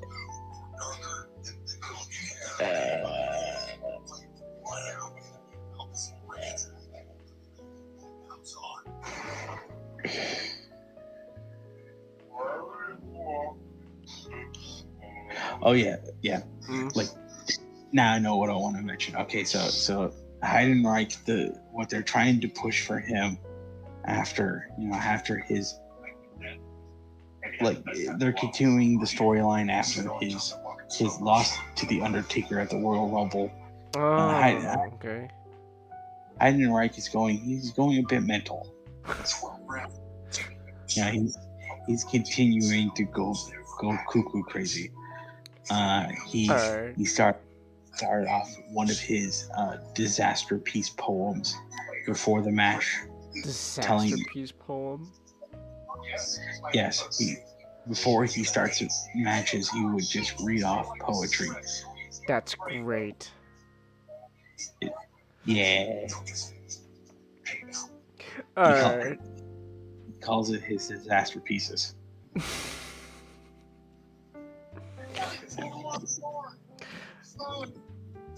And so him and the five-time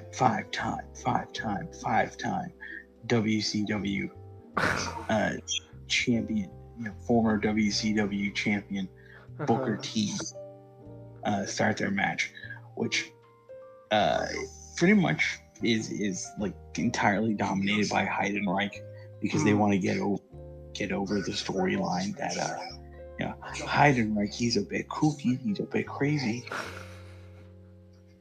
He's off his rockers. After Booker T, when Booker T powders out of the ring, Heidenreich starts hitting himself for some reason. Okay. So that the commentators can talk about how crazy he is. And oh my gosh, someone's gotta stop him.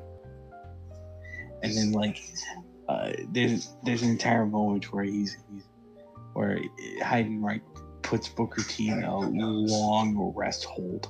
Okay. And it's very long. It's kind of boring, but during that rest hold, he just starts biting Booker T's arm for some reason. and it's like, oh man, Heidenreich, he's so crazy. Whoa. It's Booker T managed to get some offense in. He got he got some sidekicks in. He managed to do a spinneroonie. A spinneroonie? Yes, it's when he gets up. He gets up from being on the ground by spinning like you know doing sort of a tornado, like Okay. a tornado move to get back on his feet. Mm. I can show you what a spinneroonie is later. All right. But Booker took it outside, and that's when Heidenreich, when he is by like the announce tables, he picks up a steel chair and he uses it to hit Booker right in the throat. Oh, whoa, throat. Damn.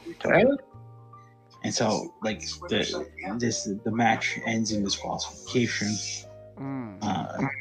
with Booker T getting the win, and then it ends with Heidenreich dragging Booker T back into the ring to pin him because he's kooky and a bit unhinged.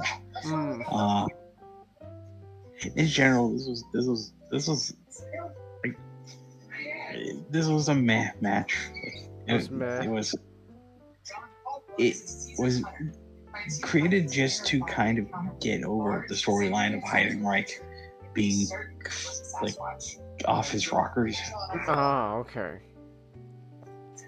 So like the match itself is nothing really to write home about. You could just skip it over entirely. Okay.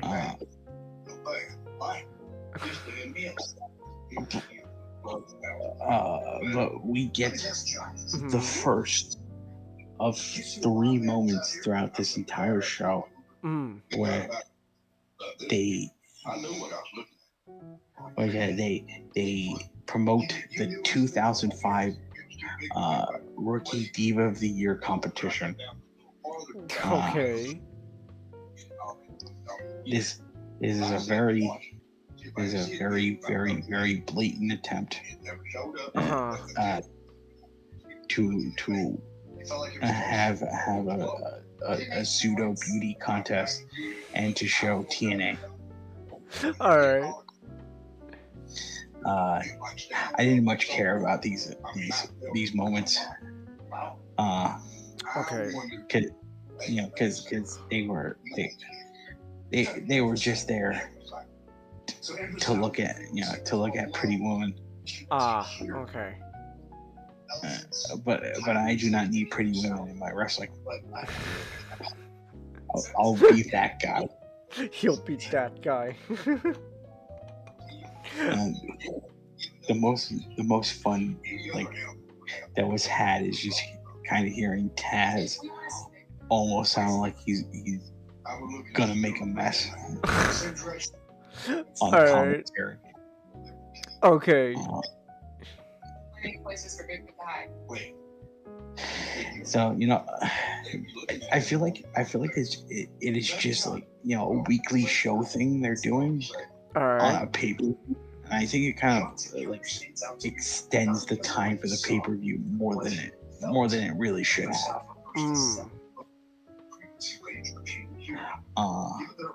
But after that, we get the Cruiserweight Open for the WWE Cruiserweight Championship.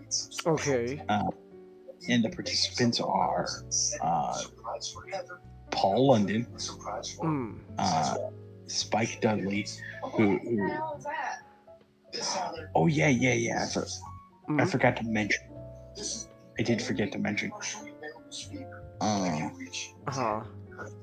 There is throughout the show there are like backstage segments where GM Teddy Long he's trying to sign Batista over to SmackDown.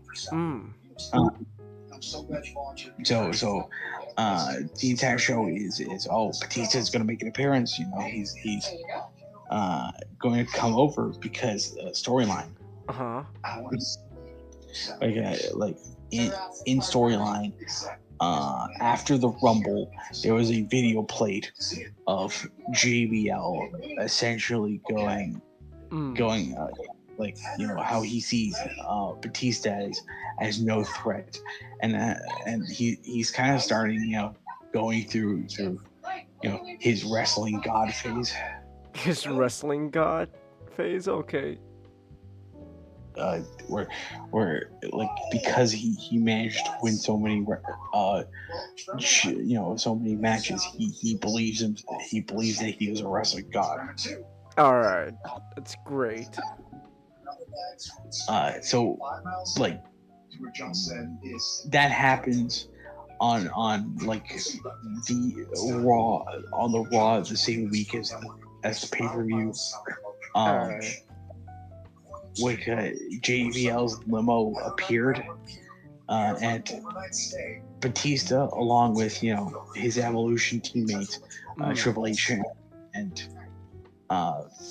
Ric Flair, went out to go approach him in the parking lot, Okay. and that made it to where Batista was almost run over by the limo, and so as retaliation, Batista went on to the Go Home SmackDown for No Way Out All to right. confront JBL, to confront JBL in his cabinet.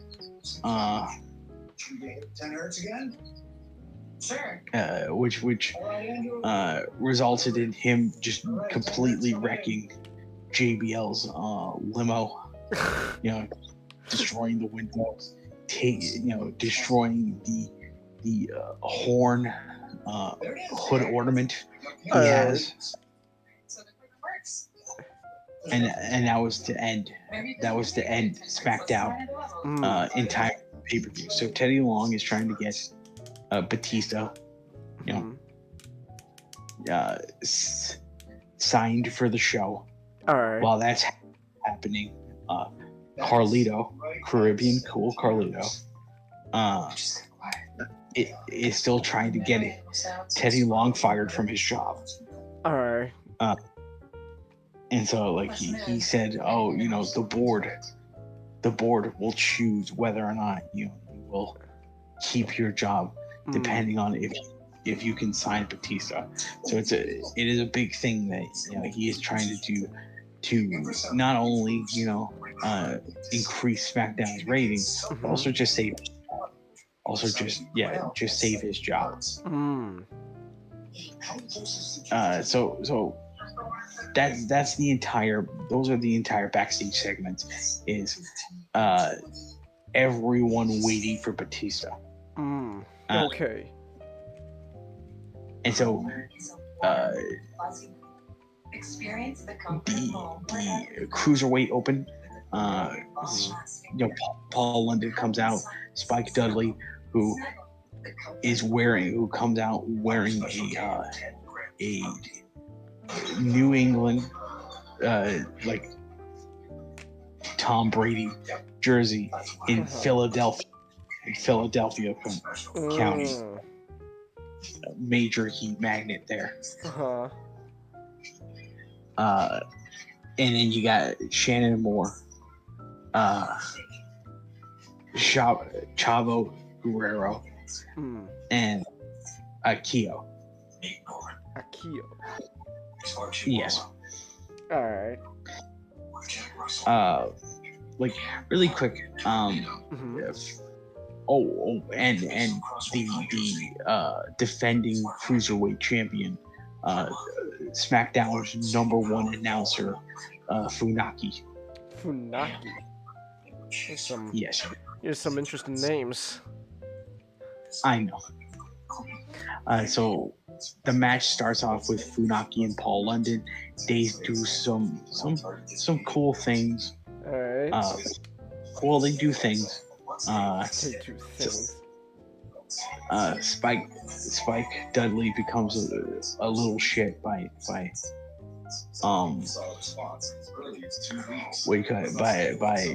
distracting Funaki to get so that he can get eliminated by Paul London. All right. And then Spike Dudley comes in, and then he gets eliminated when Funaki distracts him. Okay. So it's a little bit of back and forth between Funaki and Spike Dudley, who are feuding at this time. Oh, okay. But that means Funaki was eliminated, so his cruiserweight championship is up for grabs. It is officially up for grabs.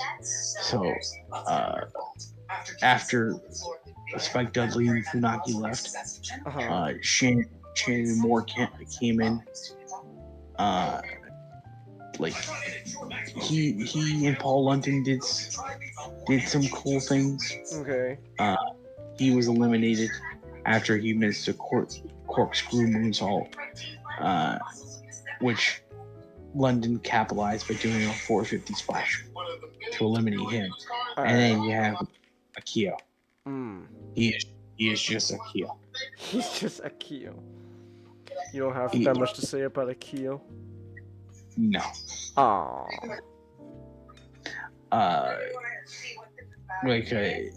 Chavo at this point, he's starting to stir shit. He's hoping that he can get them to eliminate each other so that he can win the match without actually having to be in it. But okay. Paul managed to get up before he was counted out, but Akio was counted out. So Chavo came in. He mopped up. Completely mopped up Paul London. All right. And Chavo did a dirty pin to win the cruiserweight championship. So good for him. Good for him. Two Guerreros on this night have championships. Nice. And then we go backstage where Eddie, Ray, Charlie Haas, and Hardcore Holly are all celebrating because they won their matches for the night. And then in comes the U.S. champion John Cena. John Cena. He's wearing a Penguins a penguin shirt over his normal shirt because he's got to rep the local sports team. Yeah. And so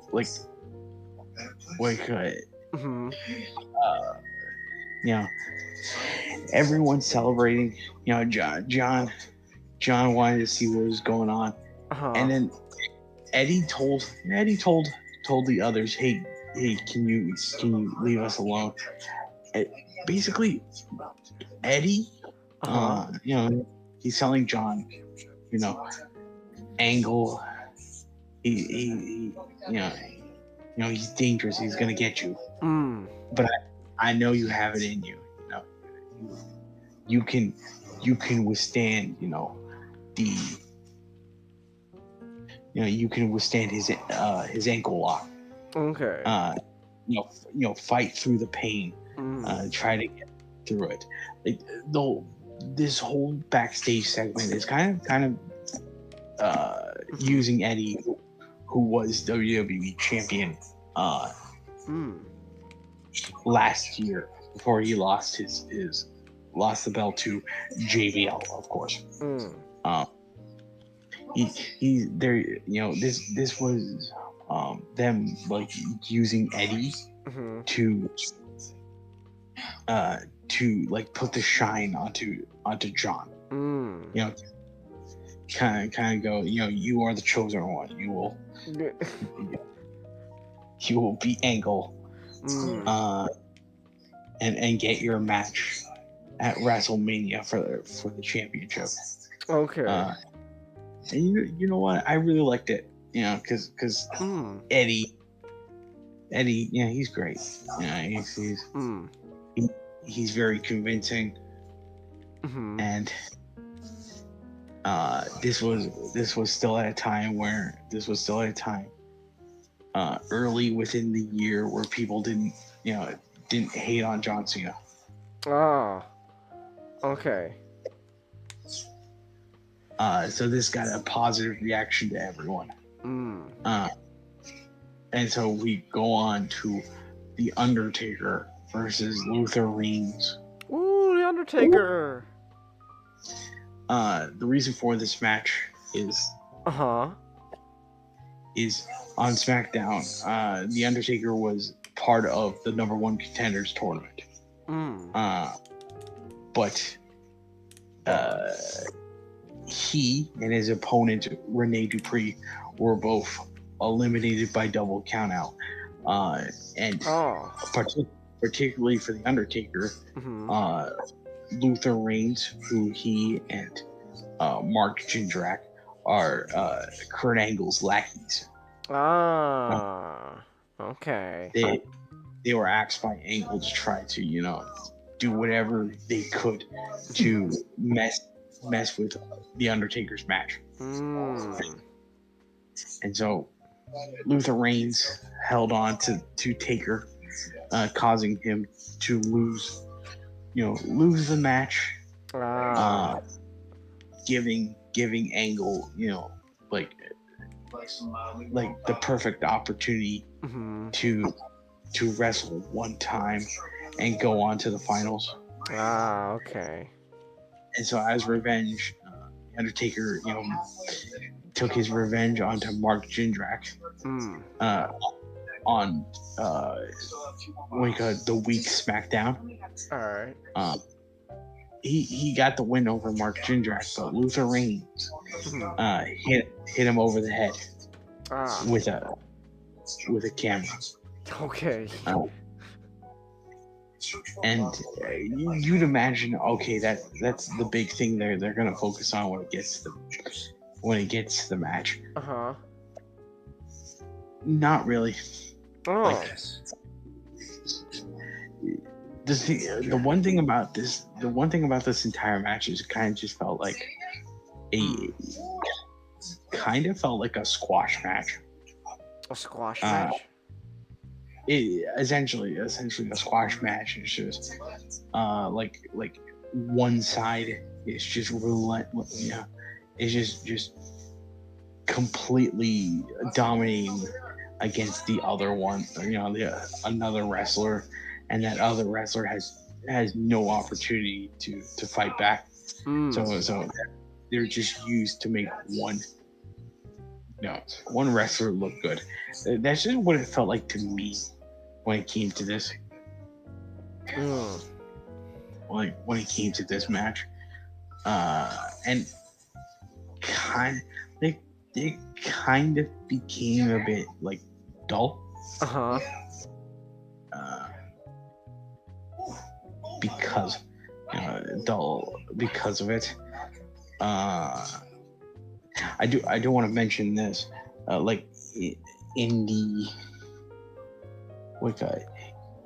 in the front, like in the ringside seats,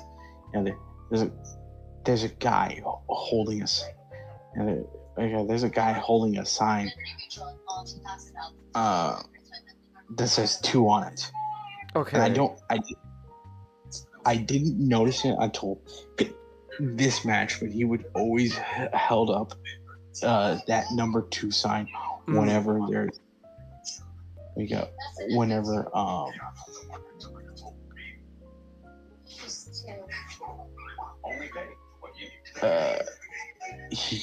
here I posted it. So right. he'll always hold up that number 2 sign whenever there's a 2 count. So every time there's a 2 count in this match, in every other match, he'll just hold up that number 2 sign. Oh, okay. And I also want to mention, this moment because it's just the ultimate sign that I really felt like, man, the Undertaker's just really just like bearing Luther Reigns uh, during one of the times that he's kicking out from a pin.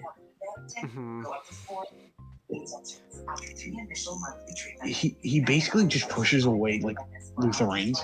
Okay. Like, I've never seen that before. I've never seen a wrestler just like, get out of a pin, but just like putting their hand in like in the face of the of another wrestler, just pushing him away. Alright. I've never seen that. And he does it twice in his match. I'm like, man, that is like, like, that is like domination.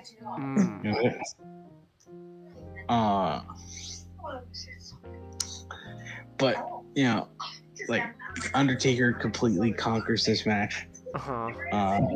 Does the choke slam. Yeah, let's go. He does the tombstone. He gets the win. Like, was there ever any doubt? And now we get to the penultimate match.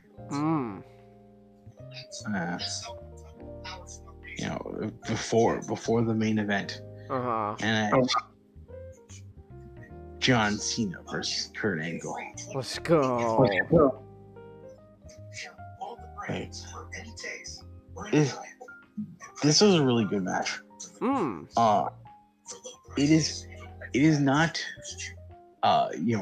like a spectacular match. There's nothing crazy that happens in it, or like something insane. It is a match that is boycott. It is a match that's kind of built upon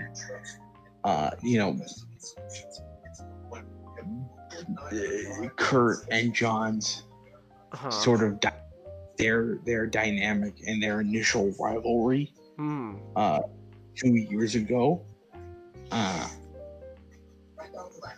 and also this is the attempt by the company to put a rocket on John Cena and to push him to the top. So like originally when John debuted for the company, one of his first opponents was Kurt Angle. Alright. So like he had a match against Kurt Angle, but he tapped out to the ankle lock. He was just another victim. And so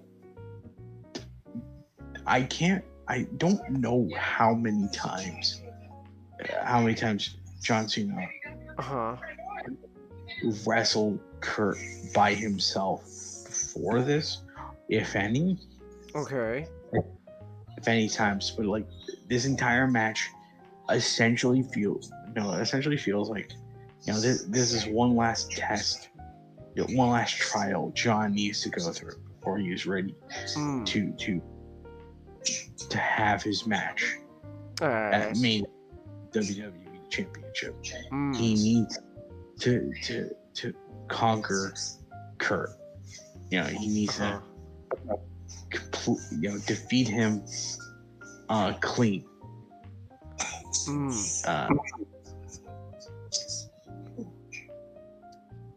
And this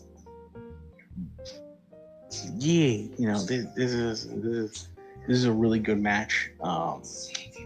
It helps that at this time, like John Cena wasn't the most, he wasn't the most like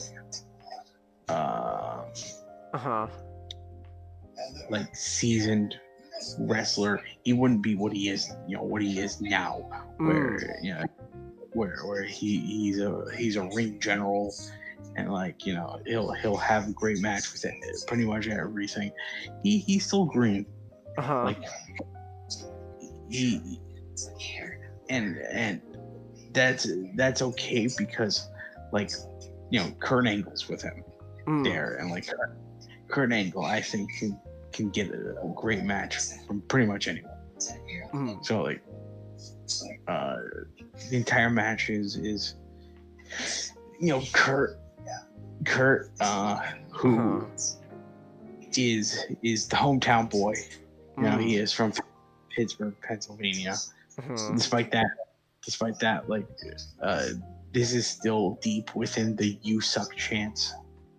All right. And like people are fully embracing, like people are just fully embracing healing on Angle in favor of John Cena. Or at the very least, just going against Kurt. So like this entire match, the storyline is Kurt is a better wrestler than John Cena is. So John needs to he needs to be scrappy. He needs to get his licks in when he can. He needs to he needs to get that chance to pull off the FU. So he can completely win the match. All right. And that's the entire match. Like I said, it's not very it's not very technically impressive. It's just a good solid match that's just built up.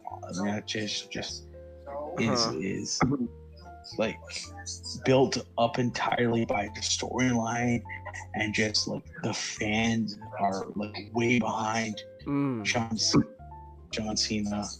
They want this guy to win. And every time he gets a chance to shine, they're all for it. That moment where Kurt is completely just like fucking up his foot and his ankle, just so that he can, when he applies the ankle lock, he'll get an easy win. And just that moment where it's applied, and like John he's just completely going through, he's completely toughing out the pain, and trying to get to the ropes. And it's like, and then like it took 2 FUs to take down Kurt. All right. And our boys going to Mania. Nice. How is Cena at the moment? Not. How's it going right now for him?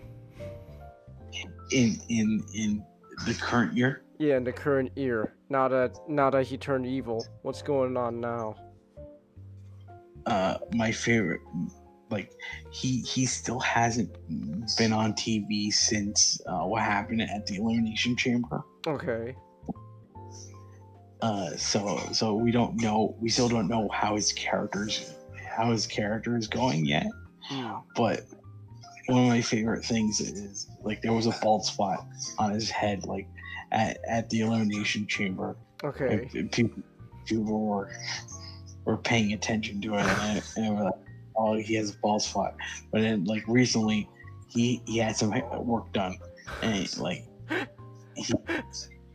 he covered up the bald spot, and people were like, it's like, oh man, John covered up the bald spot. This isn't good for Cody.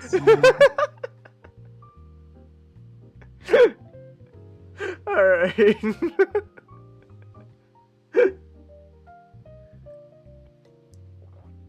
That's fun. Oh gosh, Cody, watch out. He he's no longer got a bald spot. That's great. Uh so the main event though with the Big Show.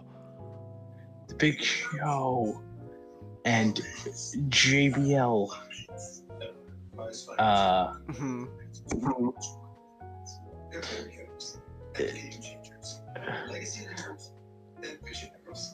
Like, yeah, you know, it's all right. Like, It's all right. Okay. personally, I didn't think, like, I wasn't really enthusiastic giving Big Show a rematch for the championship after Rumble. To be honest with you, I think Kurt, Kurt had there was a better argument for Kurt getting the rematch than Big Show. Because he was completely sandbagged in that match at the Rumble. But I think they wanted to set up, the program with John. John, conquering Kurt to get his chance at the title at Mania. So they went with the Big Show instead. Okay. So that's the reason why, like, this match is, it's the first ever barbed wire steel cage match. It was to, keep out Orlando Jordan and the Basham brothers, that they wouldn't interfere with the match. Spoiler alert, that doesn't work. Alright. And B, try to like make the match look unique. I'm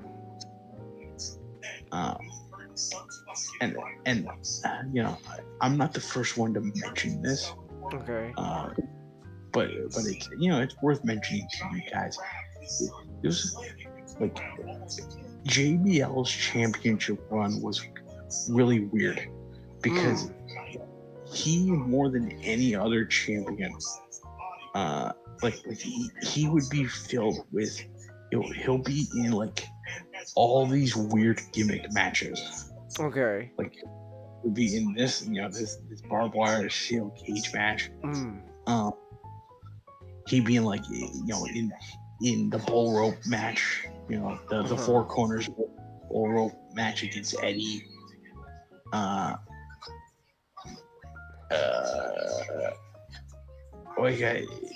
Like his entire run with the WWE Championship, which he's only ever held it one time.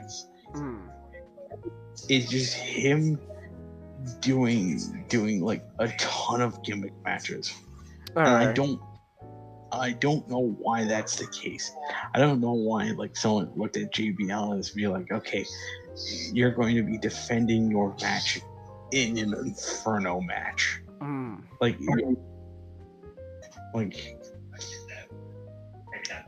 Yeah. It's weird. Alright. But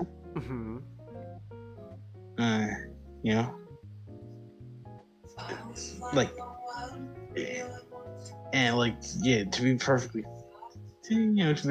honest, the match is all right. It's all right. The bulk of the offense is,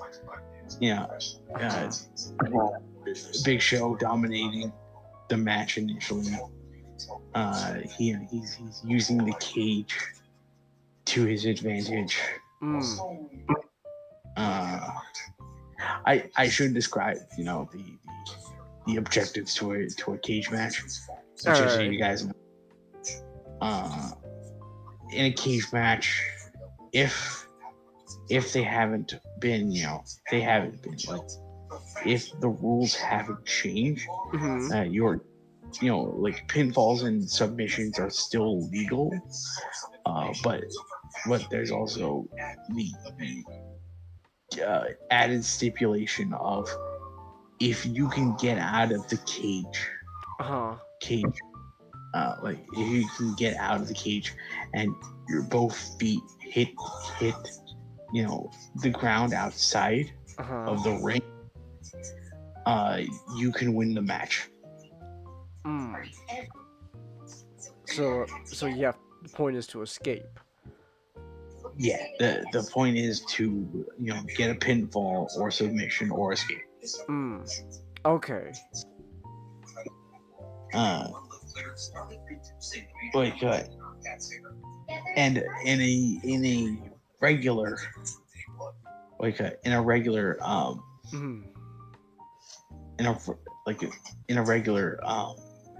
cage match, there's also the option like typically you would try to climb the cage to get out.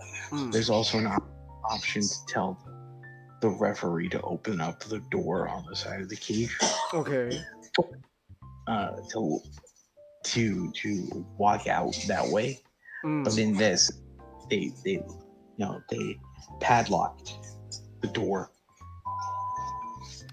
So the only way out is through the top, and you have to grab onto the barbed wire.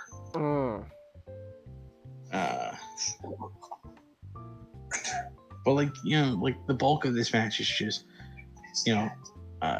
Big Show throwing around JBL against the walls of the cage. Alright. JBL like getting an offense in so that he can incapacitate the Big Show so that he could climb over, but drag. He can't get over because there's barbed wire throughout the entire thing. So he stopped from completely escaping. He bleeds. Big Show bleeds. Alright. JBL's cabinet comes down. Like Orlando Jordan just at first he tries to climb the cage to get in, but then like that doesn't work, and so the Basham brothers have bolt cutters. Oh, okay. They cut a small hole to try to get in, but then Teddy Long's like, get the fuck, get the hell out of here. I made this match so you fuckers appeared. Okay. But while they were being kicked out from ringside, Orlando Jordan put the bolt cutters through the hole made into the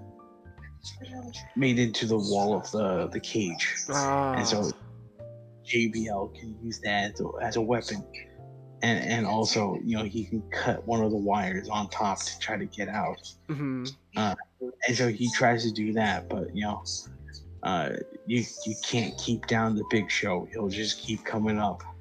But my gosh. Like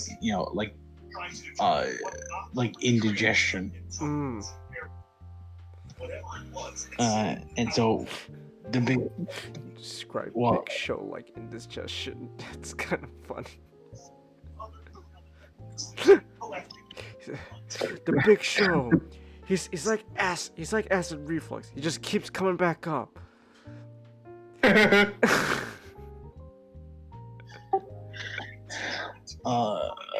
And so while both he and Show are like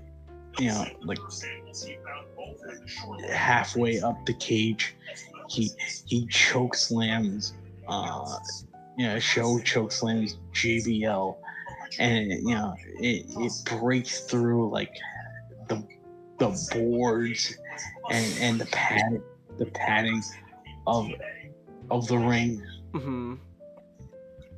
And JBL's just now in this crater. It was all completely planned. It was planned for the ring to break like that. So JBL's in this crater. So Big Show thinks to himself, well, I can just now that he's incapacitated, I can just go over to the door that's locked up.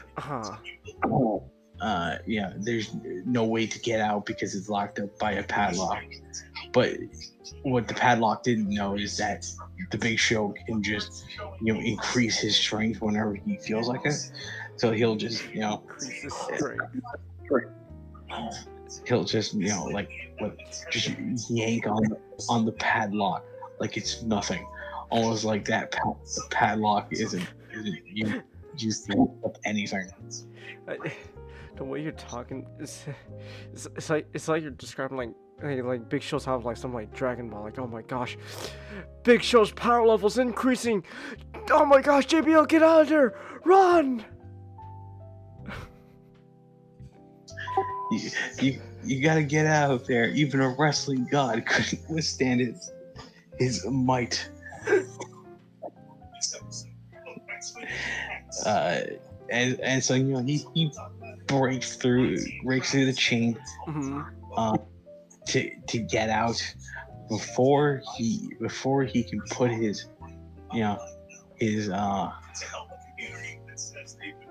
before he can put his feet on the ground and get declared the winner. The bell rings and the announcer proclaims that JBL has won and he has retained his championship. Woo! Because what we didn't see was that Big Show, upon smashing JBL through like all those boards and padding, is that he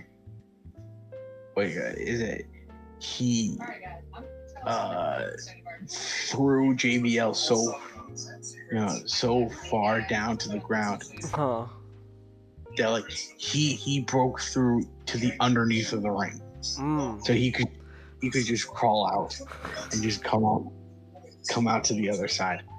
So this is if I had two nickels, and if there was two nickels where like Big Show inadvertently helped someone by destroying part of the cage so that they can get out.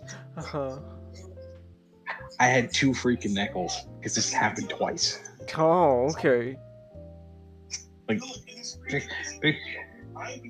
this man needs to understand his own strength because it's always him. All right. So like JBL, he gets to keep the championship.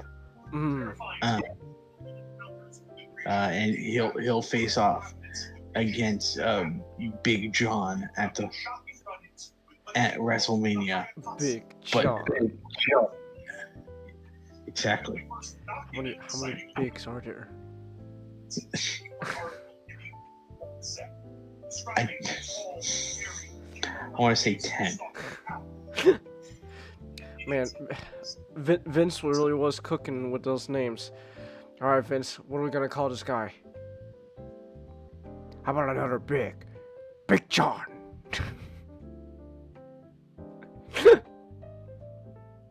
All right, Big John. But Chingus, guess who appears? Oh, who? Guess who gets to make an appearance after he was hyped up? Oh, let's go! Let's go, Dave! So, Batista just shows up. It's like, yeah! Dave, he's like a house of fire. He comes down to running down to the ring to go kick the crap out of JBL. and then the cabinet comes back to go kick the crap out of him. But then as JBL slinking away to try to escape, like out of nowhere, partly because he's invisible. John Cena comes out. Why is everyone beating up JBL?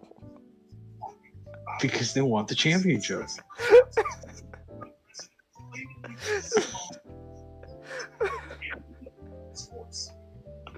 Okay. And so, John does an FU to JBL on the trusts on the side of the stage, and we end it off on him and Batista staring at each other, and the question mark is, is it going to be a triple threat match? Spoiler alert, it's not. Oh, okay. I'll explain more when we talk about Mania. Okay. The storyline going into the show. But no, that was No Way Out. To be honest with you, other than maybe the tag team match and the match between the finals, the number one contenders finals between Kirk and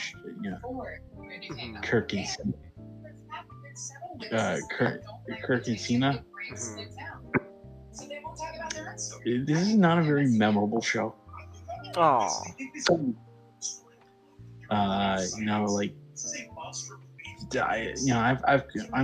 covered the show primarily because it is its anniversary, and also because I also want to talk about WrestleMania 21, and it's somewhat important to talk about this show. Okay. But by itself, there's nothing really that stands out. Again, other than the John, the Cena versus Angle match. So it's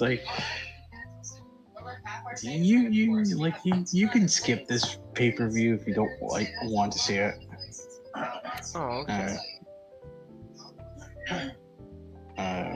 But with that out of the way, that means we pretty soon we can talk about WrestleMania 21. WrestleMania goes Hollywood. All right. And that'll be very fun. I'll have a ton to talk about that, and plenty of the great matches that are on the show, and also the crowning of two main eventers. All right. Let's go then. Oh, that's nice. That's nice. I still like the way you described Big Show though. It's like a Dragon Ball character. Just, oh my gosh, his power level's increasing. Watch out! Oh my gosh. So that's fun.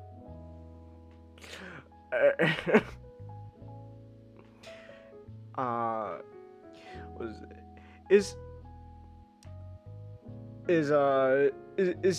Big Show still wrestling? Not? Yeah, he's no longer with the WWE anymore. He's been with the company for 12 years. Wow. Which is very impressive. Very impressive. But he I think it's 12, 13 years. after that, he moved on to AEW. Mm. So I know that he's wrestling for their brand now. Okay. Is he going by a different name, or is he still the Big Show? He's going by his actual name. Oh, yeah. okay. The actual name Paul White, because Big Show is copyright. Mm. Okay. What about JBL? Is he still wrestling? No, he retired. Ah, okay. He retired around like 2010. Mm. Well, actually, no, 2009. Okay. So like he's still he's still employed by the company as sort of under a contract. Okay. Where he makes appearances. He used to be a regular commentator, but he was replaced. Ah. Okay. Oh, so okay, so he's like the Undertaker, just shows up now and then. It's like, oh my gosh, JBL. Yeah. Okay. All right then. Let's go. It's the Big Show. Watch out. All right. Well, hey. I'm looking forward to WrestleMania 21. You know, when you talk about it, sounds fun. Alright. Well, in that case then, we've been going now for more than 4.5 hours now. Alright. So, it's past midnight. So I gotta call the podcast here. But yeah, I like when you talk about wrestling. It's fun. Alright, so, we're gonna end things here. No Sonic tomorrow, but we'll make up for it with another thing. And, yeah. Alright then. So, we're gonna call it here. Thank you everyone who came. Thanks everyone watching replays, and until next time, good night.